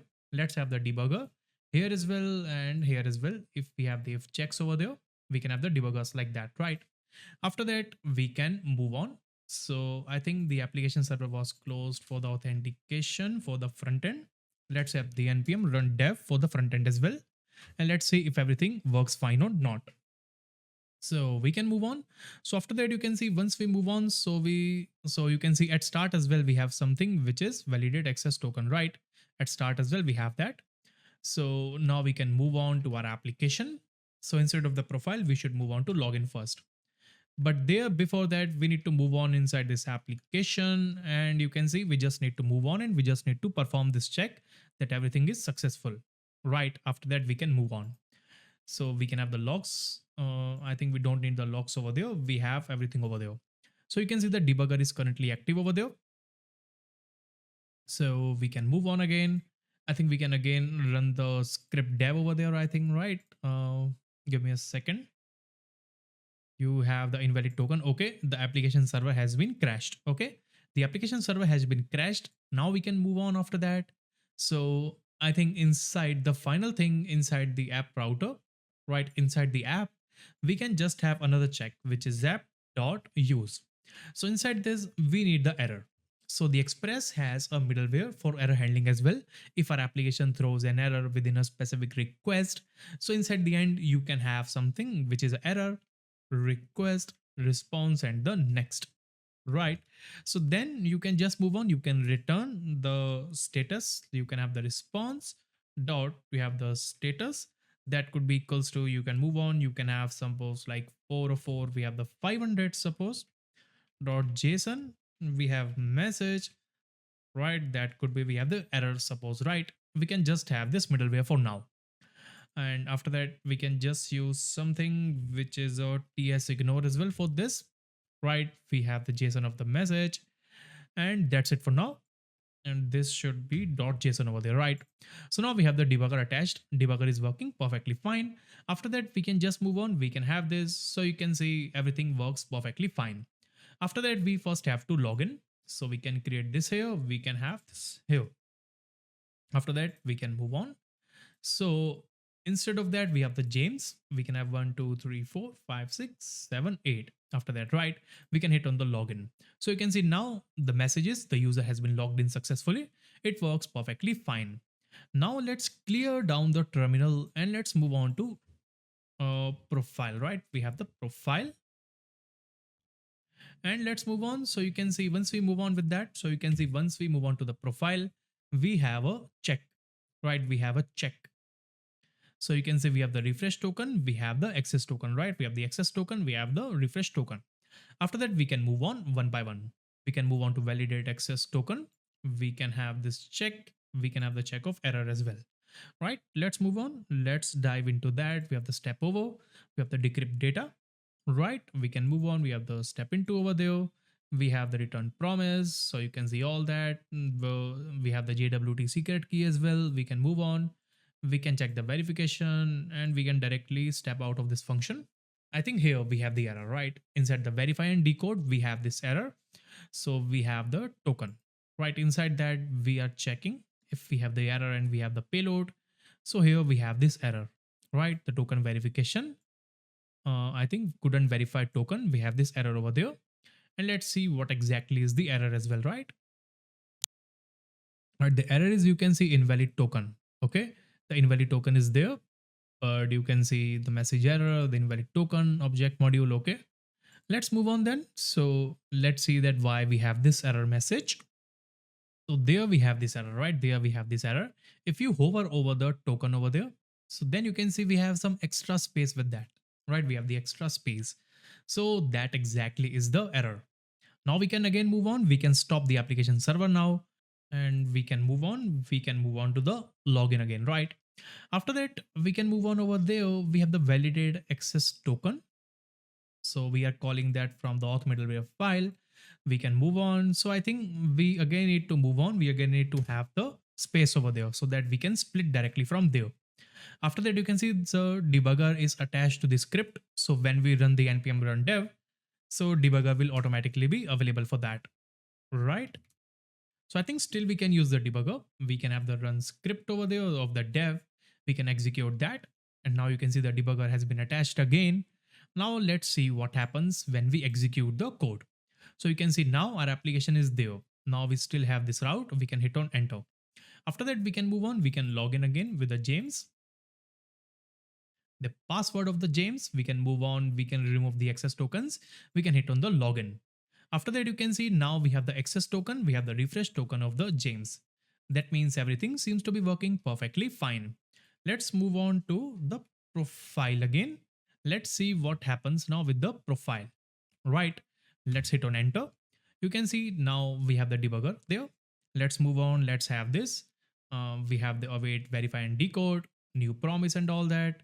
You can see now inside the decoded JWT data, that's it. Everything seems to be working perfectly fine. Now we have the decoded data.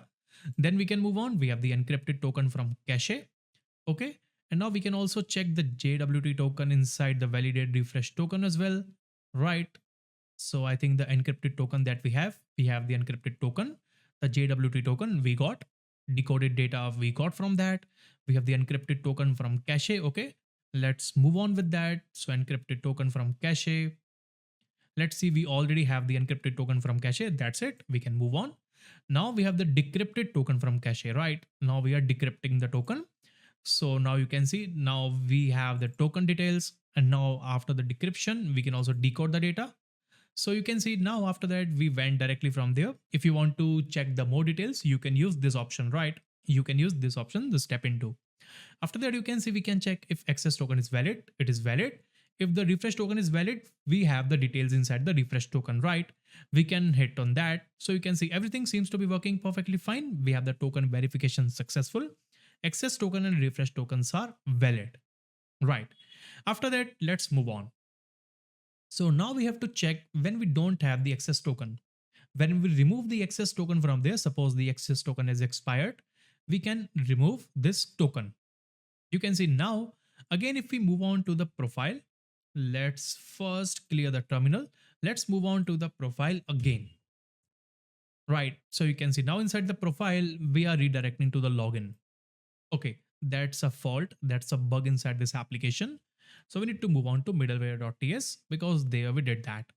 So we do not need to move on. We just need to check if the refresh token is not there, then only you need to move on to the login. Right. Now you can move on to the profile over there. Right. Now we have the profile. Now we got the request. Now after that, you can say if access token is valid, we can move on. We can step over with that. You can see unable to verify the access token over there. We have this error. Okay, the JWT has been malformed. We have this error and our application has been successfully crashed. Again, we have to move on to the JWT. I think we can move on to the auth middleware. So there we have this error. So now instead of that, we can move on. So here we do not need the try catch, I think, right? So I think if we have the catch inside that, we do not need to throw the error. We just need to return the false because this is expected result over there, right? So now I'm refreshing everything with that. And then let's move on with the function registering.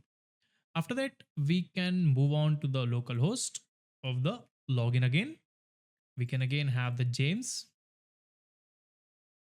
We can hit on login. First, we can remove the cookies as well if we want. We can hit on login. After that, we have the cookies. After that, we can move on. We can just have for the profile as well, right? We have the profile. Then we can move on. We can hit on the profile over there. Again, we can check what's happening. So we have the return new promise and all that. So after that, you can see if we move on. So now we enter the validate refresh token. So it means everything is fine. You can see the verification is successful. Again, we can remove the access token from there. Again, if we move on to the profile as well, again, you can see now again we have this request validate access token. Okay, decrypted data over there inside the cache, unable to verify the token. We can return the false. That's it. Right. Now we can move on. We have the decoded refresh token. Access token valid is false. But now you can see now the refresh token is valid. Right. Now the refresh token is valid. Now we can move on. We can move on again. If we don't have the decoded JWT data, we also have that. We can move on. Encrypted token from cache. We can check the token. So we have the token in cache. That's it. We have the decrypted token from cache. We can again move on. Decrypted token from cache. We have that. It is successful. We can move on. And now you can see now the check would be second check. Now we would be moving on inside this check over there, right? So inside this, now we have the check. After that, we can move on. So then we can check inside this case. So we can have new encrypted token. We can also have till the return, right? After that, we can move on. So now we are generating new tokens. We can hit on that. So new access token is generated, right? This is the new access token. The new refresh token could also be generated over there. This is the new refresh token. After that, we are encrypting that. We have the new encrypted refresh token. After that, we are having the save. So you can see the refresh token has been saved inside the set cache, the user ate the value, we have the saved, then we can hit on send. You can see now everything seems to be successful over there. You can see that is working perfectly fine, right? That is working perfectly fine over there. You can see the message is the authorized of the user. And now you can see now if both of the tokens are not valid, so we would be getting the error as well, right? We would be getting the error. And instead of the validate refresh token, so inside the JWT decode verification, we do not need to move on to the cache. So we don't need to throw the error again. We just need to return the false, right? We are again having this check over there, right? So again, we can have that. Again, we can log in. James, 1, 2, 3, 4, 5, 6, 7, 8. We can hit on that. We can move on to profile page of the user. After that, we can have this checks again. So everything should be working perfectly fine. If we don't have both of those tokens, then we refresh. So you can see now we are directly moved on into the login page, right? Now we are directly moved on to the login page. The request didn't even come to the server, right? So it's great. Like you can see now we have the error handling on the front end as well. I thought the request will come, but we have this check within the middleware, right? So you can see that's how it works. That's how we can work with the access and the refresh tokens within this scenario. And that's great because you can see that is working fine with the Next.js, right? And you can see, so instead of the, I think the rewrite, you can use the redirect as well. It is more preferable approach because the user sees that it is currently inside the login page. So if you move on to the profile now, after clearing the tokens, you are redirected to the login. You can see that works perfectly fine. And now the final thing could be we can do some fine tuning within the UI. Let's move on and let's fine tune this application a bit. And then we can create the Docker Compose files so that only with the one command, the Docker Compose, all of the applications can come up. So that's it for now. Let's move on to the fine tuning part. So hey everyone, now we can get back. So now you can see now the part of this application is now we can move on and we can structure this application a bit. All right. So for that, what we need to do?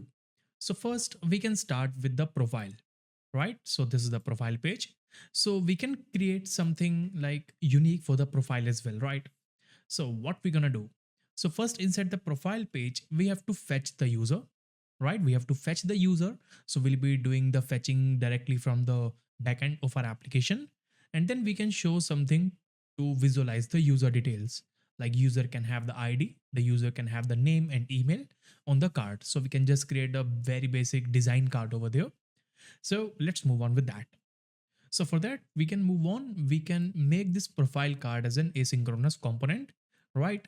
And then we can move on. We can just have the const, we can have like response or something that could be equals to await. We can have the axios, and this time the axios can have the complete details, right? Because we are using that within the server component. So we have the details. Then we can have something, we can have the get something, right? So now we can get the user details. And I think we don't have the profile registered for now for this application. If we move on to this application, like if we move on to the backend, so we have to verify that if we have created a route for that specific thing or not. We have the app.ts, we have the app roto, we have the user. In that you can see we already have something which is a get by ID, right? So we can move on. We can have the get by ID for the user, right? We have the get user over there. So we can have the ID. Or I think we can give the name as well or the email as well, whatever we want. So inside the user router, we are having the ID.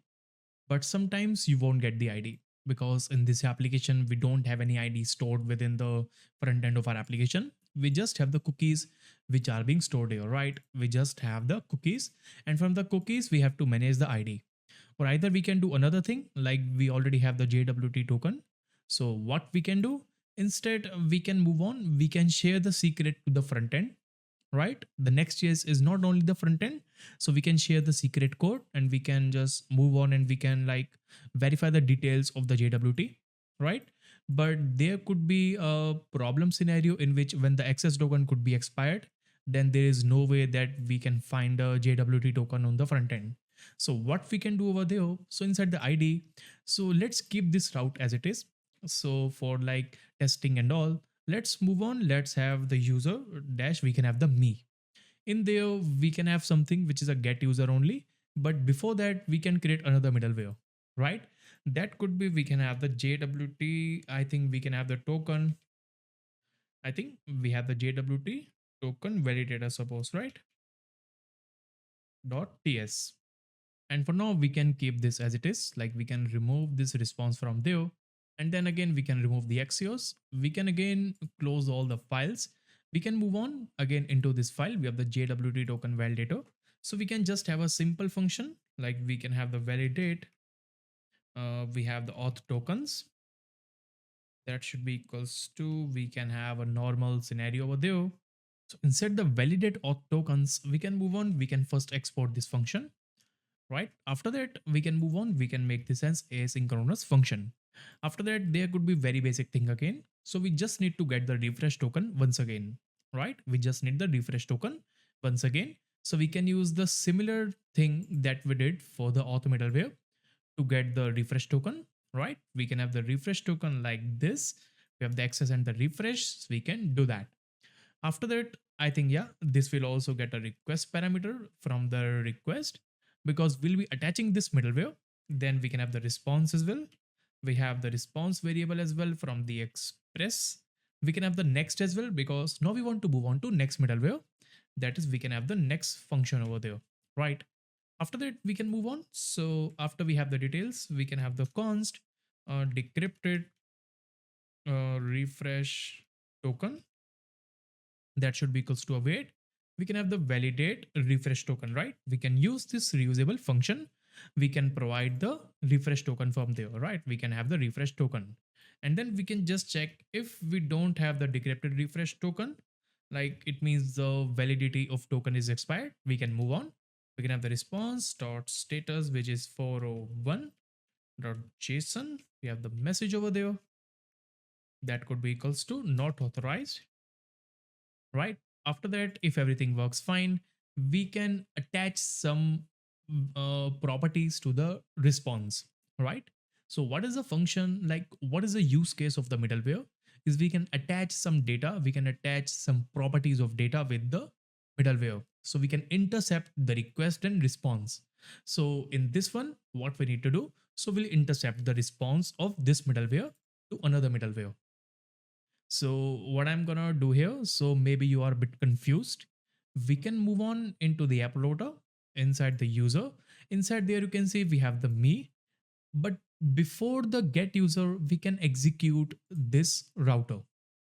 Sorry, we can execute this middleware, right? We can move on. So we can have this middleware check before going on to this middleware. So we can add as many middlewares as we want. So for the me request, this request has to go through the validate auth tokens and then to the get user. So from the validate auth tokens, we'll intercept the response. We'll add a ID to the response so that the get user can have that, right? So what we're gonna do, we can move on. We can just have basic check. We can have the response dot, we have the locals dot, we can have something which is JWT data, suppose JWT data, that could be equals to the complete decrypted refresh token data, right? That could be equals to this. And after that, we can move on. We do not need to send the response, because now the response will be handled by this function, right? The get user function. So here we just need to move on. We just need to pass the data to the another middleware, right? We can have the next over there, right? So that's how it's going to work. We can also have a return next over there, so that we don't do anything after that. And here I think we can also remove the access, because we don't need that. We can also use like this, so that we do not use that, right? We can have the refresh with that. We have all the details, and you can see this function can help us with that. After that, we can move on to the user. Inside the get user, I think we can just copy paste this function, right?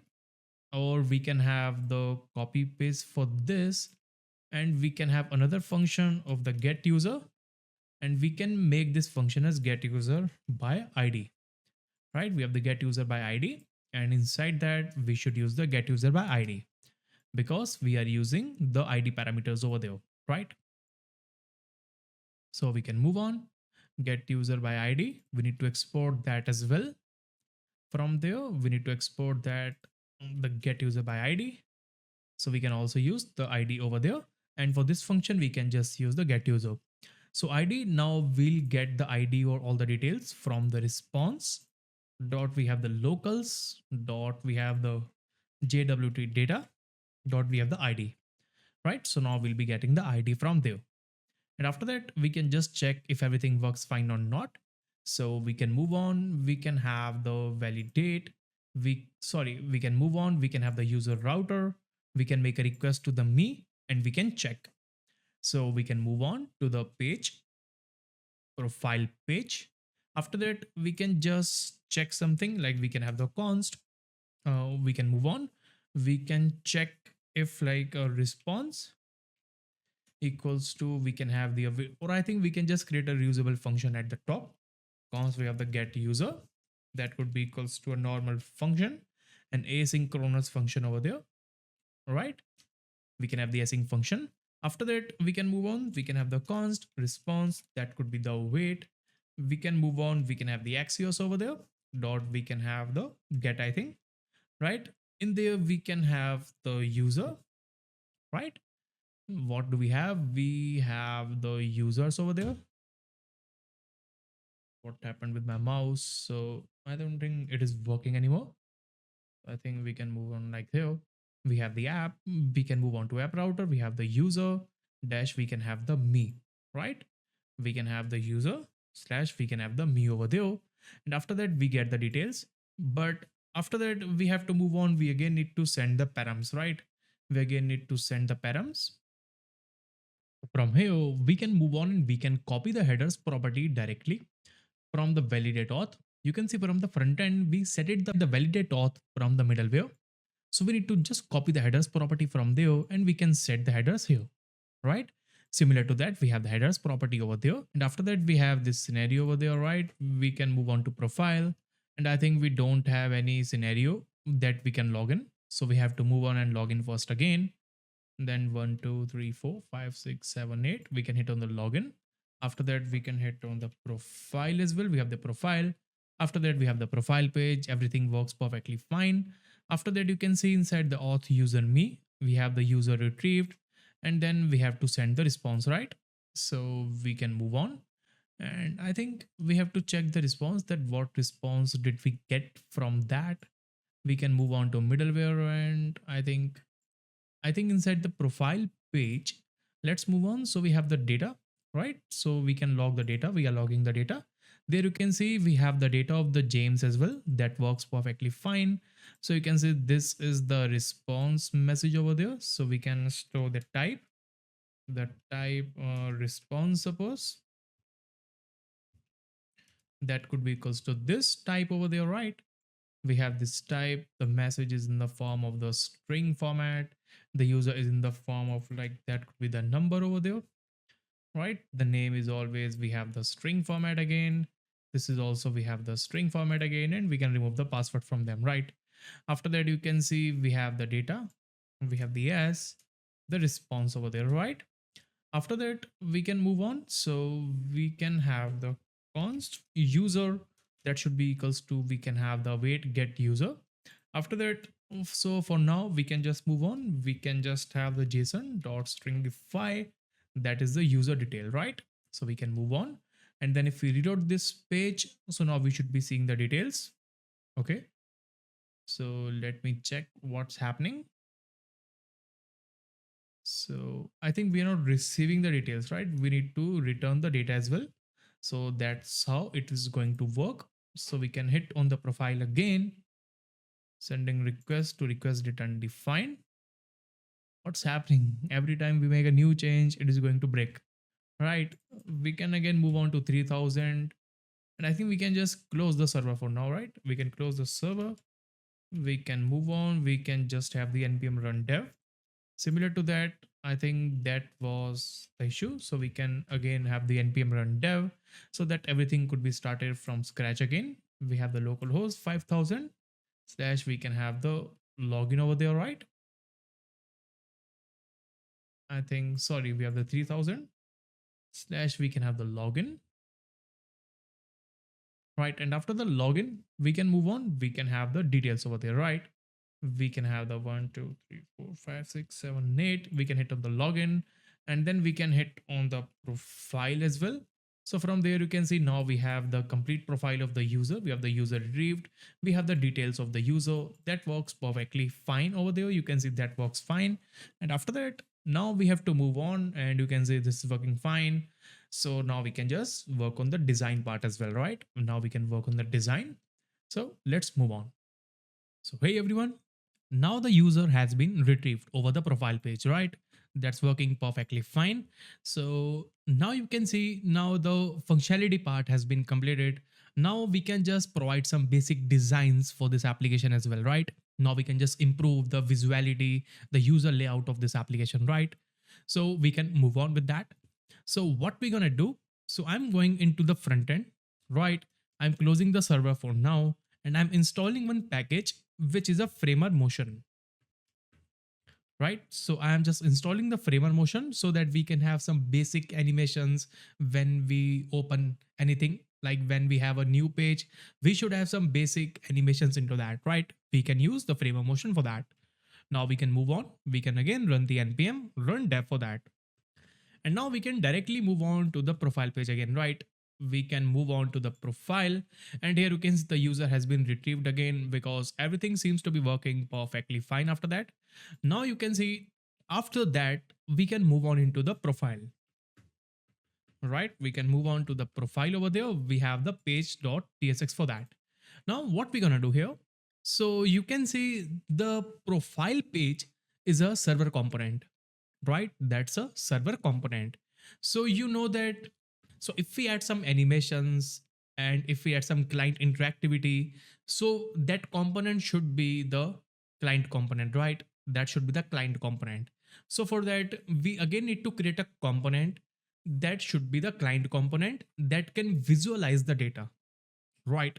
So currently you can see this page is a server component and this will remain the server component, right? So what we're gonna do, we can just create a new component that could be, we can have the profile card, suppose that should be .tsx. In there we can use a use client feature to render this as a client. And I assume that you know how the server components and the client components work. The server components can have the client components as their child, right? The server component can render the client components, but client components cannot render the server components because they are currently on the client, right? So we can move on. So inside the profile component, we can move on. We can just have first, we should use the use client feature. So we can have a use client feature for that so that we can tell the Next.js, right? We can notify the Next.js that this is currently the client component. And after that, we can import something. We can import the motion from, that should be the framer motion, right? It should be the motion from the framer motion. After that, we can move on. We can just have like, I think we can move on and we can just type here like the type of the user, because here we need the type of the user inside the props. After that, we can just have the const profile card, that should be equals to a normal component. Here we can export that component as a default export, right? After that, we can move on. So type user could be, we can have the ID of the user in the form of string. If we want, we can have the name of the user in the form of string. We can have the email, right, in the form of string, right? We have the type of the user, and here is here as well we get the props property, right? We have the props that is of the user, right? The type is of the user.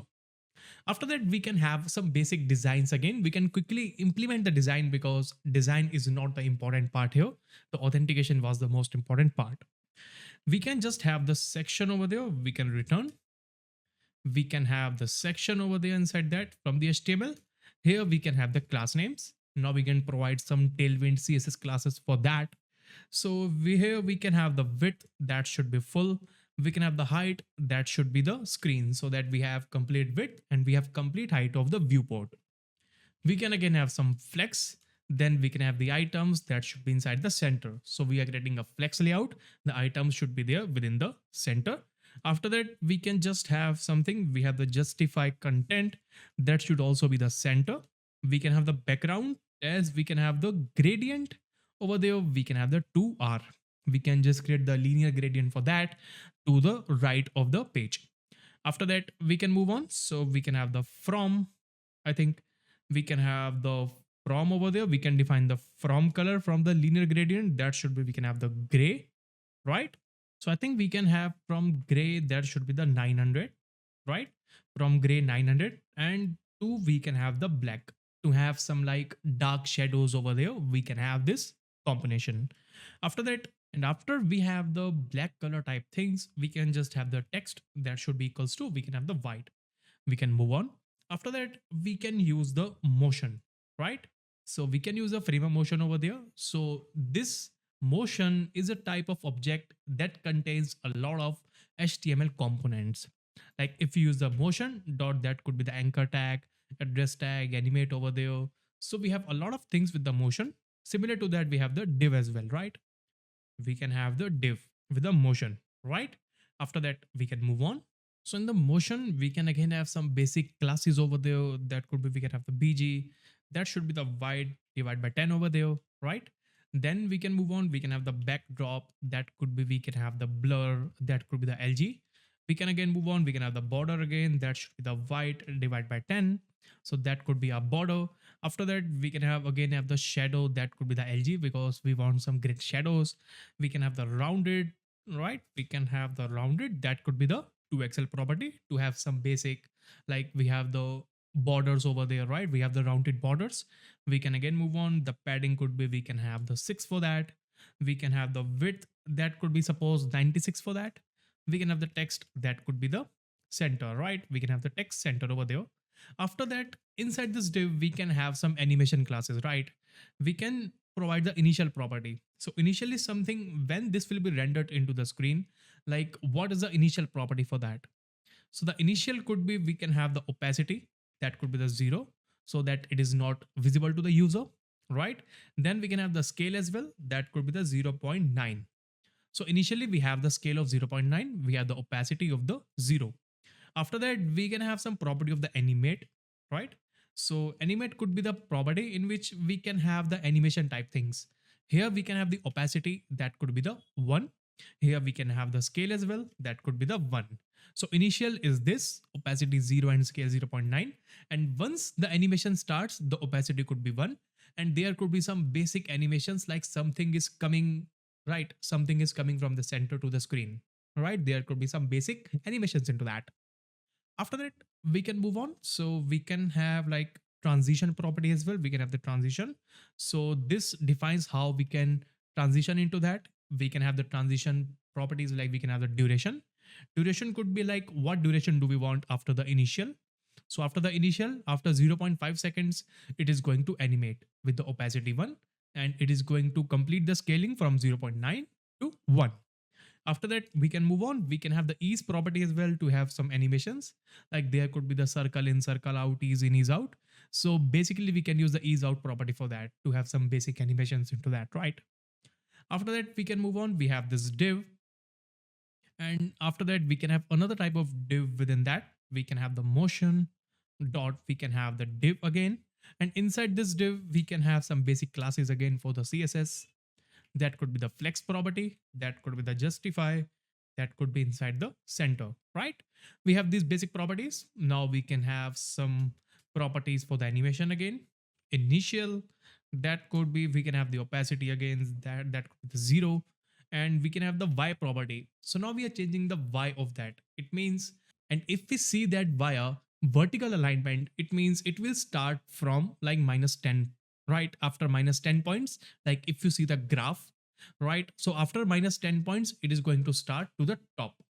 That's why we have used the Y property for that. The Y could be equals to, we can have the -10, suppose something, right? After again, we can have something which is animate, that could be equals to, over that we can have the opacity again, that could be the 1 over there. And this time the Y could be 0. So it is starting like this. Suppose we have the Y over there, we have the Y. So we have the layout here. So once the animate going to start, so it is going to come like this. It is going to come like this. After that, we can move on and we can provide the properties of the transition again, right? So the duration for that, we can, I think instead of the duration, we can start immediately. So we can have some delay over there, right? We can have the delay, like how much delay we have to provide that. When it is going to start, we can have the delay property. It could be again the 0.3 seconds over there for the delay. After that, we can just move on. We can share some image of the user or something. I don't think we have the image, but instead we can do another thing. We can install some package which is a React icons over there. We can have the React icons package and we can import some image as well over there, right? We can import some user avatar something. We can import something from, we can have the React icons, that from we can have the material design as well, and from that we can have something like avatar of the user, I think user something, right? Verified user, so we can use the verified user for that, right? After that, we can move on. So inside this div, we gonna provide that over there. So we can move on. We can have like we can have the verified user, what we have, MD verified user over there, right? In there, we can move on, and I think that's it for now. So now this will be inside the center with the help of this div. After that, we can move on. We can add another motion property. After that, we can again move on. We can have the normal div over there, right? After that, we can have the normal div with the basic classes. Like we can have the class name, margin top, that could be the 6. We can have the text, that could be the left. So here we have some margin from the top. We have the text pointed to the left. And then we can again have our div of the margin bottom of the 3. And after that, we can have the paragraph to define the user ID or something, right?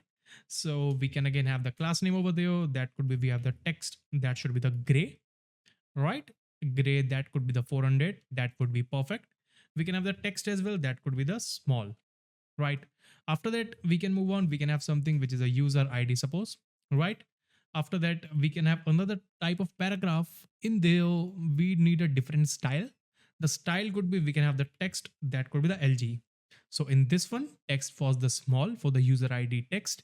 Now, once we have the user ID, then we can use the text as bigger form. We can have a more increased text over there. Then we can have the font as well. That could be the semi bold over there. This time the ID could be, we can have, like we can have the props, right? Dot, we can have the ID, right? We can use the ID over there. And then we can have similar thing for the username as well, right? For the username, we can have similar type of div.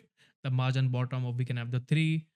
We have the user, suppose we can have, suppose the name only. We have the name. Here as well, we have the name, right? After that, we can move on. After we have this div as well, it also looks fine to me. Then we can have another type of div over there, right? We can have div. This time we can have some different class names for that. That could be, we can have, suppose text gray again. We can have the text gray 400 again over there.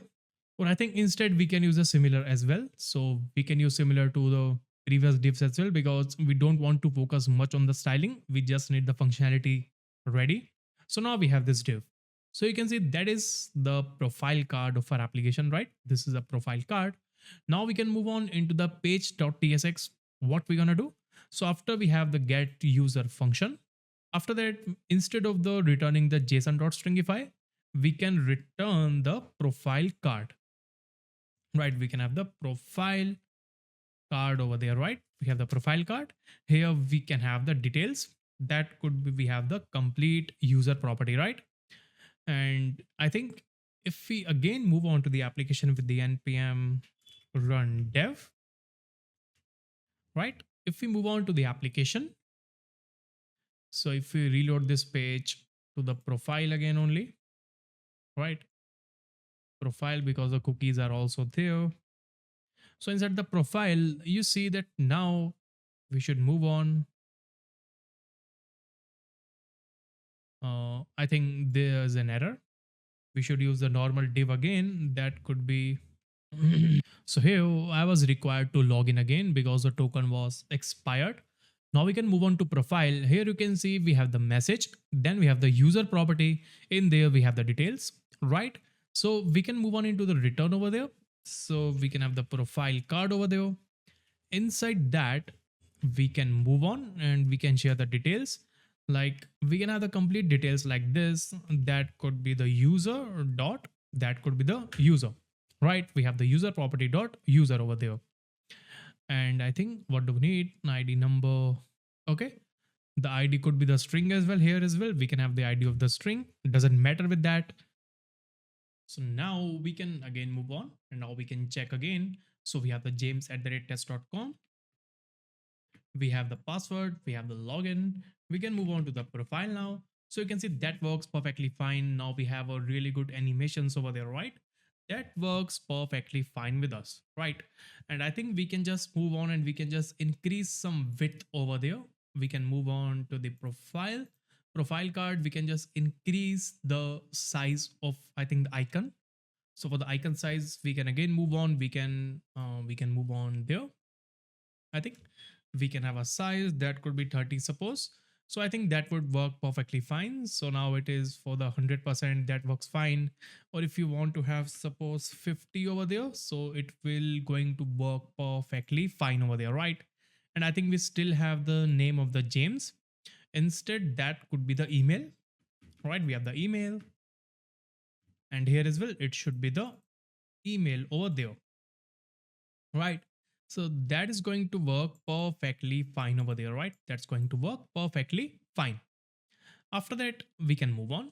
So after that, you can see the profile page is working perfectly fine. Now we can move on to the login page as well. I think we can move on to the login component over there. I think the auth form component. Here we can give the basic designing to this component as well, so that we can have some good designing and the layout for this as well. So let me get back to the login page again, right? We have the login page. We can just improve some styles over there. So I think now we can move on to the, I think, the auth form. Here we can give the basic designing to that. We have the section, class name. We can again have the height of the screen. We can have the flex call. After that, again, we can give some designing over there.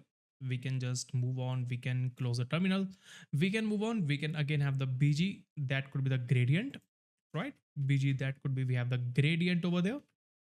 And we have the to right. Now we can again have some designing of, we can have the from.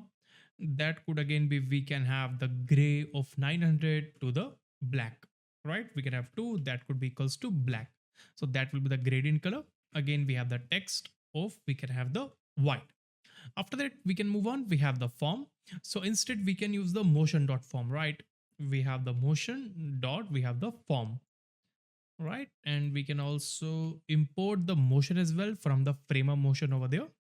And this is also a client component, so it will work perfectly fine, right? We have the motion from, that could again be, we can have the framer motion, and motion could be there with the named export. We have the motion dot from. We can define the classes for now. Now instead of this, I think we have the margin of auto, justify center, item center, border 4, right? And I think we can move on and we can just define the styles after that. So I think we can move on. We can have the background as, again, we can have the white divided by 10 over there. We can move on. We have the backdrop blur as well, right? That could be the LG. We can have the border again. I think we can still use some borders over there, right? After the border, we can have the border color. That could be the white again, right? That could be the white divided by 20 this time. So we can have some little bit of white color for the border. Shadow, that could be, we can have the LG. Rounded, that could be the 2XL for us. And again, we can give the padding of 6, the gap of, we can have the 4. And final thing, we can have the width, that could be defined to somewhere near to 80. Right after that, we can again move on. We can have, I think, after the form, we can define some animation to the form. Like there could be the initial set. So what could be the initial set? Again, the opacity could be 0. And we have the scale again, that could be 0.9 for the scaling. And then we can have the animate over there. Animate could be, we can again have the opacity 1. We can have the scale, that could again be 0. I think we can have the 1 for the scale, right? After that we can move on. So after this we can move on and we can have, I think, yeah, we can have similar to transition over there. We can have the transition. So this time the transition over there should be, I think we can have the duration of the transition. We can have the 0.5. We have the ease as well. Again, we have the ease. That could be, we have the ease out, right? So that's going to work perfectly fine over there. And this should also be, we have the motion dot form instead of the form. After that we can move on. After we have this form, then I think we can have some paragraph instead of the h4, right? So yeah, and for this as well I think we can have some paragraph if we want, but I don't think that now this is necessary over there. We can remove that, right? We can remove that state over there and we can log the state instead, right? We can log the state over there. After that we can move on. So instead of the h4 we can again have the motion dot h4. Here as well we can have the motion dot h4. In there again we can have the initial property. That could again be, we can have the opacity, that could be the 0. Again we can have the y property, that could be -10, right? That's going to work perfectly fine. We can have the animate over there, right? We have the animate. That could also be, we can move on. We can have the opacity, that could be the 1. We can have the y, that could be the 0. And then final thing, we can have the transition as well. So transition, we can just have the transition to start. Just we can divide the, we can define the delay of 0.3 seconds, right? The text, I think 4XL is big. We can have the 3XL and we can have the font as well, right? We have the font, that could be the semi bold over there, right? So that will be our sign up or the login text over there. After that, we can move on and we can just provide the div for the labels over there, right? So instead of this, I think we can have the label as well. I think we can have the div instead of that. We can have the motion dot, we can have the div. Here as well, we can have the motion dot, we have the div, right? In there again, we can move on. So inside this div, I think what do we have here? So instead of this, we should use this closing tag here, right? And here as well, we can define some class for that div. I think we can just have the class name of width, that could be the full. We can again have the initial set over there again, initial, that could be the opacity over there, right? Opacity. Right, opacity, we can just give the opacity as 0. This time we can work on the x part, right? We can have the x of -20. So we want this to slide in from the left, right? We can have x of the -20. Then we can move on. We can have the animate property again. That could be, we can move on. Opacity, that could be 1. The x could be equals to, we can have the 0. Then we can move on. We can have the transition set as well, right? The transition could be, again, we can have the delay, but it should be 0.4 this time. So first this should be covered, then this should be covered, right? Then we can move on. We can do similar thing for, I think we can do similar things for other fields as well. Instead of that, we can use the motion.div, right? We can use the motion.div, but what we're gonna do, so here we have the motion.div and here we have the label, right? The label of the input. So what we're gonna do here, so we're gonna increase the delay. So first you can see the delay 0.4. So for this we can give the delay of 0.5. So that first this would be covered, then this, then this. So we have a kind of serial animation, right? We can do similar thing for this as well, for the password as well, right? We have the motion.div, and for the password again we can use the same thing. The delay could be 0.6 instead, right? So that's how it's going to work over there, right? That's how it's going to work. After that we can just have the button as well. So we can have the motion dot button, right? We can have the motion dot, we can have the button over there. So this time the button could be, we can have a property. I think instead of the property, first we can define the class name, right? The class name could be, we can move on, we can remove that. So that should be width, that could be the full. The margin top, that could be the 4 over there. We can have the padding y, that could be the 2 over there. Background could be, we can have the blue, suppose 300, or I think we can have the 600 for the blue. Hover state we can define, that could be the background. Blue, that could be the 500. We can have the transition as well, right? Transition, we can have the all over there to transit completely. We can have the duration, that could be 200 for the transition. We can have the text of white. Rounded, we can have the LG over there. Shadow, we can define as LG, or I think MD would be enough. And I think on the hover state, we can have the shadow, we can have the LG, right? We can have the hover, shadow, LG. After that, we can define some states for the button. The button has a different states over there. Like we can have the while hover, right? The while hover, that could be the property. We can have the scale, that could be 1.05. So while we are hovering the button, the scale could be the 1.05. We can have the while tap, and I think while tap, again, we can move on. We can decrease the scale, could be 0.95 for the animation, right?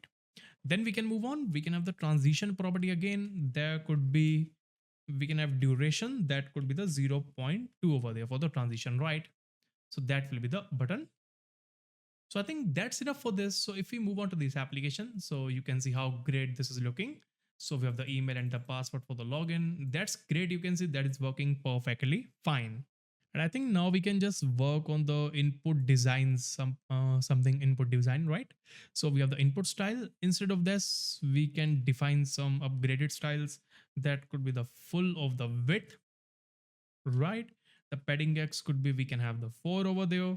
The BG, I think again, BG could be the white divide by 10 again, right?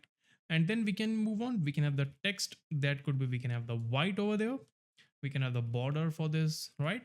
The border again could be, we can have the white divide by, we can have the 30, I think, right? 30.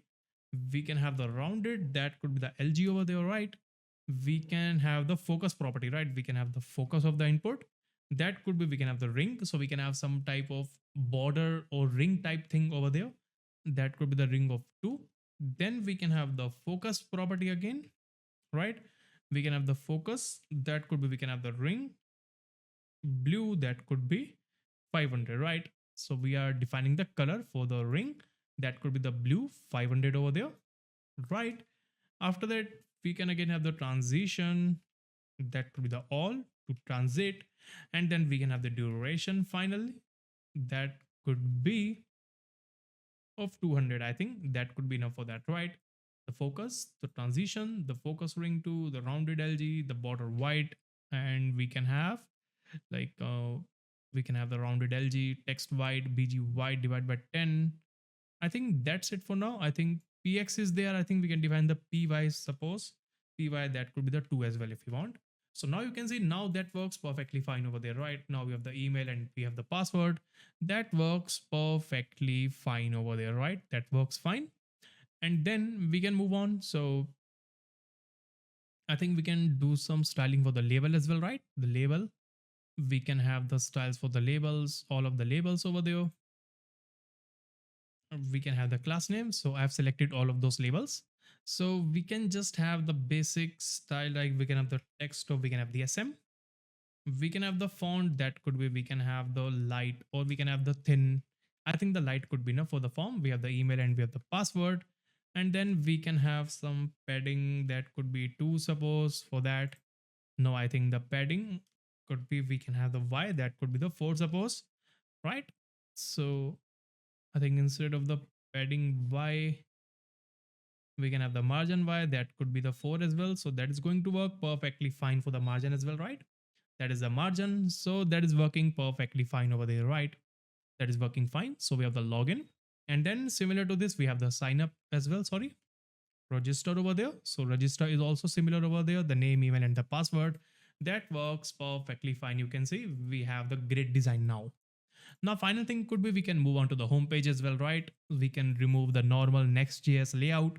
We can define our own styles, and then we can just do some optimizations of this application. Then we can build the Docker Compose file, right? Now, quickly, we can implement the home page as well with that. So now we can quickly move on to the home page as well there, right? We have the page.tsx. Instead, we can remove everything from there. We can remove the next image as well. We can again move on. We can have something similar to, we have the div over there. The div again can have the class name, that could be the flex again. Minimum height, that could be we can have the screen over there. The items could be we have the center over there, justify as well. We have the center, the justify content center. BG again, we can have the gradient right. To we can have the right, that could be from again, we have the gray 900 over there. Again, to we can have the black right. Right, we can have this gradient form. Then we can have the text, that could be we can have the white, right? So that is our background over there. After that we can move on. So again we can have something, we have the motion. I think we can move on, we can again make this component as a client component, right? We can import the motion as well. We can have the framer motion. We can make this as a framer motion. We can import the motion component over there, right? So I think we don't have any component to the home page, but still we can do that, right? So we have the motion like that. That could be motion dot. We can again have the div over there, right? This time we have a class name of, I think, what are the classes do we need for this? So I think we need the max width of, we can have the LG over there, right?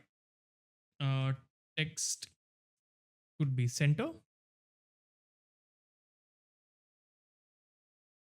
We can move on, we can have the padding, that could be the 8 over there. We can have the rounded, that could be the 2xl over there, right? We can have the background again white, divide by 10. The backdrop blur, I think we can have the, this time we can have the md over there. Then we can have the shadow, that could be we can have the lg over there, right? So inside this motion div we can have some animation, like we can have the initial set, that could again be we can have the opacity, that could be the 0. Scale, that could again be 0.9, right? We can have the animate over there. Animate again, we can move on, we can have the opacity, that could be the 1. Scale, that could be the 1. We can move on, we can have the transition as well, right? Transition could be, we can again move on, we can just have the duration 0.5. And I don't think that we need the easy or something. So inside there we can move on, we can have a h1 tab, right? Inside the h1 we can have a simple h1 tag, we do not need from the motion. Then we can have the text, that could be the 4xl, right? We can have the font, that could be we can have the bold, right? This time we can have the secure authentication, suppose, right? We have the secure authentication. And after that we can have a basic paragraph tag as well, right? We can have the paragraph tag. Class name again we can give for the margin top, that could be the 4. We can have the text of gray, that could be we can have the 300, right? And this time we can have the effortless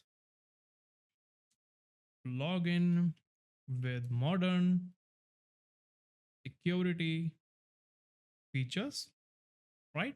So we can have like this, and then we can move on. So after the paragraph again we can use another type of div over there, that could be we can have the class name margin top, that could be the 6 again. Flex again, we have the justify a center, we can have the gap, that could be we can have the 4 for that, right? And inside this we can have two links, right? Here we can have the link, it should be imported from the next link again, right? So ref property for this could be we can have slash login, right? And here as well we can have the login for that. And here we can define some class name for that, right? The class name could be we have the padding x, that could be the 6. Padding y, that could be we have the 2. Background, I think we can have the blue 600 over there, right? And on the hover we can have the blue 500, suppose, right? We have the background blue 500 for the hover. And we can have the transition property, right? Transition, that could be the rounded, that could be the XL, right? We have this for the, I think we have this for the login. We can do similar for the sign up, but we can change the color, right? So this time I think we can move on and we can have the background green instead of the blue. And we have the green here as well. We have the green, right? So if we save and if we check if everything works fine or not, So we can move on. So there you can see now we have the secure authentication over there. We have this. So you can see that's working perfectly fine. So you can see now the front end part of this application is successfully completed. Now we should move on to the backend. We can provide some basic optimizations. Then we can build the Docker Compose file for our application, and then we can wrap up this project. And in the next lecture, so then we'll be just moving on and we'll be deploying this application, right? So let's move on with that. And I think the login is not there. It should be the register instead. Here as well, it should be the register, right? So that's it for now. So that's it for this application of the front end part. That's it for the UI. We can move on to login. Here we have the login. Here we have the james@test.com. We can hit on the login. And I think if we move on to profile as well, right? We have the profile. I think the backend is not running for now. I can open the backend as well. We can move on. We can have the auth backend, npm run dev. And after that, we can do another thing. So after the login is successful, what we can do, we can move on to the actions over there, right? Actions. So in there, sorry, we have the form actions, right? So in there, when the login is successful, we can move on and we can just work. I think form actions.ts is there. We can move on and we can just work on something which is, I think the previous state is there. So instead returning, I think we can also redirect the user, right? After that, we have the redirect to the user.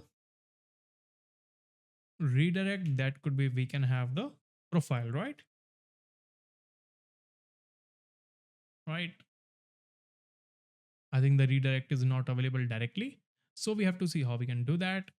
So you can see now I've removed the return over there and we have the redirect to the profile.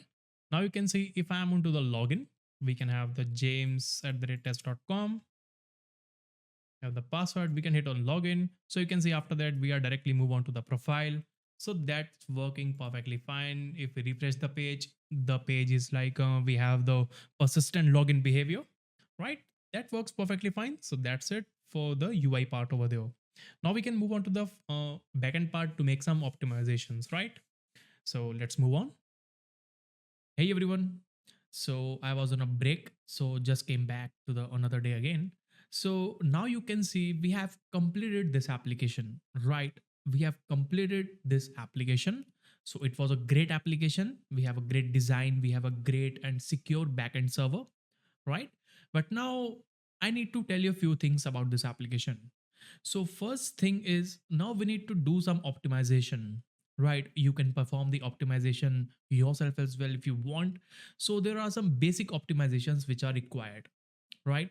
And the second thing would be now I'm running this application via Docker, right? So earlier we were using the MySQL and the Redis, only the MySQL and the Redis containers via the Docker. Now I am using the front end as well, the Next.js application as well, the backend as well, right? You can see this complete is in the auth1, right? We can wrap this auth1 over there. This complete application is with auth1. We have the front end as well. We have all the logs of the front end. We can see we have the back end as well. We have all the logs of the back end. We have the MySQL DB as usual and with the Redis as usual, which we used, right? So that works perfectly fine. So with the help of Docker Compose, you can use the Docker Compose within the EC2 of the Amazon and you can directly deploy the Docker Compose there and this application will work perfectly fine in the deploying, right? So I will just create another video after this so that we can deploy this application. So we'll be using the EC2 of the Amazon and then we'll deploy that. And then in future, after a couple of videos, there will be another video in which we can deploy this application via Kubernetes, right? So I'm also planning that. So apart from that, apart from the deployment and all, so deployment is very important. So I am just quickly doing another video. It is currently in progress as well so that we can deploy this application so that this application gets live, right? So first step could be, again, we can perform some basic setup and optimizations that we want. So the first optimization is we can move on to app.use, app router. We can move on to user router. Right here, we can remove this comment now. We have the validate auth tokens over there. We have the user handler get user, that works fine. But this is basically not required in the Next.js type application. right? So within the Next.js context, this is basically not required, right? But we will still use it, right? There's a scenario that anyone can move on with the me route with the postman. So that's why we added the validate auth tokens middleware, right? So backend also needs to be protected, right? The backend is also very important. So this is a simple application, right? This is very basic type application. So in this application we can also skip that. But if you are building the applications for the production, they also have something like the basic authentication check, basic bearer tokens, right? And authorization suppose. So they have all the securities. That's why I added the similar type of security of the refresh and the access tokens with that. So that is going to work perfectly fine.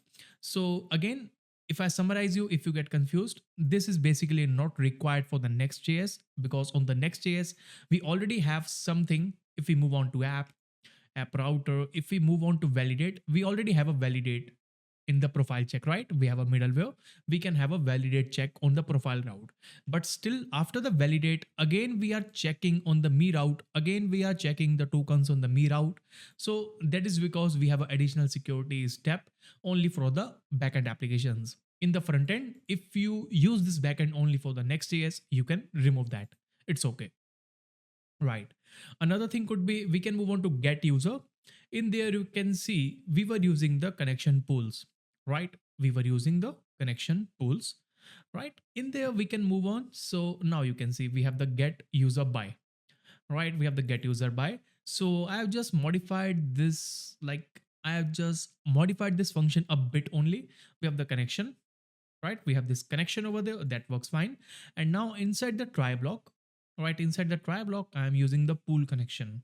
So pool can have multiple connections, but after we use one connection, we can also release that, right? After you use something, then you have to throw that, right? So after that, we'll release this connection so that this connection can be used by other people as well, right? Other requests as well. That's why we have the connection. I'm getting the pool.connection over there. And then I'm adding the query inside the connection.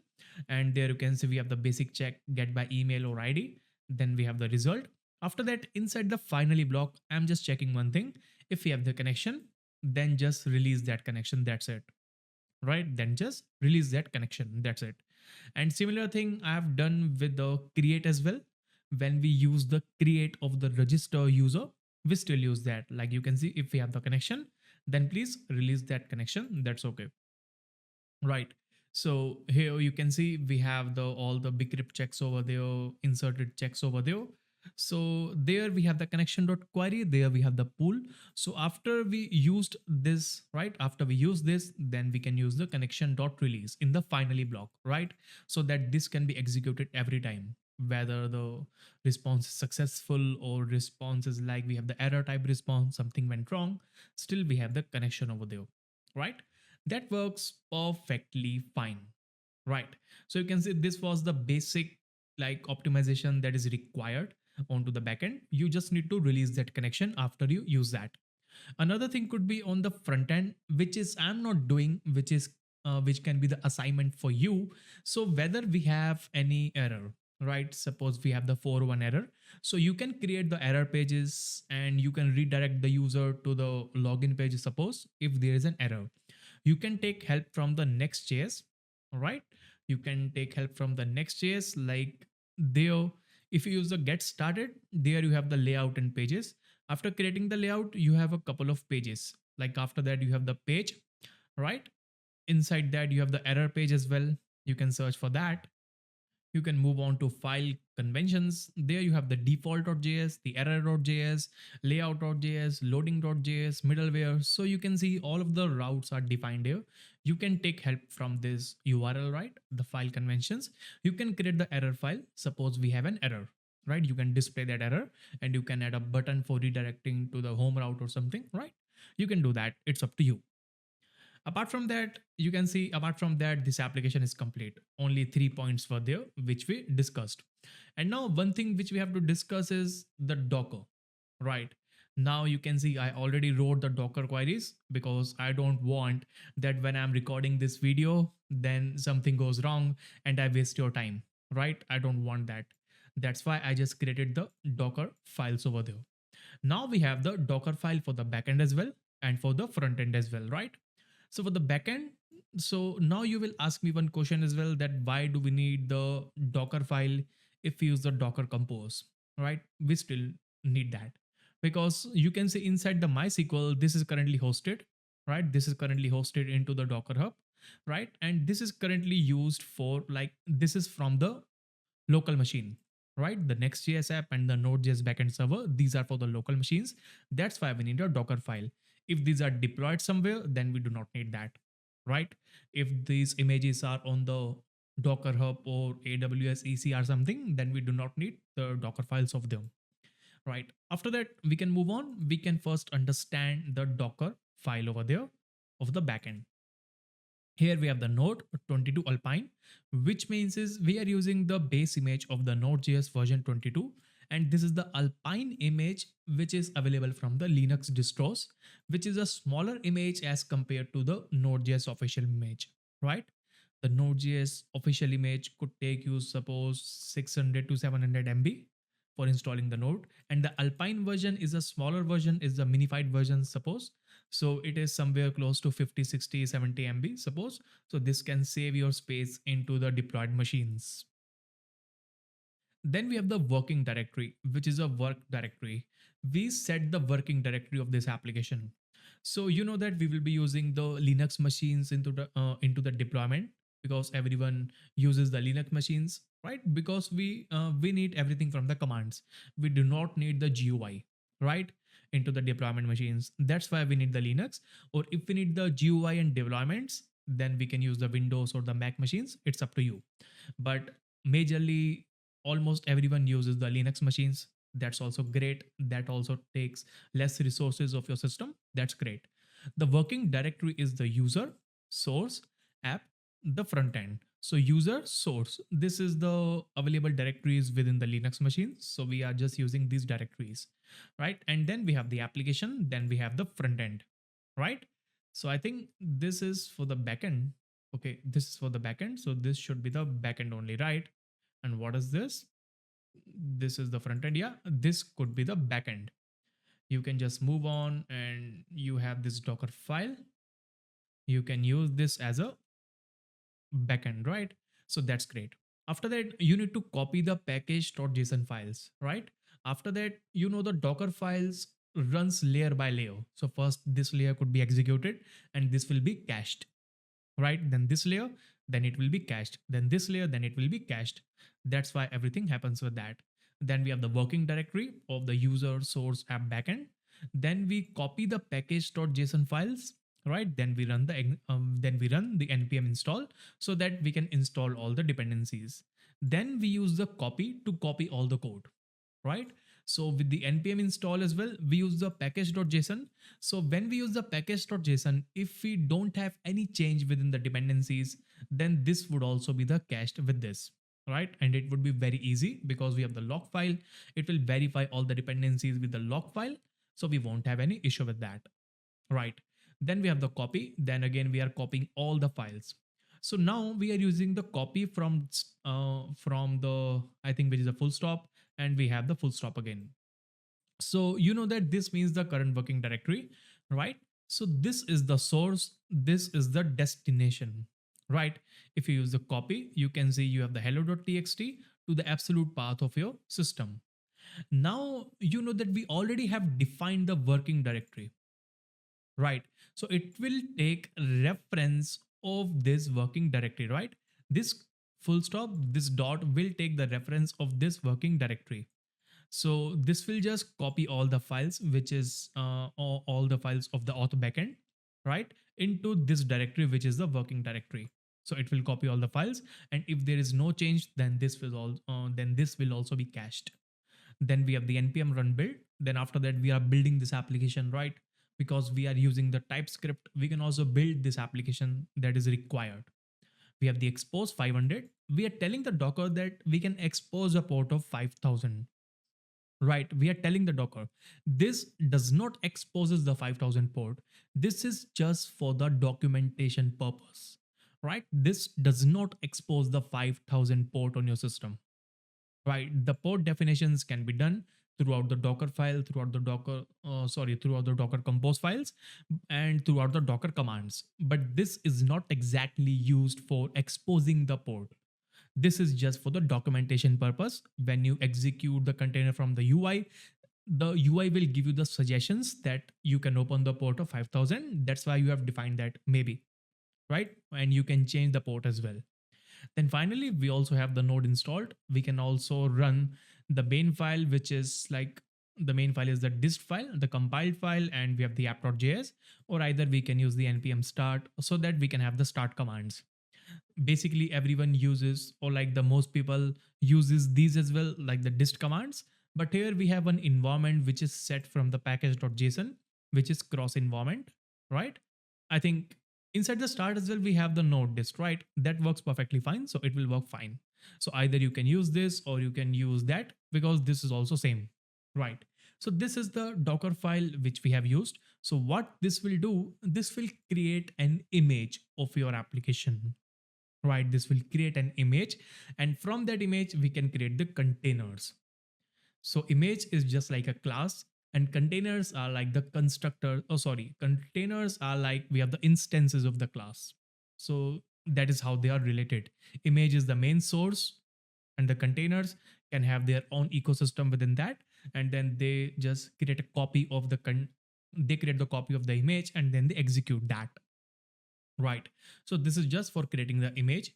After that, we have something which is Docker ignore file as well, right? If you use the Docker ignore, there is there, right? So we are ignoring the node modules and the next file and the env files, right? The node modules, because if you don't use the node modules, then these will also be copied from the Docker, right? This will also be copied to that. But as we are already executing the npm install, we don't need that, because the copying also takes a lot of time, you already know. Then we have the next file, then we have the environment files. We are not having the environment files running into the Docker, but you can say because the environments are being used within the Docker compose, so we won't be exposing the environment file directly into the container file system, right? So after that, this will create the image, right? And similar to this, very similar to this is for the front end, which is the auth front end, right? That's great.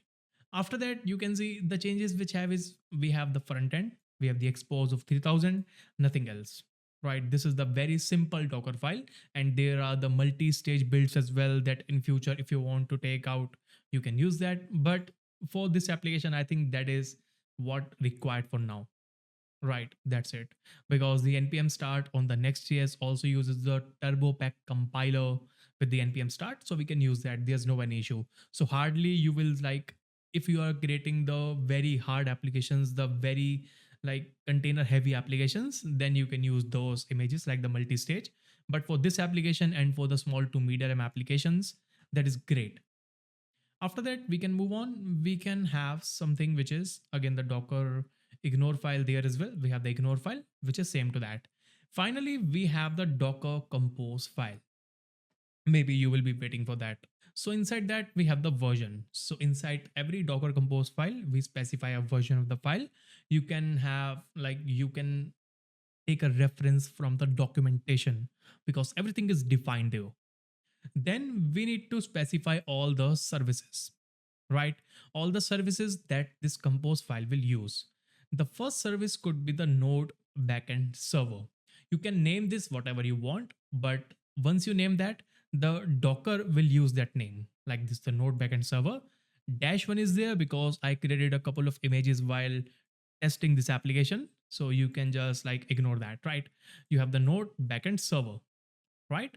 After that, you can move on. You have the build. So how you want to build this application. So inside the build, and make sure you have the complete alignment, and you can also copy this file from the GitHub repository as well, because this file will be available to that. After that, we have the context. So what exactly is the context? So we add the context which is used for building the image. The context mean the current directory, suppose. So where exactly your application is, you have the context of this application. So the context is in the slash, right? We have the dot slash auth backend. So we have this directory for the context. And in there, we have to specify the Docker file. Where is the Docker file for building this? So we exactly specify after the context. Within this context, we have the Docker file that we can use, right? So it will use this Docker file for building your application. Then second thing could be the port over there. So which port you want to expose. So you can see, you can change the port here as well if you want. So this is the port from container file system. This is the machine file system. So that's how the ports could be used. So from there we have to deploy these ports. So from here we have to open the application port. Then we have the environment file. So I've seen a couple of Docker Compose files on the GitHub. I will not give the URLs or the name because they have added all the environment variables here directly. So that is like exposing all the credentials. Suppose you have the DB password, suppose you have the API keys. So you're exposing each and everything to the Docker Compose file. This is not recommended. This is very dangerous to your application if you use all the environments here. Instead, you can use something which is the environment from your application as well, like the Auth backend, the environment, right? You can use that. Then you have the depends on over there, right? Depends on, and depends on is something like when this service, when this container is depending on someone else, right? So you know that now the backend server could only be installed, could only be running when we have the MySQL and the Docker connection ready, right? When we have the MySQL connection ready, and then we have the when we have the MySQL and the Redis connection ready, then only our application will start and connect to the Redis and the SQL, right? So that's why we have the depends on. It means when this container needs to be started. So I'm saying the container needs to be started once the MySQL DB and the Redis are initialized, they are running, then only start this container, right? So that is what we have. And then we have the network. So we are defining a network which could be the custom network. Custom network could be there, like we can have a custom network service within that. So Docker uses the external IP, but if we define the network, our applications, like there are 4 services. So 4 services can connect to the internal network via this custom network, and this custom network is responsible for the outside world network. So that's how the networking works. You can also watch a video on the Docker networking. That is very simple. After that, similar to this, we have the Next.js application. We again have a context, the Docker file, the port mapping, the environment file that we can give. And you can see this depends on the Node backend server, right? This depends on Node backend server. It means the Node backend server depends on the MySQL and the Redis, and the Next.js depends on the Node backend server, right? And again, the network definition, that's great. Then we have the MySQL DB, which is very important. Here you can see what I'm doing. I'm using the image, which is MySQL 8.2, right? Then we have the container name. So this is the container name that we want, right? This is the container name and this is the service name. It could also be different. You can give a separate container name, up to you. Again, we have the restart always. So whether we have an error within that, whether the container shuts down or something, right, unexpectedly, then it could also be restarted, like automatically restarted, right? Then we have the environment file. Again, you can see we should not define all the environment variables here. Instead, what I did is I just added the mysql.env over there. We have the slash, then we have the mysql.env file, and there I have the environment variables to that. You can see these are the environment variables with the env, MySQL root password, which is test1, MySQL database, which is test, the user, which is root, right? So this is the environment file for that. Now we have the ports that we have to define. Again, the default port of 3306. Then we need the volumes, right? We need the volumes, and this is exactly the named volume. That's why we use that. We have the MySQL, we have the named volume over there. So that works perfectly fine. And this is the location of the volume where the data could be stored. Then again, we have the network definition, right? Then the last image could be the Redis. It is very simple. We are just using the image of the Redis stack latest. Container name could be the Redis. The port mapping could be done. The volumes could be there. The networks could be there, right? And after that, so whatever volumes we specify within the Docker Compose needs to be there mentioned separately as well. like what are the volumes, and it needs to be defined onto the main line after the services, volumes, and the networks. It could be defined just parallel to the services and the networks, right? We have the volumes. We just need to define the name of the volume like this: the MySQL data colon only, Redis data, and the colon. So after you did that, you have to do one more step, the one final step. One final step could be now, if you move on to the environment auth frontend, now you need to change the host, right? You need to change the host. Earlier it was working on the local host, right?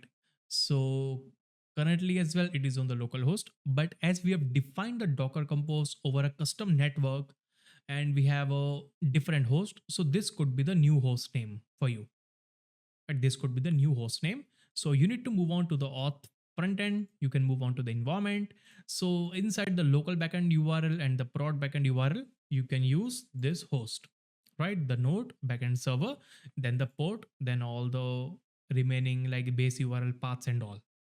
Same for the backend. You need to move on to the backend. Here, what do we have? So in the host, you need to define the MySQL DB instead of the local host. And the Redis host as well, we have the Redis over there, right? So that's how it's done now. That's how we can do that, right? So this is the env for the backend. You can copy that. And this is the env for the front end. You can take a look at that, right? So this is the final step. Now the git ignore is there. You can just copy the git ignore as well. This will be available on the GitHub. Now you need to execute that. Now I'm moving on. I am just moving on and just opening this, right? Auth one, I'm deleting all that, right? I'm deleting all that, all the auth ones over there, right? After that, we can move on. So now for running this Docker Compose, you can just move on. You can just have the Docker, right? So you have something which is Docker Compose, which is up. It means now we have to up all the containers. We need to run these containers, and I've specified the flag D of the detach mode again, because if you use the Docker Compose there, this terminal could be used by Docker and you cannot do anything with this terminal. That's why we have the detached mode. After that, once you hit enter over there, so now you will see something. Now we have the auth one, which is running perfectly fine. We have the Next.js application, the Node backend server. You can see the application server listening on port 5000. That's great over there, right? That's great. Next.js application, that's great. It is working fine.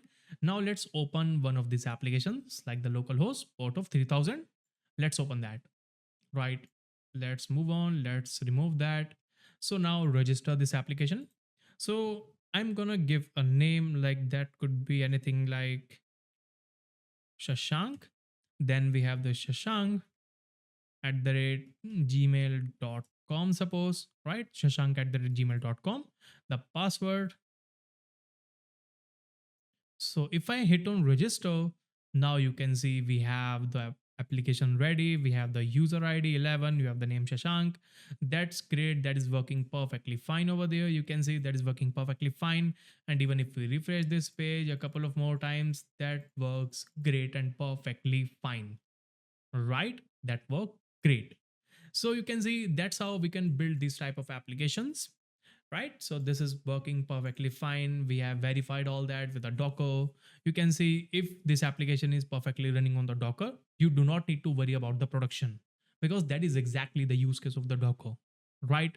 So that earlier there was a scenario that your local code is not working in the production environment. So that's why we have a Docker, that we have a same container scenario. We have the same container, we have the same container configuration on the local and the production as well, so that the application works same on the local and the production.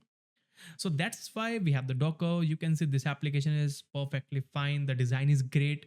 So everything seems to be working perfectly fine with this application. So I hope you enjoyed this video. You learned a lot of new things, the backend, the complexity of the backends, like the JWT tokens, access tokens, refresh tokens, working with Redis, working with SQL, and then moving on to the front end, working with the middlewares, working with the server actions. So you can hide your request, right? So server actions is an optional part in this application. I've used that so that you can get an idea. Basically, for the authentication, the server actions are not used, but you can see once you use that, you can never go back again to the API, right? Because it is very simple to use and it is very convenient to use, right? So that's it for this application. So I hope you enjoyed a lot through this project. So if you have any feedback, if you want to give some suggestion, if you want to like, if you loved this video, if you learned something new with this video, you can also let me know within the comments, because it is very difficult to like spare out some time nowadays, you already know, right? So that's it for this video, very long video. That's it for this complete project. So I hope you best for your future, and after a couple of days we'll be posting a new video on the deployment, and then we'll continue this authentication series, right? So that's it. Thank you for watching the video. Have a nice day.